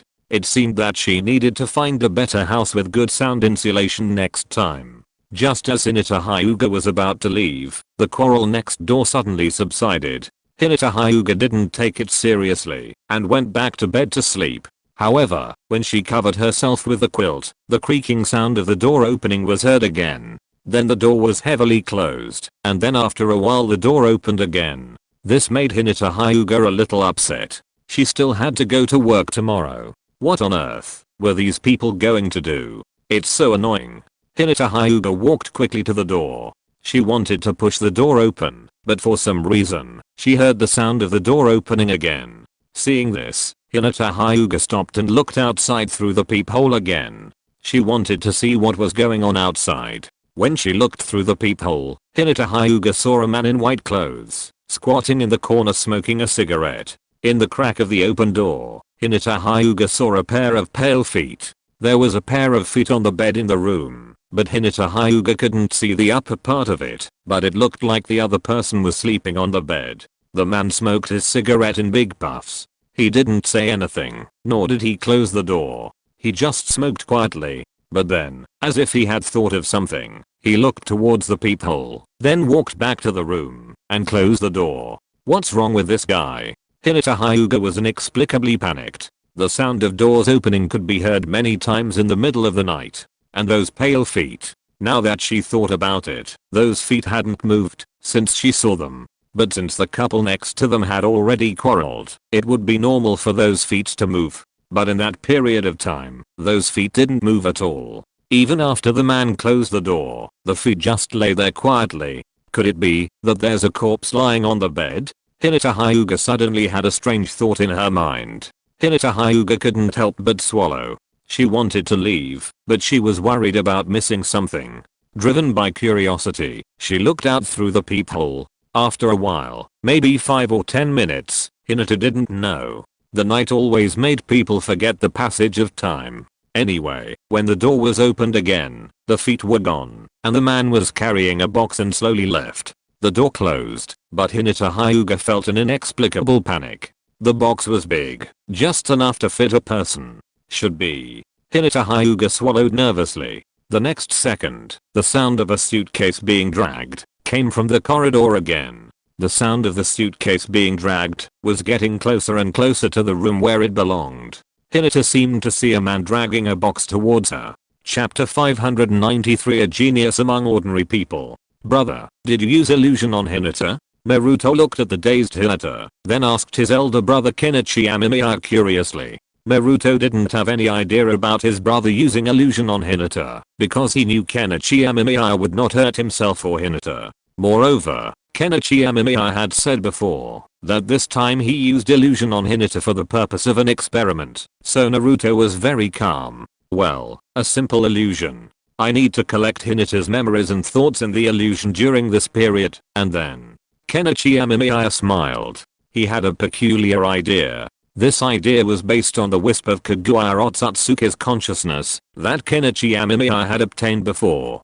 Kenichi Amemiya wanted to implant a new thing into Kaguya Otsutsuki's consciousness so that Kaguya Otsutsuki could feel what Hinata was feeling now. As for the illusion that Kenichi Amemiya implanted in Hinata, it was a simple script carefully prepared by Kenichi Amemiya himself.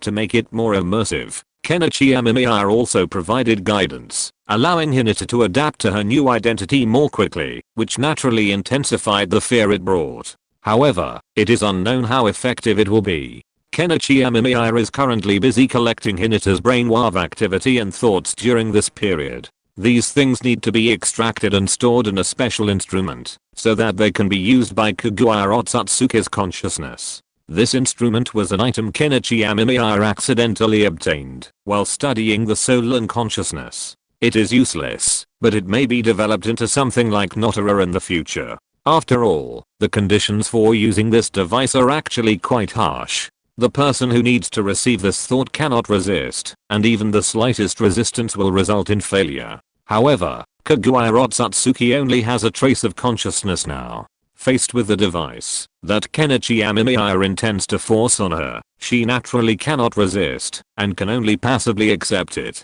I just don't know how effective it will be. If this works, then maybe I can transform Kaguya Otsutsuki's consciousness. If that's successful, then my job will be much easier. Amemiya Kenichi stretched lazily, glancing at Hinata, who was still trapped in the illusion. Hinata's illusion would take a while to finish. Amemiya Kenichi had created a suspenseful and terrifying little illusion for Hinata, and he didn't know if she was enjoying it right now. Who? Hinata panted, biting her lip. She had curled up in bed, not daring to look over. After all, she didn't know if she would see something scary if she looked over, like the man just now. Would he notice that she was awake and noticed her? Hinata felt a little apprehensive at the thought. There was a dead silence outside the door, not a sound at all, which made her heartbeat slow down a little. Hinata pursed her lips. Although there was no sound outside, she still felt a little nervous. After all, the person outside might have noticed her, and someone might have died just next to her. The thought of this made Hinata's heart collapse. She listened nervously for the sounds outside. Although it was night, the sounds were even more obvious. Hinata listened quietly, but there was no sound outside. Even the sound of the suitcase being dragged had disappeared. The silence made Hinata feel even more uneasy. She twirled her fingers in confusion, feeling a little scared. She kept thinking that she seemed to have forgotten something, that she shouldn't be like this. But now, all these unnecessary thoughts were shattered by the silence of the night. She just listened nervously, afraid to hear the door open or knock, but it was very quiet outside. Hinata lay in bed for a long time, but didn't feel anything unusual. Could that person have already left? Hinata thought of a possibility. She wanted to check the door, but she didn't dare. This left her in a state of confusion. She didn't know what to do, but the dead silence of the night still made it difficult for her to sleep. After hesitating for a long time, Hinata finally bravely got out of bed barefoot. After all, wearing shoes would make a lot of noise, which would be very troublesome if others heard her. After all, her neighbor wasn't just someone else, but a lunatic. The thought of this made Hinata nervous. Moreover, if she wanted to contact the village guards, she would have to go outside to contact them, otherwise she wouldn't be able to contact them. But why couldn't she contact them? This made Hinata feel confused. She felt like she had forgotten something. She remembered that it didn't need to be so troublesome, but her mind couldn't recall the later events. She only remembered these few things. Hinata shook her head at this thought and said nothing. She decided to go check and see what was going on outside. After leaving the room, Hinata saw a hallway. At the end of the hallway was a door. The peephole on the door looked a little scary in the night. Hinata was a little nervous, but she tiptoed over anyway. She wanted to see what was outside the door, to see if the man had left. If he had, then she could go out and contact the people outside and deal with the matter here. Thinking of this, Hinata walked to the peephole and then looked out. This glimpse made Hinata stiffen instantly. She saw pitch black, and then the blackness quickly opened, revealing an eye. It was a bloodshot eye, filled with anger. Hinata subconsciously took a step back. She knew that the man had not left at all. He had been watching her from the doorway. Then, the door was smashed, and the creaking sound made Hinata tremble all over. She looked at the door with some fear. She wanted to escape, but she couldn't. Although there was a window, and it was right outside, Hinata Hyuga had no intention of escaping through it. She could only watch the door being banged repeatedly, and then the man outside shouted insults and said something loudly, which made Hinata tremble all over. She wanted to escape, but she couldn't. The door was suddenly smashed open, and the man rushed in cursing. The box he had thrown aside also opened when it fell to the ground. In the open box, Hinata Hyuga saw a woman, a dead woman, with a deep mark on her neck. This made Hinata Hyuga feel sincerely terrified. She could only watch the man cursing and walking towards her. The murderous look in his eyes made Hinata Hyuga tremble all over. Accompanied by a shrill scream, Hinata Hyuga suddenly woke up. She looked around and saw someone next to her. Although it seems to be very successful, and it is estimated that it will bring a greater sense of terror to Kaguya Otsutsuki's consciousness, but judging from the current effect, isn't it a bit over the top? Amemiya Kenichi looked at Hinata, who was in tears, and scratched his head a little embarrassedly. After all, among so many people present, only Hinata was more suitable to be the provider of this consciousness. After all, Hinata was a girl, and this factor would allow Kaguya Otsutsuki to quickly accept this consciousness without making any other mistakes. Fortunately, after listening to Amemiya Kenichi's explanation, Hinata quickly accepted this. After all, it was not a problem for Hinata, and it could also train her resistance to illusions. However, in order to make up for it, Amemiya Kenichi still provided Hinata with something else as compensation. After getting what Amemiya Kenichi wanted, Amemiya Kenichi left. The problem of Uchiha Itachi here has been solved, which is a good thing for the current Uchiha clan. In fact, Uchiha Itachi's strength is not bad.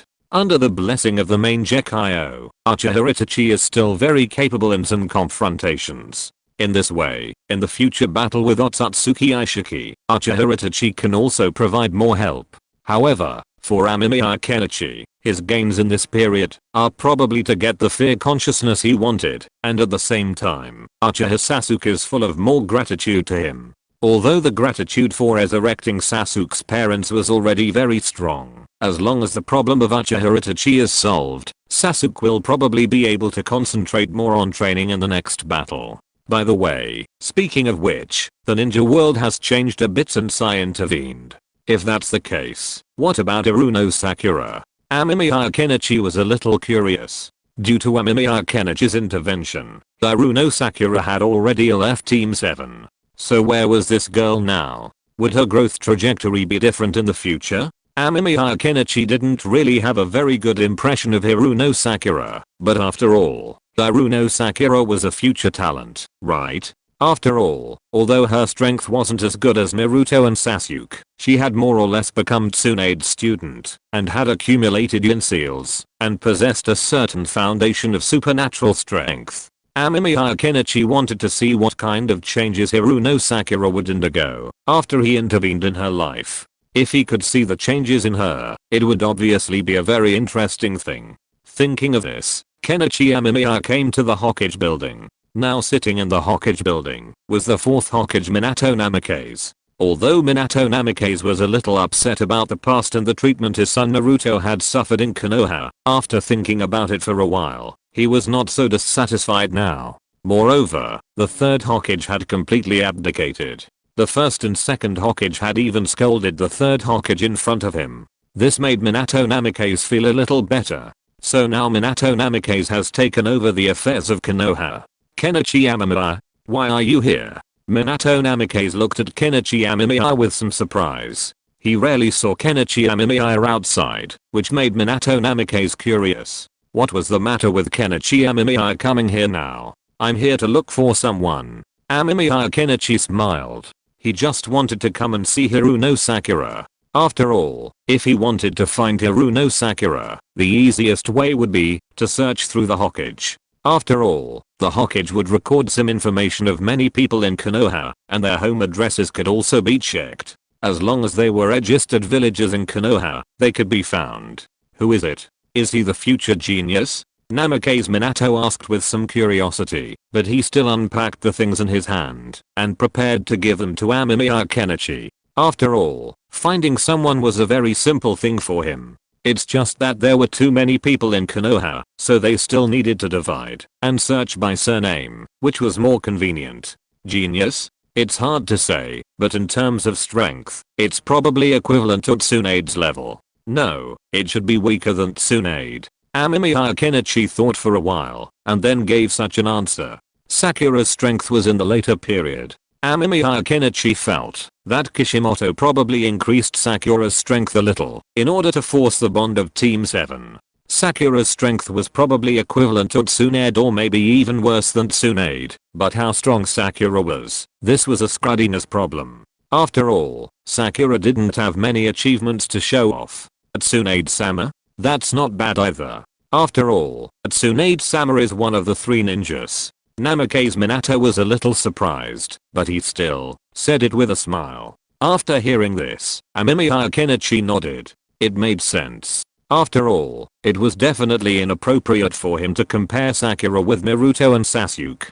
Sasuke and Naruto were geniuses among geniuses, while Sakura was a genius among ordinary people. Although she was also very powerful, it was not appropriate to compare Sakura with Naruto and Sasuke. Thinking of this, Amemiya Kenichi felt much more relieved. As an ordinary person, it was very rare for Sakura to have come this far. Look at her companions. Naruto is the son of the Yondaime and the reincarnation of the son of the Six Paths Sage. Sasuke is also the reincarnation of the son of the Six Paths Sage. Her name is Hiruno Sakura. Can you help me check it out? Amemiya Kenichi said. He was really curious about how Hiruno Sakura was doing now. If you're listening to this novel on a channel other than Fanfic World, it means they downloaded and uploaded it without effort. We cordially invite you to visit our channel, Mundo Fanfic Novelos. There you'll find the original version of this story and you can explore many other novels of various genres. We're waiting for you to immerse yourself in a world of incredible novels. Chapter 594. Yes, I want to become the Sage of Six Paths. Your stepfather, Hiruno Sakura, has been found. She is a girl who graduated with Naruto and Sasuke. She is now a Chunin. She passed the Chunin exam before and is currently studying in the medical ninja team. After knowing the name of the target he was looking for, Namikaze Minato quickly found Hiruno Sakura's information. Looking at the information above, Namikaze Minato also told Amemiya Kenichi about Hiruno Sakura's current situation. After hearing this, Amemiya Kenichi was a little surprised. He didn't expect that Hiruno Sakura did not follow Naruto and Sasuke to become Team 7, but in the end she actually became a medical ninja. This is really surprising. Did she become very strong later? Namikaze Minato looked at Amemiya Kenichi and asked curiously. After hearing it, Amemiya Kenichi nodded. Just like Namikaze Minato said before, Hiruno Sakura is already a genius among ordinary people, and she will grow to the level of Tsunade in the future. It's just that she may not perform well when dealing with Otsutsuki Aishiki. However, if Hiruno Sakura can learn from Tsunade now, then becoming a medical ninja in the future will be a good choice. Thinking of this, Amemiya Kenichi told his idea to Namikaze Minato, and Namikaze Minato agreed after hearing it. He immediately said that he would help introduce Hiruno Sakura to Tsunade and let her see if she can become her student. After learning that Hiruno Sakura, the person he had influenced, had ultimately chosen this path, Kenichi Amemiya yawned. He had previously been quite curious about what path Hiruno Sakura would take, but now it seemed that things weren't too far off. He just didn't know who Sasuke would be within the future. After all, while Sasuke might have lost his clan, he still had a family, and the misunderstanding with his brother, Uchiha Itachi, had been resolved. Perhaps Sasuke would no longer be the bitter and vengeful second in command. Thinking of the second in command from his original world, Kenichi Amemiya felt that this future Sasuke might become a little more cheerful, but that only presupposed a future. The planned war with Otsutsuki Aishiki was only a year and a half away. After that, the ninja world was doomed to a catastrophe. While weak ninja wouldn't have to participate in the battle, if Kenichi Amemiya and his team failed, they probably wouldn't survive for long. After all, what Otsutsuki Aishiki would do was still a question. What a hassle. Amemiya Kenichi sat on the Hokage rock, looking down at the hidden leaf ninja village. It wasn't easy to deal with Otsutsuki Aishiki. Their only advantage now was that they were in the dark, while Otsutsuki was in the light. If Otsutsuki didn't notice anything unusual, then Otsutsuki Aishiki would suffer a great loss. Amemiya Kenichi planned to use a hydrogen bomb to directly blow Otsutsuki Aishiki out of his state, allowing more cannon fodder to test Otsutsuki Aishiki's intelligence and pave the way for the battles ahead. You don't seem to have much confidence. The Sage of Six Paths emerged. He sat beside Amemiya Kenichi, overlooking the hidden leaf ninja village below. He looked indifferent and calm, but Amemiya Kenichi, looking at the Sage of Six Paths' slightly trembling hands, knew that this man wasn't so calm either. Not really. Otsutsuki Aishiki might still be a bit stronger than me, but only slightly. Amemiya Kenichi shook his head. Otsutsuki Aishiki was seriously injured. After all, although he'd survived for so long and his injuries had healed somewhat, he clearly hadn't fully recovered. Facing such an Otsutsuki, Amemiya Kenichi felt that, as long as he could successfully open his Samsara, the problem wouldn't be too big, and dealing with Otsutsuki Aishiki would be easier. Furthermore, he had so many backup plans this time. If even that didn't work against Otsutsuki Aishiki, Amemiya Kenichi felt he could just find a piece of tofu and kill himself. So, Amemiya Kenichi wasn't actually worried about Otsutsuki Aishiki, but about the gods of the Otsutsuki clan who hadn't yet appeared, but were sure to appear in the future. Those guys were the ultimate trouble. Only by dealing with them could Amemiya Kenichi be completely at ease. Without the Otsutsuki clan, Amemiya Kenichi could be said to be invincible, the type to be manipulated however he wanted. I heard you say the Otsutsuki clan is very strong. Uchiha Madara had arrived at some point and sat next to Amemiya Kenichi, his brow furrowed. Uchiha Madara wasn't in a good mood. After all, he initially thought he was invincible, but after being resurrected, he realized he was just someone else's pawn. This was already a blow to the proud Uchiha Madara. Then he learned that what he thought was the strongest Rinnegan was actually just the starting point for the Otsutsuki clan. Furthermore, with his strength, he was only considered a branch clan, perhaps not even a branch clan. How could the usually proud Uchiha Madara accept this? He couldn't accept it at all. Very strong. My current strength is probably only about the same as that of the severely injured Aishiki. Just imagine if he were at his full strength. Amemiya Kenichi said helplessly. He had once believed that Uchiha Madara was his ultimate enemy, but now his enemy had become his friend. Amemiya Kenichi had fought alongside Uchiha Madara. It was quite interesting to say that former enemies had become friends. After hearing Amemiya Kenichi's words, Uchiha Madara fell silent. He still had a say in how powerful Amemiya Kenichi was now, but the thought that Amemiya Kenichi might only be as strong as the severely injured Satsuki Ishiki struck him as absurd. What was the point of all their fighting in this tiny world? All the scheming and calculations, only to be seen as nothing more than a toy to be fiddled with, made Uchiha Madara laugh. But soon, a wave of emotion welled up within him. If Amemiya Kenichi could become so strong, then it made no sense why he couldn't be just as strong.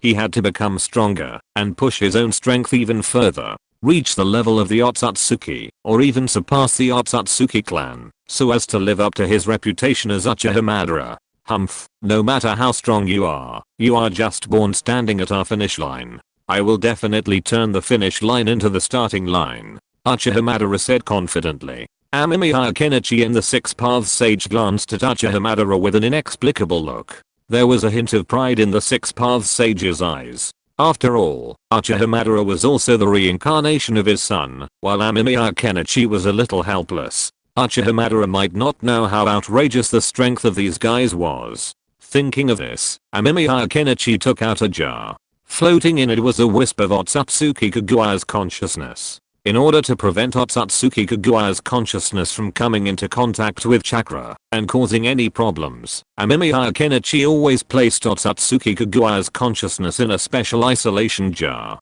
Kaguya, how much do you know about the Tsutsuki clan? Amemiya Kenichi asked, looking at the jar in his hand. The Six Paths Sage remained silent. Amemiya Kenichi's current strength gave him the right to speak like that. If it were anyone else, the Six Paths Sage would have slapped him in the face long ago. Pretending to be someone without the strength? It was like at a business cooperation party, facing Jack Ma.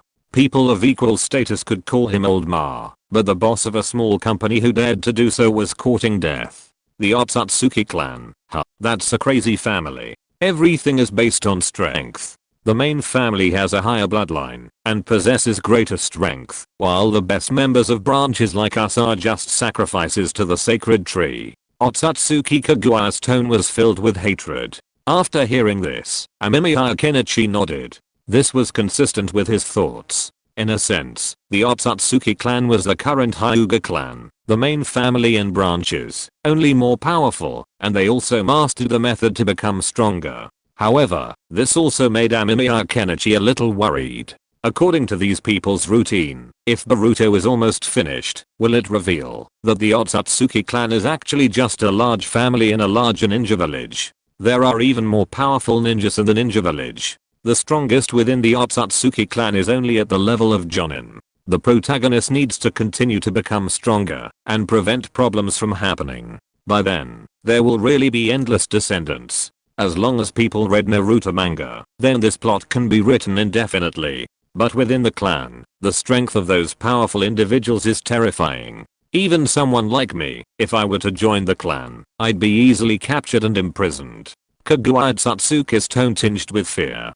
Kenichi Amemiya suspected it was this fear that had driven Kaguya to create white Zetsu to resist the clan. If you're just a casual capturer, then those white Zetsu you've created are likely to vanish into dust in a single puff. Kenichi Amemiya sighed. The white Zetsu looked formidable, some very powerful, but compared to Kaguya Tsutsuki, they were simply no match. Kaguya Tsutsuki could render them completely useless with a simple map switch. Yet, even someone as powerful as Tsutsuki was still a mere piece of trash. The power gap was too great, and her combat power collapsed. HMPH, then it's better than the current situation. Kaguya Tsutsuki's words grew increasingly unconvinced. She has also gained some understanding of this world during this period. Originally, the humans in this world were a group of ants and could not help at all, but now the ninjas in this world have more combat power. Although some of them are still very weak, some of the strong ones are still acceptable, such as Kenichi Amemiya and Madara Uchiha who are standing in front of her, as well as the strong ones called Shadow in this world. They are all pretty good, and are indeed better than the white Zetsu she wanted to get before. However, Kaguya Otsutsuki also knew that, if she wanted to unseal it, she would inevitably have some conflicts with the people in this world. After all, she needed to replenish more chakra. Kenichi Amemiya held his chin, and then packed up Kaguya Otsutsuki's consciousness. Kenichi Amemiya planned to take it back to the laboratory to do experiments, and by the way, he also had to start promoting his plan. He planned to transform all the strong men in the ninja world into Otsutsuki, let these people master the Rinnegan to increase their strength, and prepare for the subsequent battles. After Kenichi Amemiya left, Uchiha Madara also left. He still had to continue to teach Sasuke. Only the Six Paths Sage sat on the Hokage Rock, looking at the Konoha village below, wondering what he was thinking about. After Amemiya Kenichi returned to the laboratory, Amemiya Kenichi took out the previous instrument and installed Otsutsuki Kaguya's consciousness into it. Otsutsuki Kaguya was caught off guard and was stuffed into Hinata's memory. Her memory began to struggle violently and then gradually calmed down, shaking from time to time. Amemiya Kenichi was very satisfied. It seemed that Otsutsuki Kaguya really couldn't break free. In that case, Amemiya Kenichi laughed evilly. He immediately walked out of the laboratory and then found a woman with a figure similar to Otsutsuki Kaguya and then used an illusion to make the other party intoxicated. This time, Amemiya Kenichi made up a dream, a pure love dream. Amemiya Kenichi stuffed all kinds of sweet dreams into it and then made the other party become Otsutsuki Kaguya, and Amemiya Kenichi played the role of Otsutsuki Kaguya's husband in real life. Amemiya Kenichi wanted to see what Otsutsuki Kaguya would think after being baptized by such illusions countless times. In order to make the other party more dependent on him, Kenichi Amemiya even added some movie moves from his previous life into it, so that Kaguya Otsutsuki's body and mind would submit to him. Only in this way can Kenichi Amemiya's plan be implemented smoothly, and Kaguya Otsutsuki can officially become Kenichi Amemiya's assistant. Kenichi Amemiya rubbed his hands. Although doing so was a bit unfair to the Six Paths Sage. After all, his idea was to become the Six Paths Sage's father, but there was no way. Kaguya Otsutsuki was a troublesome guy. If Kenichi Amemiya wanted to completely conquer the other party, he needed to take some strange paths. After getting the memory he wanted, Amemiya Kenichi ignored the woman lying on the ground gasping for breath with a red face and a limp body, and directly stuffed this memory into Kaguya Otsutsuki's consciousness. This time, Kaguya Otsutsuki's consciousness struggled even more violently, and Amemiya Kenichi could only maintain the stability of the machine beside her to prevent any problems. Amemiya Kenichi looked at the violently struggling consciousness and twitched his mouth. Kaguya Otsutsuki's consciousness of resistance was very strong. Fortunately, the container inside was very well sealed, and Amemiya Kenichi also vacuumed it, so Amemiya Kenichi was not worried about hearing Kaguya Otsutsuki scolding him. I hope everything goes well. Chapter 595 The Possibility of Biological Ascension. What is this thing? Sanzu Amado asked in surprise at the thing in front of Amemiya Kenichi. Amemiya Kenichi glanced at it and then smiled. This thing was naturally the consciousness of Otsutsuki Kaguya, and Amemiya Kenichi had locked Otsutsuki Kaguya's consciousness here for a whole day. After a night, the strength of Otsutsuki Kaguya's consciousness struggled a little, but the other party was still struggling violently, which made Amemiya Kenichi a little amazed. Just a trace of consciousness was enough to almost break the container, so you can imagine how powerful Otsutsuki Kaguya herself is. Just a test subject, but her consciousness is quite interesting, so I'd like to run more experiments on her, Amemiya Kenichi said with a smile, and Sanzu Amado showed a hint of sympathy upon hearing this. He knew Amemiya Kenichi's character well. He was a relatively cold and detached person, never minding others' opinions, if it helped him with his research. Now, there was no doubt that this imprisoned being had become his new test subject. Amemiya Kenichi glanced thoughtfully at Kaguya Otsutsuki's struggling consciousness. Kaguya Otsutsuki's struggles were truly exceptional, which intrigued him. Was she really that resistant? He had clearly designed a love story, based on those ridiculous online novels from his previous life, designed to make others' hearts flutter, and even exclaim so sweet and sweet. Or were those so-called romance novel and anime writers actually inexperienced and love themselves? But based on the performance of the previous consciousness provider, Kenichi Amemiya felt that this consciousness should still be of some use, otherwise the other person's face would not be so red, and there would not be such drastic emotional fluctuations. If Kenichi Amemiya had not left quickly, Kenichi Amemiya suspected that he would be remembered. So Kenichi Amemiya felt that all this was probably related to Kaguya Otsutsuki. After all, Kaguya Otsutsuki herself was an alien. She was different from ordinary earthlings. The cells of the Otsutsuki clan were less active and had a longer metabolic cycle. Kenichi Amemiya had already confirmed this in Kaguya Otsutsuki's blood, so the love story, that may be very sweet and interesting to normal humans, has become very boring in the eyes of Kaguya Otsutsuki. However, even if Amemiya Kenichi's speculation is correct, then Amemiya Kenichi will not take any other action. After all, this consciousness is already the one he designed, and he thinks he is most satisfied with. If Amemiya Kenichi changes it and tries to conduct some other research, it will only waste time. Moreover, Amemiya Kenichi has no way to confirm what type of consciousness Kaguya Otsutsuki likes, so it is better to be simple and rough. As for whether it will succeed, Amemiya Kenichi does not particularly care. After all, even if this consciousness fails, then at most he can run away and be done with it. But if it succeeds, then for Amemiya Kenichi, he can gain a huge benefit and also obtain a more stable way to win over Kaguya Otsutsuki as an ally. Although this method may have some side effects, Amemiya Kenichi thinks it is better to wait until it succeeds. After all, whether it will succeed or not, Amemiya Kenichi is still not sure in his heart. By the way, the blood you asked me to study before has been analyzed now. Do you want to come and take a look? Sanzu Amado thought of something and said to Amemiya Kenichi with a smile. After hearing this, Amemiya Kenichi immediately became interested.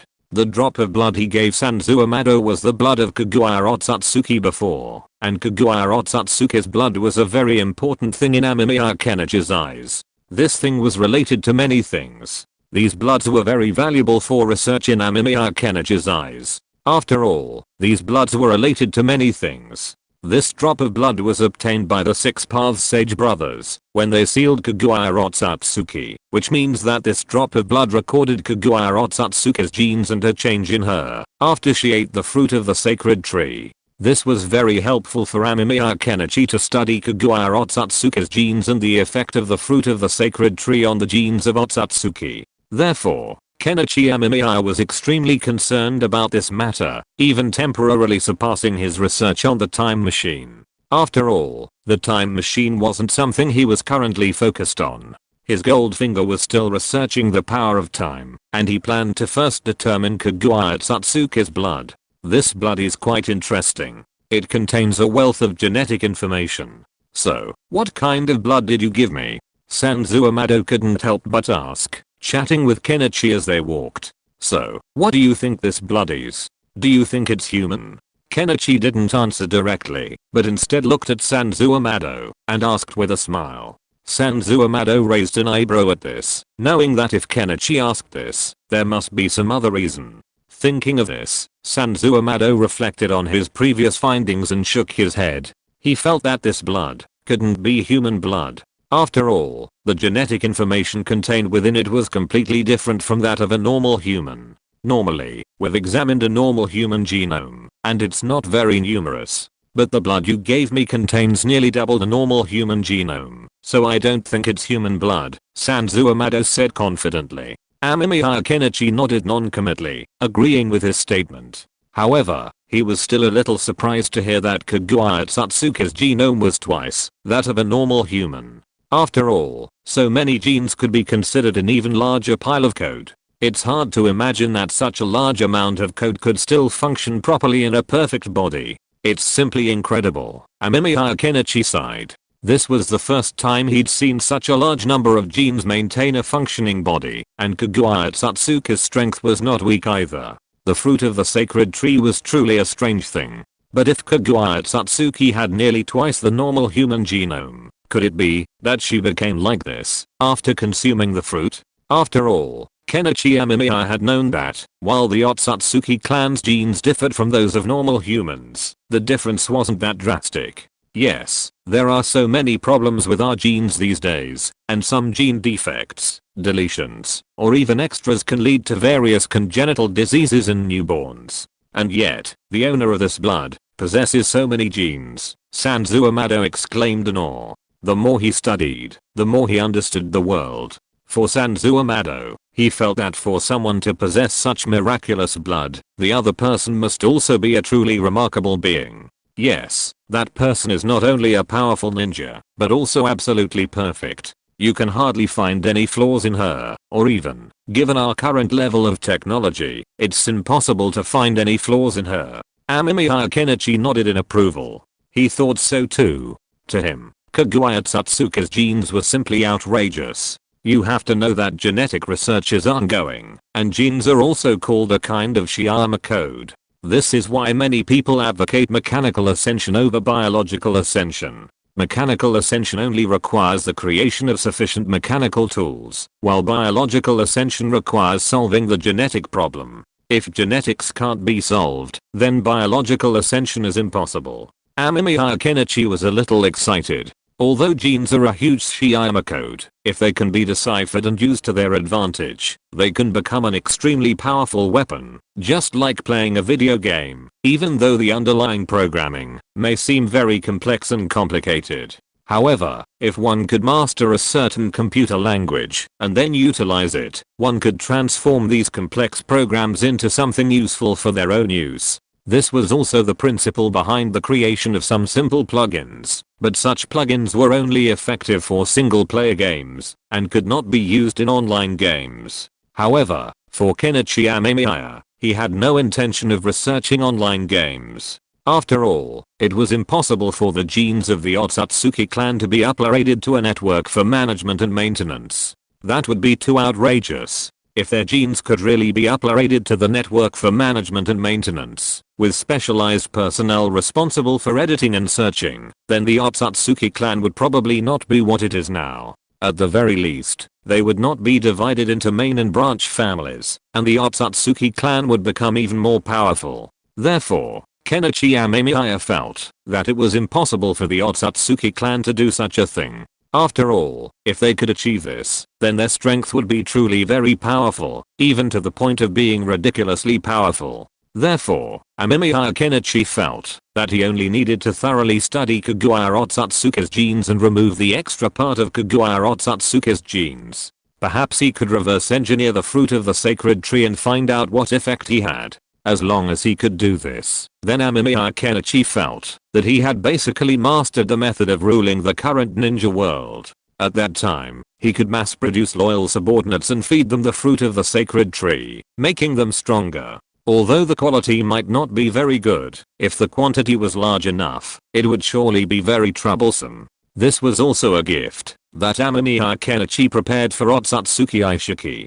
Kenichi Amemiya felt that relying solely on the current strength of the ninja world to deal with Otsutsuki Aishiki was somewhat unreliable, so he planned to use numbers. While numbers were useless in the face of absolute strength, an excessive number of people would undoubtedly cause trouble for Otsutsuki Aishiki. His specific plan was to mass produce individuals with the Manjiki Sharingan, and then have them use it to consume Otsutsuki Aishiki, thereby providing Kenichi Amemiya and his team with more victory points. This was also Kenichi's plan, and he was highly confident in implementing it, as he knew how to stimulate the growth of the Manjiki Sharingan. It's really hard to imagine that such a being exists in the ninja world, Sanzuamado said with some emotion. He didn't know much about the ninja world, but he knew that Kenichi Amemiya was currently the most powerful ninja in the world. However, since Kenichi Amemiya had said this, it proved that there were other ninjas even more powerful. This world is full of hidden dangers.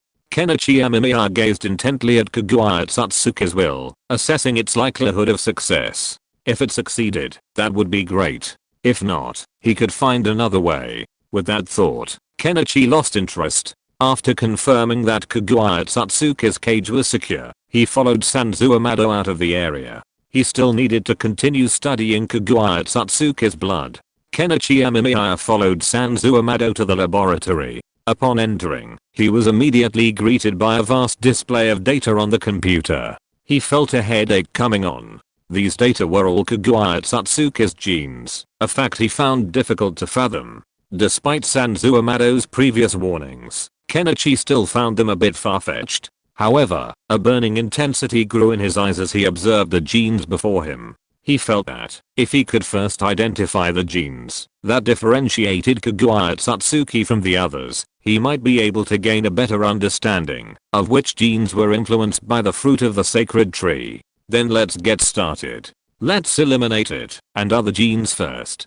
Kenichi Amemiya rubbed his hands. He hadn't done genetic research for a long time. Chapter 596. Clone Kaguya Satsuki. This guy has 2.35 times more genes than a normal person. It's simply unbelievable. Amemiya Kenichi looked at the thing in his hand with a hint of surprise. After he and Sanzuamado sequenced Kaguya Satsuki's genes, Amemiya Kenichi discovered that she had 2.35 times more genes than a normal person. This means that one Satsuki Kaguya has about the same amount of genes as two normal adults combined, or even more. So you can imagine how outrageous this guy's genes are. But I've noticed that some of these genes look very familiar, like some from plants. Are you sure this guy is a living person? If you hadn't told me, I would have thought he was a plant.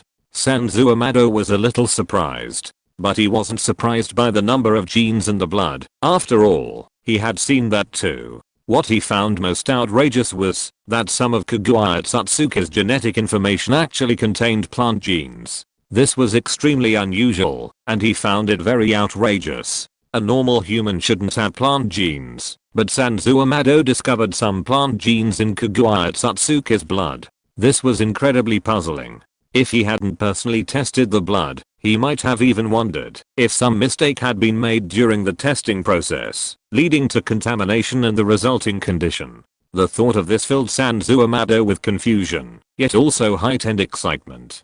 For a scientist like Sanzuamado, nothing was more captivating than studying such things. To some extent, you could consider that person a plant, or perhaps an evolved form of their species. That's probably not a problem, Amemiya Kenichi said calmly. He had previously discovered that the Satsuki clan likely had a very slow metabolism, adapted to their long cosmic journeys. This slow metabolism also contributed to their relatively long lifespans. Their physical conditions were quite unique. After Kaguya Satsuki consumed the fruit of the sacred tree, her body underwent a significant transformation. A normal person thrown into space for such a long time would have died long ago, but Kaguya Satsuki remained intact, demonstrating the specialized genetics of the Satsuki clan. A biological form? Could they be aliens more advanced than us? Hearing something of what Amemiya Kenichi was saying, he nodded. Although he didn't particularly want to admit it, he had to admit that the Satsuki clan was indeed superior to most in the ninja world in this regard, and their life forms were more advanced.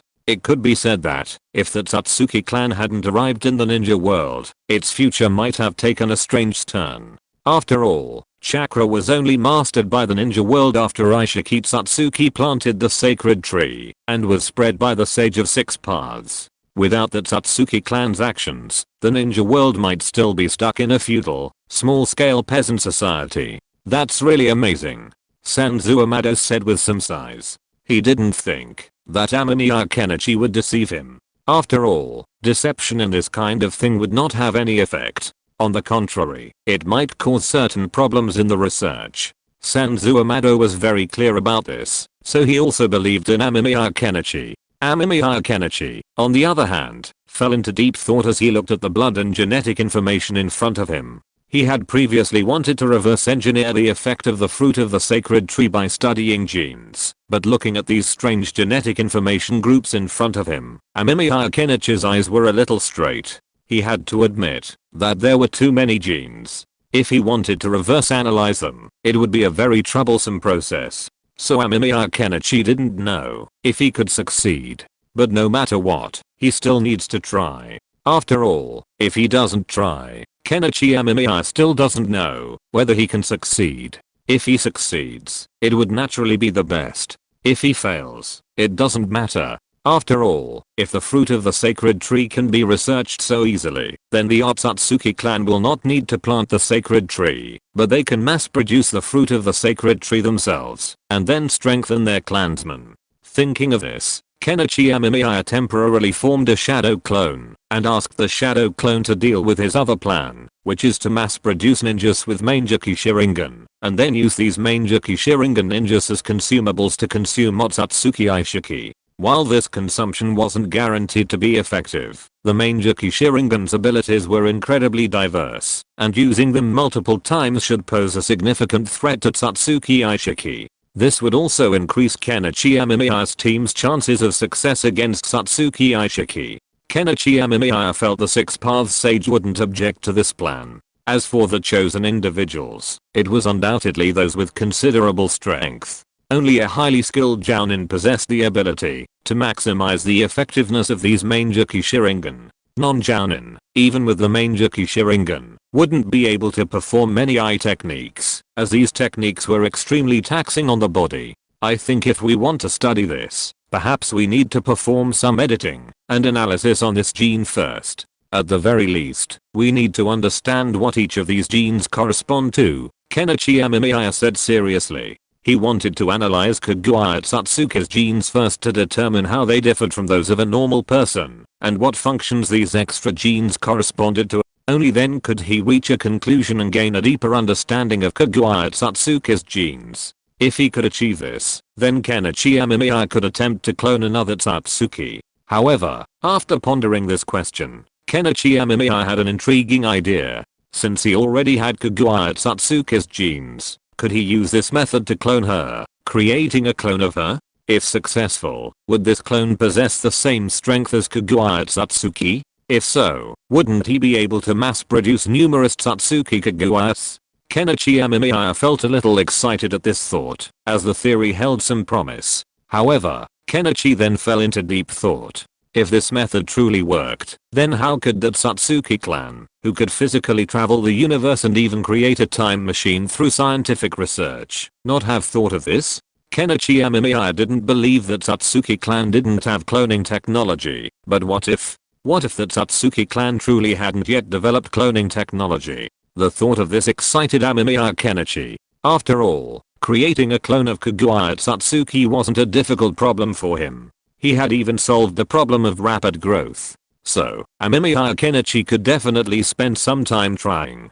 If the attempt succeeded, the benefits would be enormous. Even if the attempt failed, it wouldn't matter to Amemiya Kenichi. All he had to do was place Kaguya Otsutsuki's cloned embryo in the cloning growth chamber, and he wouldn't have to worry about anything else. Mr. Sanzuamado, do you think it's feasible to create a clone from this blood and then have her grow as a clone? Amemiya Kenichi asked excitedly. After hearing Amemiya Kenichi's question, Sanzuamado immediately understood what he meant. Since the owner of this blood was a perfect alien creature and extremely powerful, if they cloned her, wouldn't it be possible to obtain more such perfect beings? Thinking of this, Sanzuamado was very excited and a little thrilled, but he also had some concerns in his heart. It's not that I disagree with this, but is there a possibility of it getting out of control? Sanzuamado asked worriedly. After hearing this, Kenichi Amemiya was also thoughtful.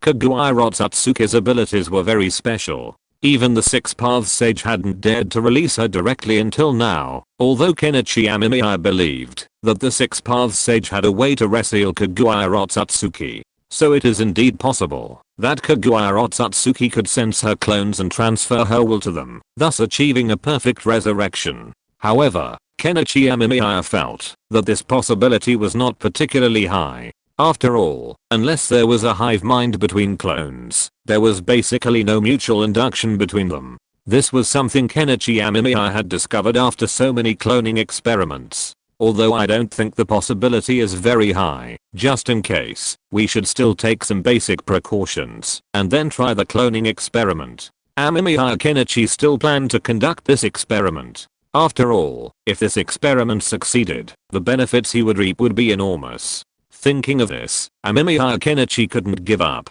After all, he felt that the possibility of Kaguya Otsutsuki being perfectly resurrected in this body was really low. It can even be said that, even if Kaguya Otsutsuki was resurrected in this body, it would not be a particularly big problem for Amemiya Kenichi. After all, compared to the conflict between him and Kaguya Otsutsuki, Amemiya Kenichi felt that the biggest threat to Kaguya Otsutsuki was the guy named Otsutsuki Aishiki. Therefore, if Kagura Otsutsuki was resurrected, the first person the other party would target would be Otsutsuki Ishiki. After all, if Ishiki Otsutsuki didn't die, then Kagura Otsutsuki would probably be unable to sleep or eat. This is probably what the so-called thorn in the flesh and thorn in the eye is like. Well, since you insist, let's do this experiment. Seeing Amemiya Kenichi's insistence, Sanzu Amado didn't know what to say. However, he actually agreed with Amemiya Kenichi's idea. Although Amemiya Kenichi's idea was a bit bold, Sanzu Amado believed that, as long as it succeeded, the benefits would be huge.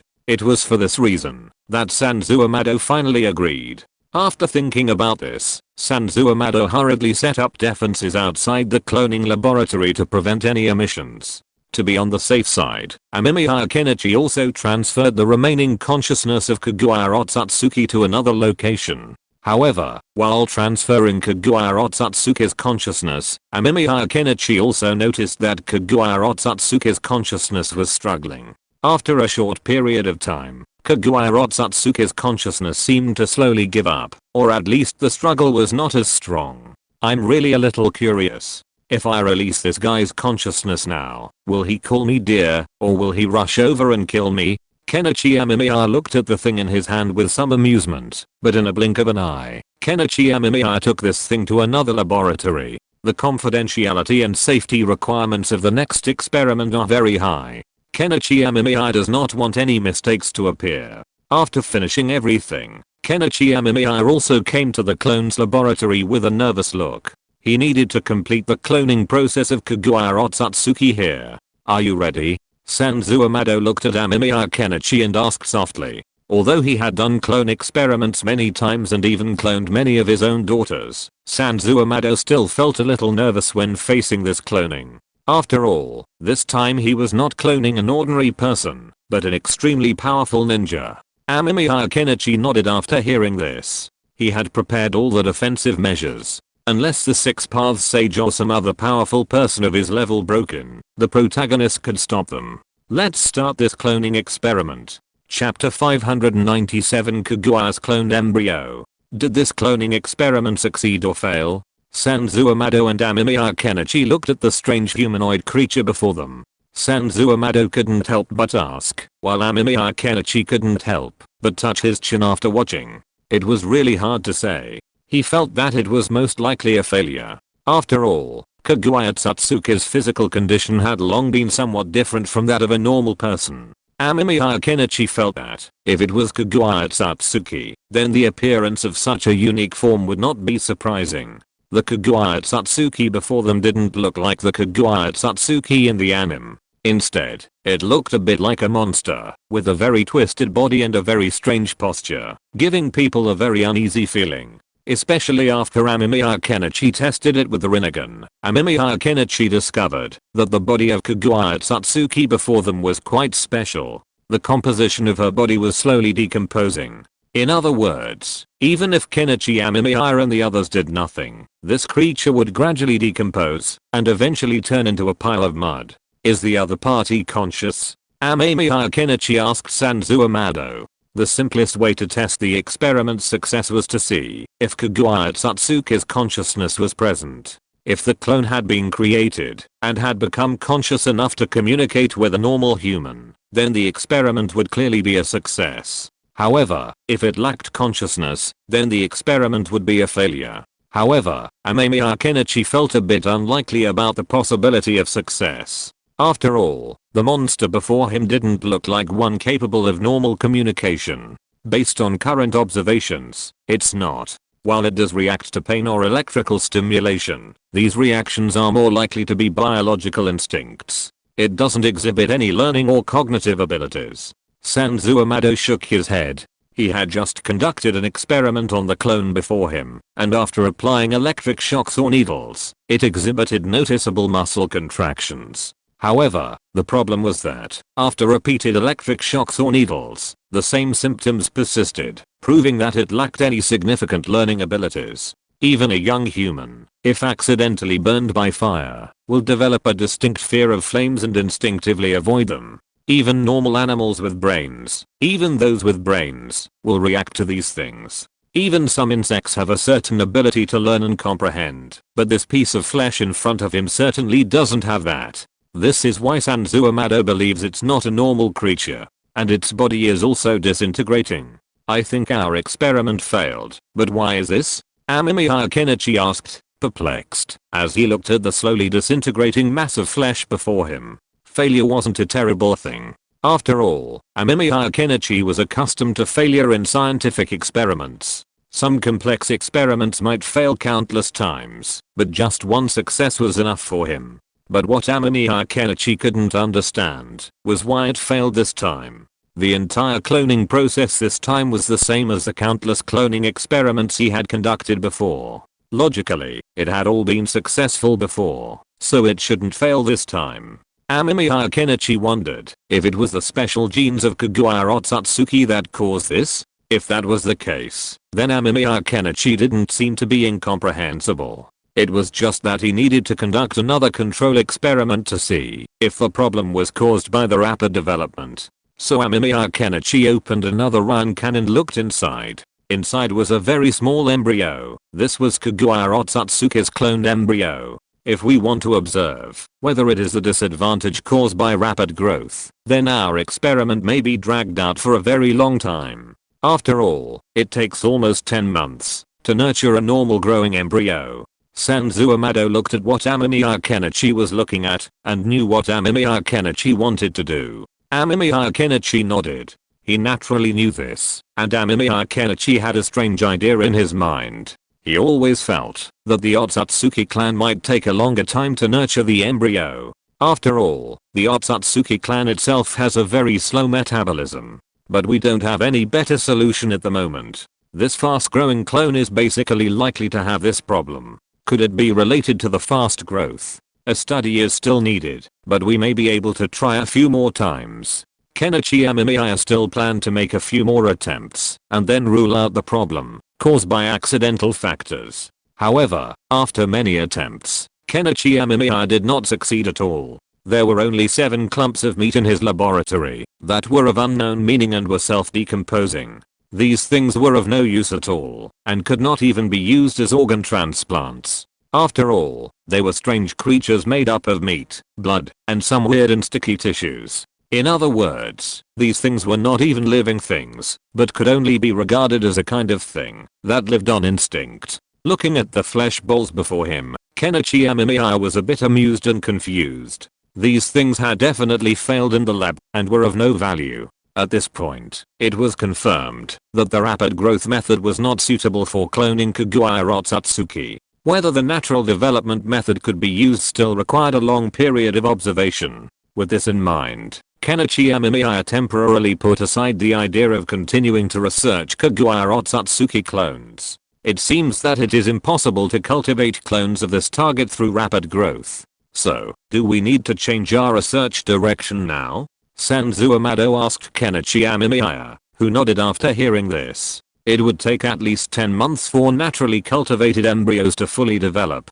During this period, Kenichi Amemiya planned to group Kagura Otsutsuki's genetic information first, and then test the functions of these genes separately. As for what test to use, it would undoubtedly be Tonari. How are you preparing now? Kenichi Amemiya asked, looking at Tonari Otsutsuki in front of him.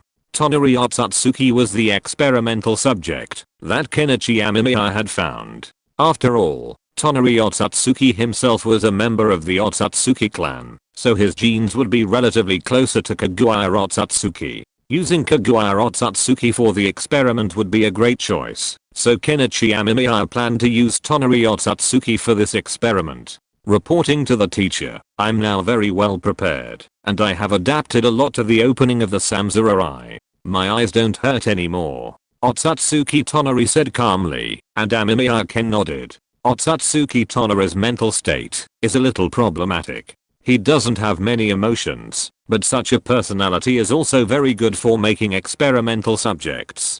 After all, some experiments themselves will change due to the mood and emotions of the subject.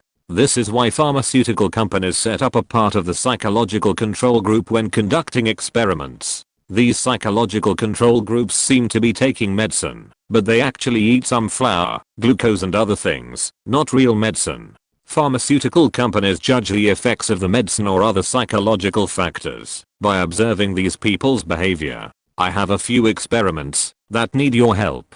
Do you have any concerns? Kenichi Amemiya asked Otsutsuki Tonari in front of him. Otsutsuki Tonari shook his head after listening. He didn't need any help now. He had almost developed the turning eye thing now. He should have also obtained the approval of his teacher. This made Otsutsuki Tonari's heart change a little bit, but he still didn't have any big emotional fluctuations. He then sat in front of Kenichi Amemiya, intending to listen to what Kenichi Amemiya needed him to do. This experiment is very simple. If it succeeds, you can gain more powerful power. Is there anything else you want?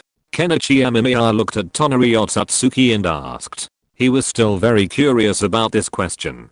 Tonari Otsutsuki was also stunned after hearing Kenichi Amemiya's question. He didn't expect Kenichi Amemiya to allow him to ask for something. This made Tonari Otsutsuki fall into deep thought. He didn't know what he needed. He was born in this laboratory and grew up in this laboratory. The only thing he knew was all about this laboratory. For him, everything in the outside world was very unfamiliar. Although he knew that there was blue sky, white clouds and sun in this world, he had never seen it. This made Tonari Otsutsuki feel a little excited. He thought of some things. He wanted to go out and see the scenery or see something else. This made Tonari Otsutsuki feel a little excited, but this time the excitement was only a little bit. I want to lead an experiment, Otsutsuki Tonari said seriously. Amemiya Kenichi was a little surprised when he heard this. He hadn't expected Otsutsuki Tonari to say that. After all, Amemiya Kenichi thought Otsutsuki Tonari might need some freedom or something like that. But he hadn't expected Otsutsuki Tonari to actually want to lead an experiment. Amemiya Kenichi had no objection to this. He was already running a lot of experiments, so it was okay for Otsutsuki Tonari to intervene in a less important one. Moreover, with ultimate control in his hands, Amemiya Kenichi didn't have to worry about any problems. What experiment do you want to lead? Amemiya Kenichi asked, looking at Otsutsuki Tonari in front of him. He was a little curious about what kind of experiment Otsutsuki Tonari wanted to lead. Although he had a lot of experiments, he also wanted to see what kind of experiment Otsutsuki Tonari would lead, so as to deduce some of Otsutsuki Tonari's current mental state and other issues. Teacher, I see there's a project in your lab that's researching blood genes. I'd like to lead it. Is that possible? Otsutsuki Tonari said seriously, but Amemiya Kenichi looked a little surprised after hearing that. Amemiya Kenichi certainly knew what the only research in the lab was about, so he was surprised by Otsutsuki Tonari's choice. No, this experiment is extremely important, and I can't give you the leadership. Amemiya Kenichi decisively refused. This experiment was extremely important, and Amemiya Kenichi couldn't hand it over to Otsutsuki Tonari, because he wasn't sure if Otsutsuki Tonari was serious, or if he had other ideas. However, after hearing this, Otsutsuki Tonari seemed very normal and calm, without even a hint of strangeness on his face. He then made another request to Amemiya Kenichi, asking him to participate in this experiment. Amemiya Kenichi was silent after hearing this. He probably understood what kind of strategy Otsutsuki Tonari had adopted. Essentially, what he wanted most was to participate in the research, not to lead it. However, he also knew that, if he brought it up directly, Amemiya Kenichi would most likely refuse. So it would be better to first raise a problem that was unlikely to be a concern, and then try to raise a problem that could be solved, so as to get what he wanted. After all, the previous request had been rejected, so normally his second request, which was not too excessive, would become very difficult to refuse. Unless the person in question was relatively indifferent to such things, this method still had a high success rate. You can participate in the research, but any experiments you conduct must be approved by Mr. Sanzu Amado. Otherwise, if you violate it even once, this opportunity will be completely terminated. After thinking about it, Kenichi Amemiya decided to agree to Tonari Otsutsuki. After all, this did not have a particularly big impact on Kenichi Amemiya, but it was also a test for Tonari Otsutsuki. Chapter 598 Jiraiya and Jijin met. Who is this?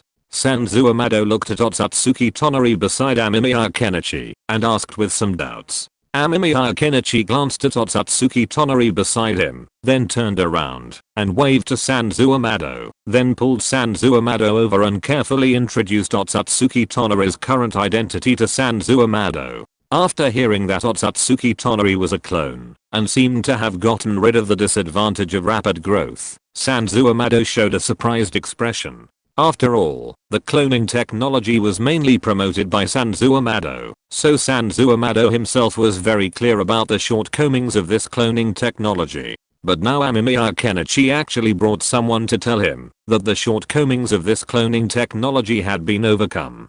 This was a bit incredible, no matter how you think about it. Strictly speaking, it's still an observation period, but I've noticed that his previous rapid growth and aging has improved somewhat, so I think you might want to try researching this aspect. Kenichi Amemiya glanced at Tonari Tsutsuki beside him and spoke seriously. He believed that Tonari Tsutsuki was able to avoid the rapid aging that all fast-growing clones experience, primarily due to his Rinnegan. Now, Kenichi Amemiya also intends to activate his own Rinnegan, but he's unsure if there will be any problems. Although Tonari Tsutsuki's lab has been successful and has no particularly noticeable side effects, Kenichi Amemiya himself isn't sure what would happen if he merged the Rinnegan with his own. After all, the Rinnegan's activation requirements seem to be very complex. It's really interesting. What do you think is the main reason that allows him to avoid rapid aging?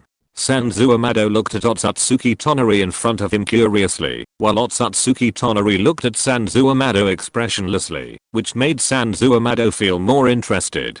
Amemiya Kenichi knew that Otsutsuki Tonari did not do it on purpose, because Otsutsuki Tonari's emotions were like this. He was born without any major emotional fluctuations. He didn't know if he had damaged some nerves during his rapid growth, which led to such a problem. I opened a very special Samsara for Otsutsuki Tonari. This eye was obtained from a member of the Otsutsuki clan. So you can understand that Otsutsuki Tonari possesses, to a certain extent, the bloodline of the owner of the blood we are studying. Amemiya Kenichi shrugged. He held this special test subject in relatively high regard. After all, Otsutsuki Tonari was now a very important experimental subject. If Amemiya Kenichi hadn't planned to open the Samsara himself, he would have been ready to implant Otsutsuki Tonari with Kaguya Otsutsuki's genes to test the effects of these genes. I didn't expect the owner of this blood to have such power. That's truly incredible, Sanzu Amado said with some admiration.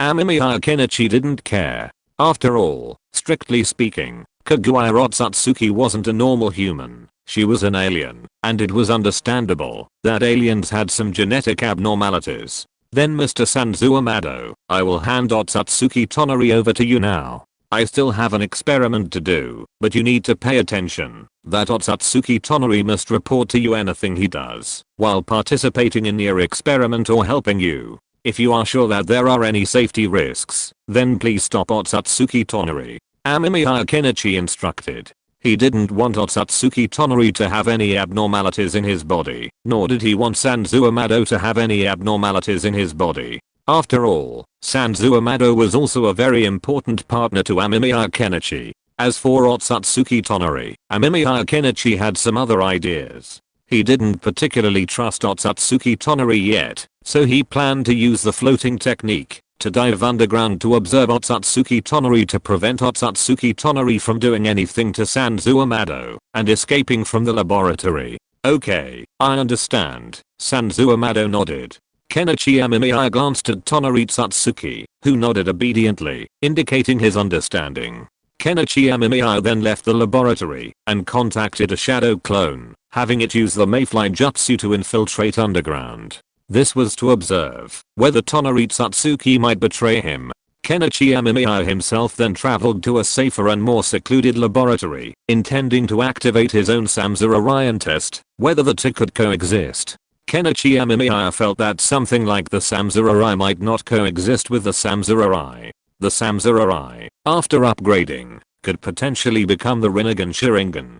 After all, the eye on Kaguya Tsutsuki's head resembled one of these. However, Kaguya's own eyes also resembled the Byakugan. But after consuming the fruit of the sacred tree, would Kaguya Satsuki truly only use the Byakugan? So in Amemiya Kenichi's opinion, Kaguya Satsuki's eyes are very likely to be a more advanced Samsara. However, to know the exact situation of all this, Amemiya Kenichi still needs to conduct an experiment to confirm it. Thinking of this, Amemiya Kenichi created several shadow clones and asked them to open the Samsara according to the previous experimental process. After the shadow clones looked at each other, they also began to help Amemiya Kenichi open the Samsara. The whole process of the experiment went very smoothly.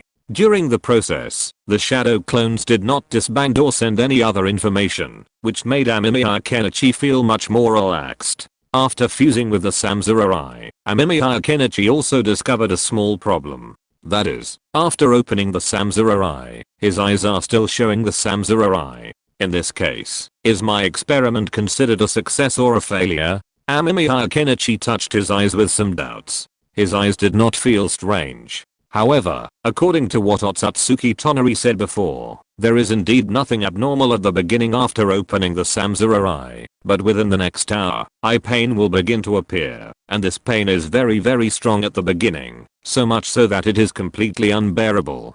Kenichi Amemiya still agrees with what Otsutsuki Tonari said. After all, Otsutsuki Tonari does not have any big emotional fluctuations. Relatively speaking, Kenichi Amemiya found that the other party is a person with relatively weak emotions, but such a person can show such abnormalities when being tortured, so it can be said that this pain is indeed very strong, so strong that it is simply unbearable. However, it is also impossible to rule out the possibility of a conflict between the Samsara and the Rinnegan, so the follow-up still requires multiple observations to be confirmed. But at least for now, the Rinnegan has been successfully activated. Amemiya Kenichi rubbed his eyes. The experiment had gone smoothly, with no issues. Although there were no obvious signs, Amemiya Kenichi was certain that he had indeed activated the Rinnegan. Just what exactly this Rinnegan would look like remained to be seen, but if it failed, it probably hadn't. After all, his entire process was perfectly legal, as recorded in the experimental log. I've noticed a problem, Amemiya Kenichi. Just as Amemiya Kenichi was about to go back and check on Satsuki Tonari and Sanzu Amado, the Six Paths Sage suddenly emerged from the ground. Amemiya Kenichi couldn't help but roll his eyes. The Six Paths Sage, was he acting so casually these days? He could come and go as he pleased? It seemed he would have to figure out a way to research a material to prevent the Six Paths Sage from entering his laboratory at will.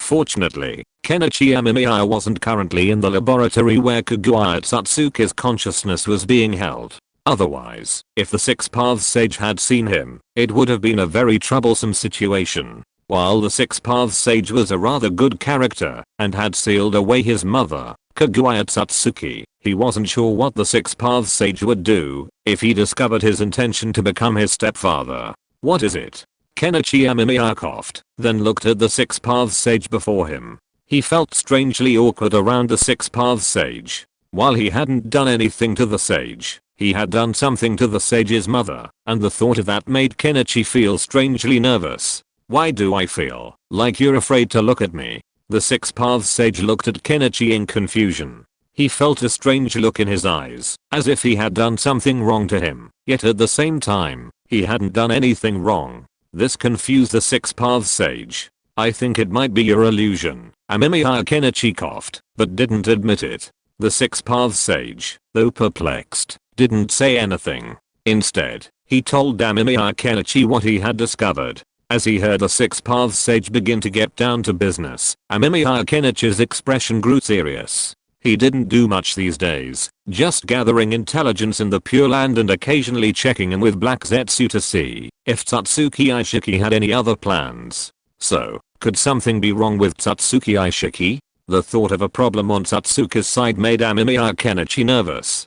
Could Tatsuki Aishiki have discovered something? If he escaped, finding him in the ninja world would be extremely difficult. His hiding skills were exceptional, making him difficult even for Black Zetsu to detect. The last time he was able to find him was because Tatsuki Aishiki was unlucky and Black Zetsu stumbled upon him.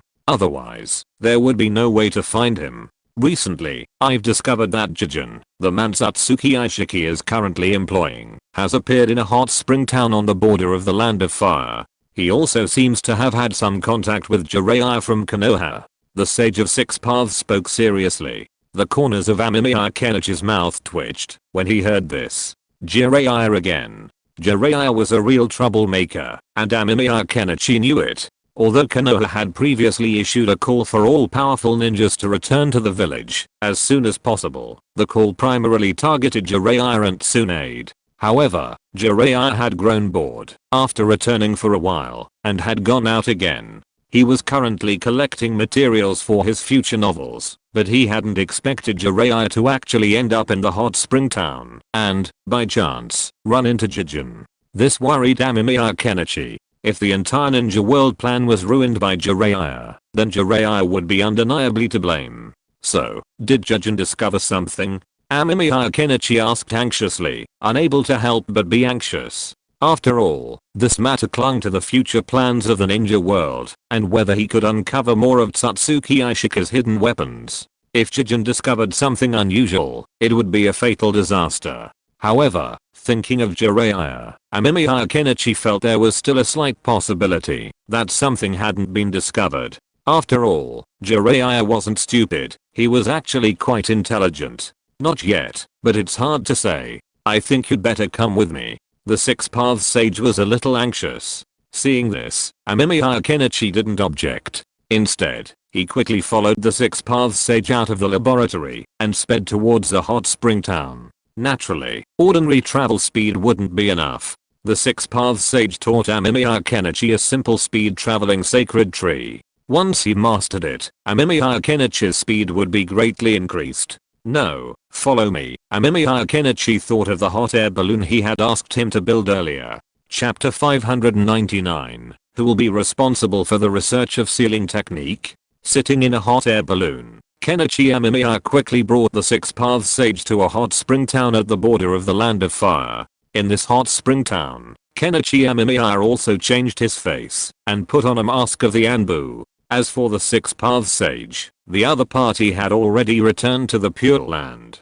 After all, the Six Paths Sage was not sure whether Otsutsuki Aishiki would be aware of his existence, so in order to prevent some troublesome things, the Six Paths Sage returned to the Pure Land to avoid trouble and avoid a direct encounter with Otsutsuki Aishiki. Kenichi Amemiya still agreed very much with the Six Paths Sage's idea. After all, it can be seen from the previous battle that Otsutsuki Aishiki knew the Six Paths Sage very well, so if the Six Paths Sage followed him, then some very troublesome things would happen. It would be better to let the Six Paths Sage return to the Pure Land, and then Kenichi Amemiya would go find Otsutsuki Aishiki and Jiraiya by himself. Jiraiya. Amemiya pondered for a moment. He knew Jiraiya's character well. He was a pervert, especially when faced with nothing urgent. He would only frequent a few places. However, considering that Jiraiya had run into Aishiki Satsuki, he thought it was likely he would be traveling with him. So, Amemiya simply went to a women's bathhouse in the hot spring town, but he didn't find Jiraiya there. This damn place, hot spring town, has too many entertainment facilities. Amemiya frowned, looking around, speechless. If it were Konoha, finding Jiraiya would only require visiting a few places, but this was hot spring town, a place full of entertainment. It was a paradise for any wealthy pervert. For them, as long as they had money, this was the best place. And Jiraiya was also very rich. After all, Jiraiya was a powerful ninja and a best-selling novelist. After a brief stroll, Amemiya Kenichi found the most expensive entertainment venue in the hot spring town, a club named the Golden Rose. Entering, he paid and was led inside by a friendly waiter. Once inside, he immediately spotted Jiraiya, and then Jijin, the strange-looking figure beside him, who was currently being used by Aishiki Satsuki. Jijin was drinking wine with Jiraiya, laughing and touching him. He was chatting inimitedly, making Jiraiya laugh non-stop. Seeing this, Amemiya Kenichi felt a bit sick. He wondered if Jiraiya would share that kind of top-secret information with Aishiki Satsuki. But Amemiya Kenichi doubted that. After all, Jiraiya wasn't some idiot ninja. "Jiraiya-sama." Amemiya Kenichi called softly, and Jiraiya heard it instantly. He turned his head to look at Amemiya Kenichi, and frowned when he noticed his attire. Then he politely spoke to Jijin beside him. Jijin also noticed Amemiya Kenichi wearing a mask, and dressed like a Konoha ANBU. He smiled and nodded, and Jiraiya hurried over. "What's wrong?" Jiraiya asked impatiently, but Amemiya Kenichi caught a glimpse of something strange in Jiraiya's eyes. Seeing this, Amemiya Kenichi understood what Jiraiya meant. Jiraiya probably already knew Jijin's true identity was Satsuki Aishiki, and was telling him not to reveal it easily. Amemiya Kenichi breathed a sigh of relief. Jiraiya recognized him. That was good. Ever since Jiraiya met Jijin, the Six Paths Sage and Black Zetsu didn't dare come to him to seek information. After all, they couldn't be sure if Satsuki Aishiki would notice them. So they hurriedly called Amemiya Kenichi. "Jiraiya-sama, you've been away from the village for some time now. The Hokage-sama orders you to return immediately," Amemiya Kenichi said in a business-like tone. Jiraiya grumbled a few words impatiently, then waved him off. Jiraiya went back to drinking and drinking, leaving Amemiya Kenichi helplessly. Amemiya Kenichi behaved normally throughout the trip, showing no signs of abnormality. He remained vigilant until he was a good distance away from the hot spring town. He finally breathed a sigh of relief when he saw the Sage of Six Paths emerge. "That guy's detection range is very long, and he's been keeping an eye on you. I only dared to come out after he withdrew that ninjutsu." The Six Paths Sage's expression was grim. Aishiki Satsuki was truly cautious. Even with no warning, he remained vigilant, tracking Kenichi Amemiya for so long. If Kenichi Amemiya hadn't behaved well, and the Six Paths Sage hadn't noticed Aishiki Satsuki's ninjutsu and remained silent, then this time, he would have been in trouble. He's Aishiki Satsuki, after all. He's received the elite education of the true Satsuki clan. How could primitive people like us compare? Kenichi Amemiya remained calm. Aishiki Satsuki was a far more formidable opponent than Kaguya Satsuki. If Kaguya hadn't backstabbed Aishiki Satsuki, forcing him to consume the fruit of the sacred tree, then even if the Six Paths Sage hadn't dragged his brothers along, he wouldn't have been able to seal Aishiki Satsuki. Knowledge is inherited, and sacrifices like Kaguya Satsuki don't know much. It was Aishiki Satsuki, not Kaguya Satsuki, who received the family's elite education. However, this is also what Kenichi Amemiya is more fortunate for. Although Aishiki Satsuki escaped the mouth of the sacred tree, he was still seriously injured. If he had been alright, it would have been even more troublesome. "Perhaps you are right. Letting my mother out is indeed the final guarantee," the Sage of Six Paths said with emotion. Kenichi Amemiya touched his nose, feeling a little awkward. Although Kenichi Amemiya had not experienced many emotional fluctuations since attacking Kaguya Satsuki, he still felt a little nervous and embarrassed when the Sage of Six Paths mentioned it. However, thinking of Kaguya Satsuki, Kenichi Amemiya felt that conquering her would be a very fulfilling thing. Even if we can deal with Otsutsuki Aishiki this time, we still need to be wary of the Otsutsuki clan's arrival. It would be best if we could capture Otsutsuki Aishiki alive and then force him to tell us more. That way, we can learn what we want to know. Amemiya Kenichi thought thoughtfully. He was very interested in the knowledge that Otsutsuki Aishiki possessed. He also wanted to know more about the Otsutsuki clan. If Kaguya didn't know, then Otsutsuki Aishiki should know. In that case, we could force him to tell us how far into the future the Otsutsuki clan would come to the ninja world, or would they not come at all? If they didn't come, that would naturally be the best.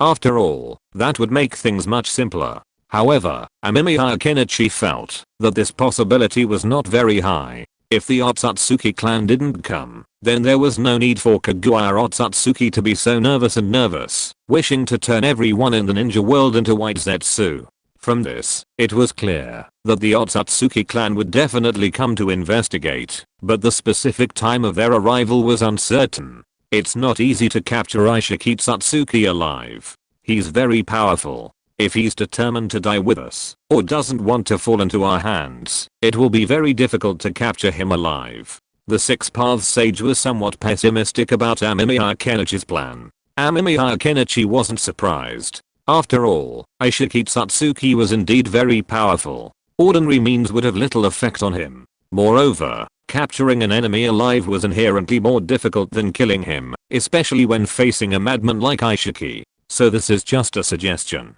If you can capture him alive, then you can be more prepared, right? If not, then kill him. Amemiya Kenichi didn't care. He was here to try and fail, to test Ishiki Satsuki's abilities, and see what backup plans he had. Even if he couldn't capture him alive, it wouldn't be a loss. Well prepared. The Six Paths sage hesitated at Amemiya Kenichi's words. He knew what he said was correct. After all, while they had been constantly on guard against a possible attack from the Satsuki clan, so far it had been ineffective. He didn't even know the true strength of his opponent. Therefore, the Six Paths sage could only frantically develop himself, and it was uncertain whether such development would be enough to resist the Satsuki clan. If he could capture Satsuki Ishiki alive and learn from him the true strength of the Satsuki clan, then the Six Paths sage would have a clear goal to develop his own forces, making him increasingly powerful and capable of facing any future attacks from the Satsuki clan. Then we must find a way to restrain Satsuki Ishiki, and I think the simplest way to do that is to seal him, the Six Paths sage said seriously. Of all the ninjutsu in the current ninja world, the Six Paths sage felt that only a few could defeat the strong with the weak, or in other words, meet Amemiya Kenichi's requirements. And that was the sealing technique. But the problem is, I don't know much about sealing techniques. Amemiya Kenichi pinched his brow in a nagging headache. Although he possessed numerous ninjutsu, he knew very little about the relatively niche technique of sealing techniques. He only knew the more common seals, and the only advanced techniques he possessed were probably techniques like the diamond seal. For most enemies, Amemiya Kenichi didn't need to use sealing techniques. He simply killed them, or at least ensured a more complete death, rather than keeping them alive as he was doing now. However, considering Satsuki Ishiki's situation, Amemiya Kenichi felt that the Six Paths sage's words were valid. Only ninjutsu-like sealing techniques could capture Satsuki Ishiki alive and render him defenseless. Furthermore, even a formidable foe like Satsuki Kagura had no effective defense against sealing techniques. Therefore, using sealing techniques was indeed a possible way to capture Satsuki Ishiki and torture him. I do know some sealing jutsu, and there's a way to seal Satsuki Ishiki, but if I use that jutsu, I'm afraid there's no way to torture him. The Sage of Six Paths said this with some melancholy, and after hearing this, Kenichi Amemiya did have some other ideas. He knew what the Sage of Six Paths was talking about. He was probably talking about the sealing jutsu he used to seal Satsuki Kagura, the Six Paths Chibaku Tensei. This jutsu was indeed very powerful, having successfully sealed Satsuki Kagura twice. Although this jutsu seemed impossible to torture, through torturing Satsuki Kagura's will over this period of time, Kenichi Amemiya had found some ways to deal with her. In this way, he could also use it against Satsuki Ishiki's will. The will itself was more like an incarnation of the soul, and on this basis, it could also be tortured. Thinking of this, Kenichi Amemiya felt a lot more relaxed. However, just in case, Amemiya Kenichi thought it would be better to research something else, perhaps some other sealing technique, to ensure a fallback if the Chibaku Tensei jutsu failed. As for researching a sealing jutsu, Amemiya Kenichi wasn't sure how to proceed, so he decided to leave it to Uzumaki Kushina. Alternatively, he could have the Six Paths Sage inquire within the Pure Land. After all, he remembered that the Uzumaki clan had almost all entered the Pure Land, and they were quite proficient in sealing jutsu. If they were allowed to work hard, perhaps they could develop some sealing jutsu to try to seal Satsuki Ishiki. After discussing his idea with the Six Paths Sage, the sage agreed with Amemiya Kenichi's idea and decided to give it a try within the Pure Land. As for other matters, he left Amemiya Kenichi to handle himself, and he had no objections. Just when Kenichi Amemiya was about to turn around and leave, he suddenly felt a strong pain in his eyes, which made him feel a little uncomfortable. The pain was so strong that even Kenichi Amemiya could not bear it. Chapter 600, Gene Sequencing Promotes Biological Ascension. Sure enough, the symptoms that Otsutsuki Tonari described have now appeared in me. According to the experimental data obtained from the previous experiment on Otsutsuki Tonari, this pain will last for a while and gradually decrease. The first pain is the strongest, but from my current experience, the pain is like a kune stabbing into my thigh, then constantly stirring, and then sprinkling a lot of salt into it. Amemiya Kenichi touched his eyes. The pain he was feeling now was very strong, so strong that he was having some difficulty adapting to it. However, this pain came quickly, but disappeared relatively slowly. It was like the pain value reached a peak in an instant, and then slowly decreased step by step. However, Amemiya Kenichi still found the appearance of this pain quite interesting. After all, he had never experienced a similar feeling in his previous experiments, and the appearance of this feeling meant that his experiment had achieved initial success. The onset of pain was a hallmark of the awakening of the Samsara, a similar experience to the previous experiment. However, looking at his own Rinnegan in the mirror, Kenichi Amemiya felt a sense of uncertainty. He didn't know what would happen after his Rinnegan opened. The key question was whether the Rinnegan would conflict with the Samsara. If a conflict arose, and one of the two eyes was replaced, what should he do? Your eyes look a little off, Sanzuamado asked, looking at Kenichi Amemiya. Kenichi nodded. His eyes were now experiencing intense pain, but the initial pain had subsided, and was gradually decreasing in intensity, which brought him much relief. However, the thought of this pain lasting for a little over a week gave Kenichi a headache. Fighting in this state was clearly impossible. A moment of pain could drastically alter the outcome of the battle. The good news was that he didn't need to fight now. This is an experiment I'm conducting. If it succeeds, the probability of future victory will increase significantly. Amemiya Kenichi wasn't particularly concerned about his eyes. After all, he'd know whether they were successful after a while. Right now, Amemiya Kenichi was most concerned about the sequencing of Kaguya Otsutsuki's genes, and a research question about the time machine. As for blood gene sequencing, Amemiya Kenichi felt that this tedious task would initially require his involvement, but as long as he could initially confirm the overall process, he could hand it off to his shadow clones. Let's not talk about these trivial matters. What are the results of Kaguya Otsutsuki's gene splitting? Have the extra genes been removed? Amemiya Kenichi asked Sanzuamado. He was planning to return and conduct an experiment with Tonari Otsutsuki to study Kaguya Otsutsuki's genes. What exactly does this mean for a normal Otsutsuki clan member? As long as the research can be successful, it will be very helpful to Kenichi Amemiya. Thinking of this, Kenichi Amemiya was a little excited. He asked eagerly, and Sanzuamado nodded after hearing it. He was naturally prepared, and speaking of which, the Otsutsuki Tonari you mentioned before is really an interesting person. He has helped me a lot in the experiment, but he has to report to me every time he does something. I think it is still a bit troublesome. Sanzuamado couldn't help but speak for Otsutsuki Tonari. After hearing this, Kenichi Amemiya frowned slightly. It has only been such a short time, and has Sanzuamado already changed his opinion of Otsutsuki Tonari? However, Kenichi Amemiya remained cautious about loosening his control over Otsutsuki Tonari. After all, he knew that Tonari was emotionally distant and a clone, making his emotions and mental state unstable. Without the aid of a parasite, influencing Tonari would be difficult, unless Kenichi could find Katamatsukami and deliver a blow to him. Tonari Otsutsuki's situation is unique, Mr. Sanzuamado. I hope you can understand that he's still uncontrollable. I can't be sure if he truly wants to serve us, or if he has other ulterior motives. However, to prevent any potential missteps, I think it's best to be strict with him. Kenichi Amemiya didn't agree with Sanzuamado's words. While Tonari Otsutsuki was acting respectfully, what was truly going on inside? Kenichi Amemiya was still unsure. We cannot ignore the threats that the other party may bring, just because they do not pose a threat, nor can we ignore the threats of the other party, just because they submit to us, or are even willing to be our godson. There are very painful lessons in history on this point, such as the Enshi Rebellion and the Tang Dynasty, which is the most typical example.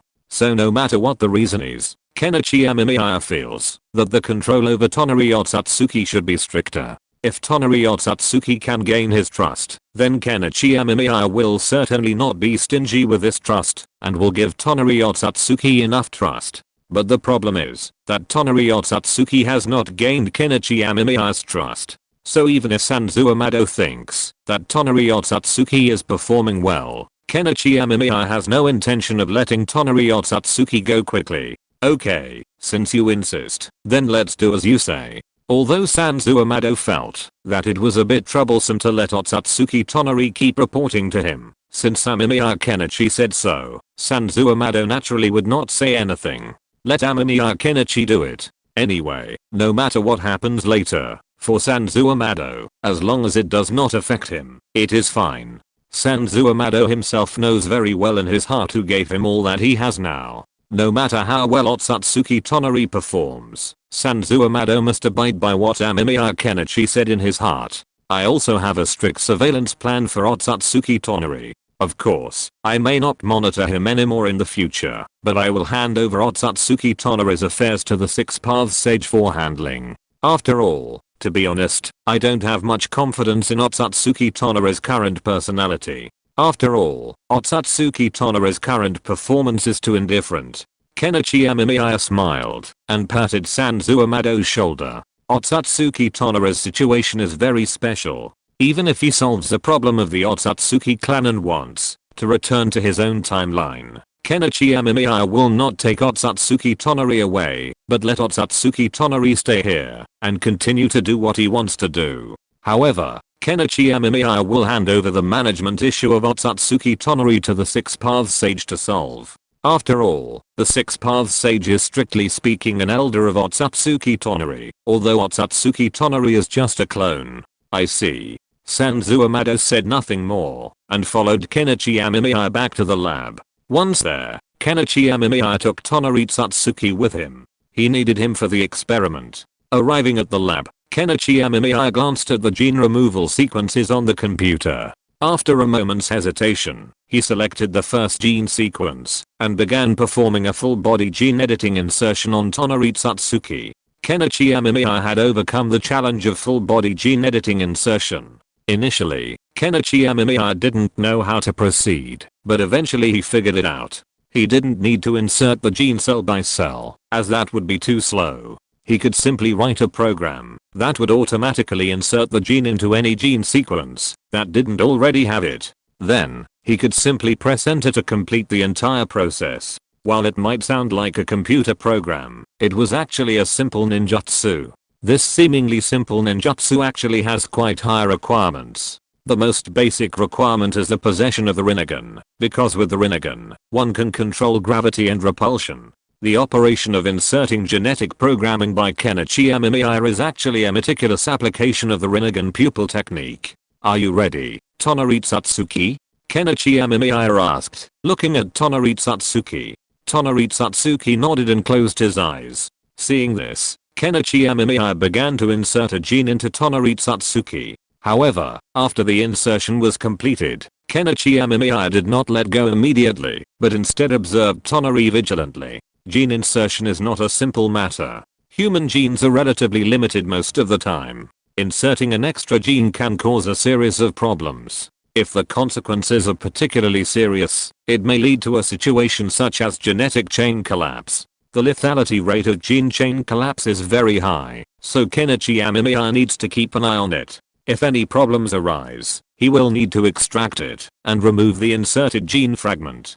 Kenichi Amemiya has already prepared this extraction ninjutsu. However, if he does this, he can't use others to conduct this experiment. He must do it himself. Because in the ninja world, only Kenichi Amemiya, the Sage of Six Paths, and the Uchiha squad currently possess the Rinnegan. However, the Sage of Six Paths and Uchiha Madara are clearly not well suited for this task. Do you feel anything? Kenichi Amemiya asked, glancing at the ECG signal and various monitoring equipment, then at Tonari Otsutsuki. Upon hearing this, Tonari Otsutsuki shook his head decisively. He felt nothing unusual or uncomfortable in his body. Kenichi Amemiya couldn't help but rub his brow. He'd known this would happen. Genes are so numerous, making it incredibly difficult to distinguish the specific functions of each gene fragment. Right now, Kenichi Amemiya didn't have a good way to precisely distinguish them. After all, the ninja world didn't have a gene bank, so he'd have to start from scratch and slowly explore everything. Thinking of this, Kenichi Amemiya pinched his brow. Fortunately, the ninja world now possessed the Jutsu Shadow clone, otherwise, just editing and translating this single gene would have taken Kenichi a long time. Preliminary requirements for genetic mapping. After inserting a gene into the test subject, closely observe any potential side effects. After 3 hours of observation, to confirm no other abnormalities, remove the inserted gene and insert a new one. Continuing testing, Kenichi Amemiya took out his lab log and wrote down his thoughts. He definitely couldn't be here to monitor this experiment constantly. After all, if he were to observe, he wouldn't have time for anything else.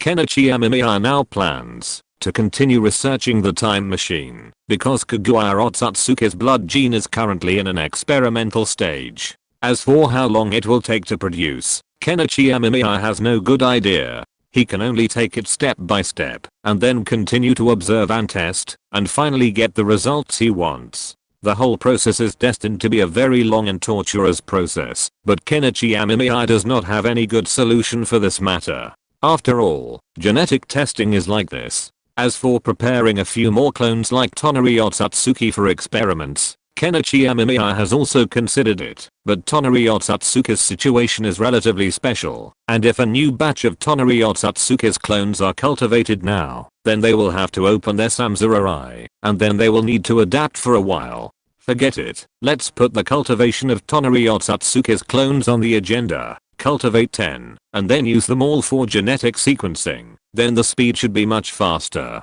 Kenichi Amemiya sighed. He felt that it would be better to cultivate Tonari Otsutsuki's clones, otherwise it would be too slow to test them one by one. End of this chapter.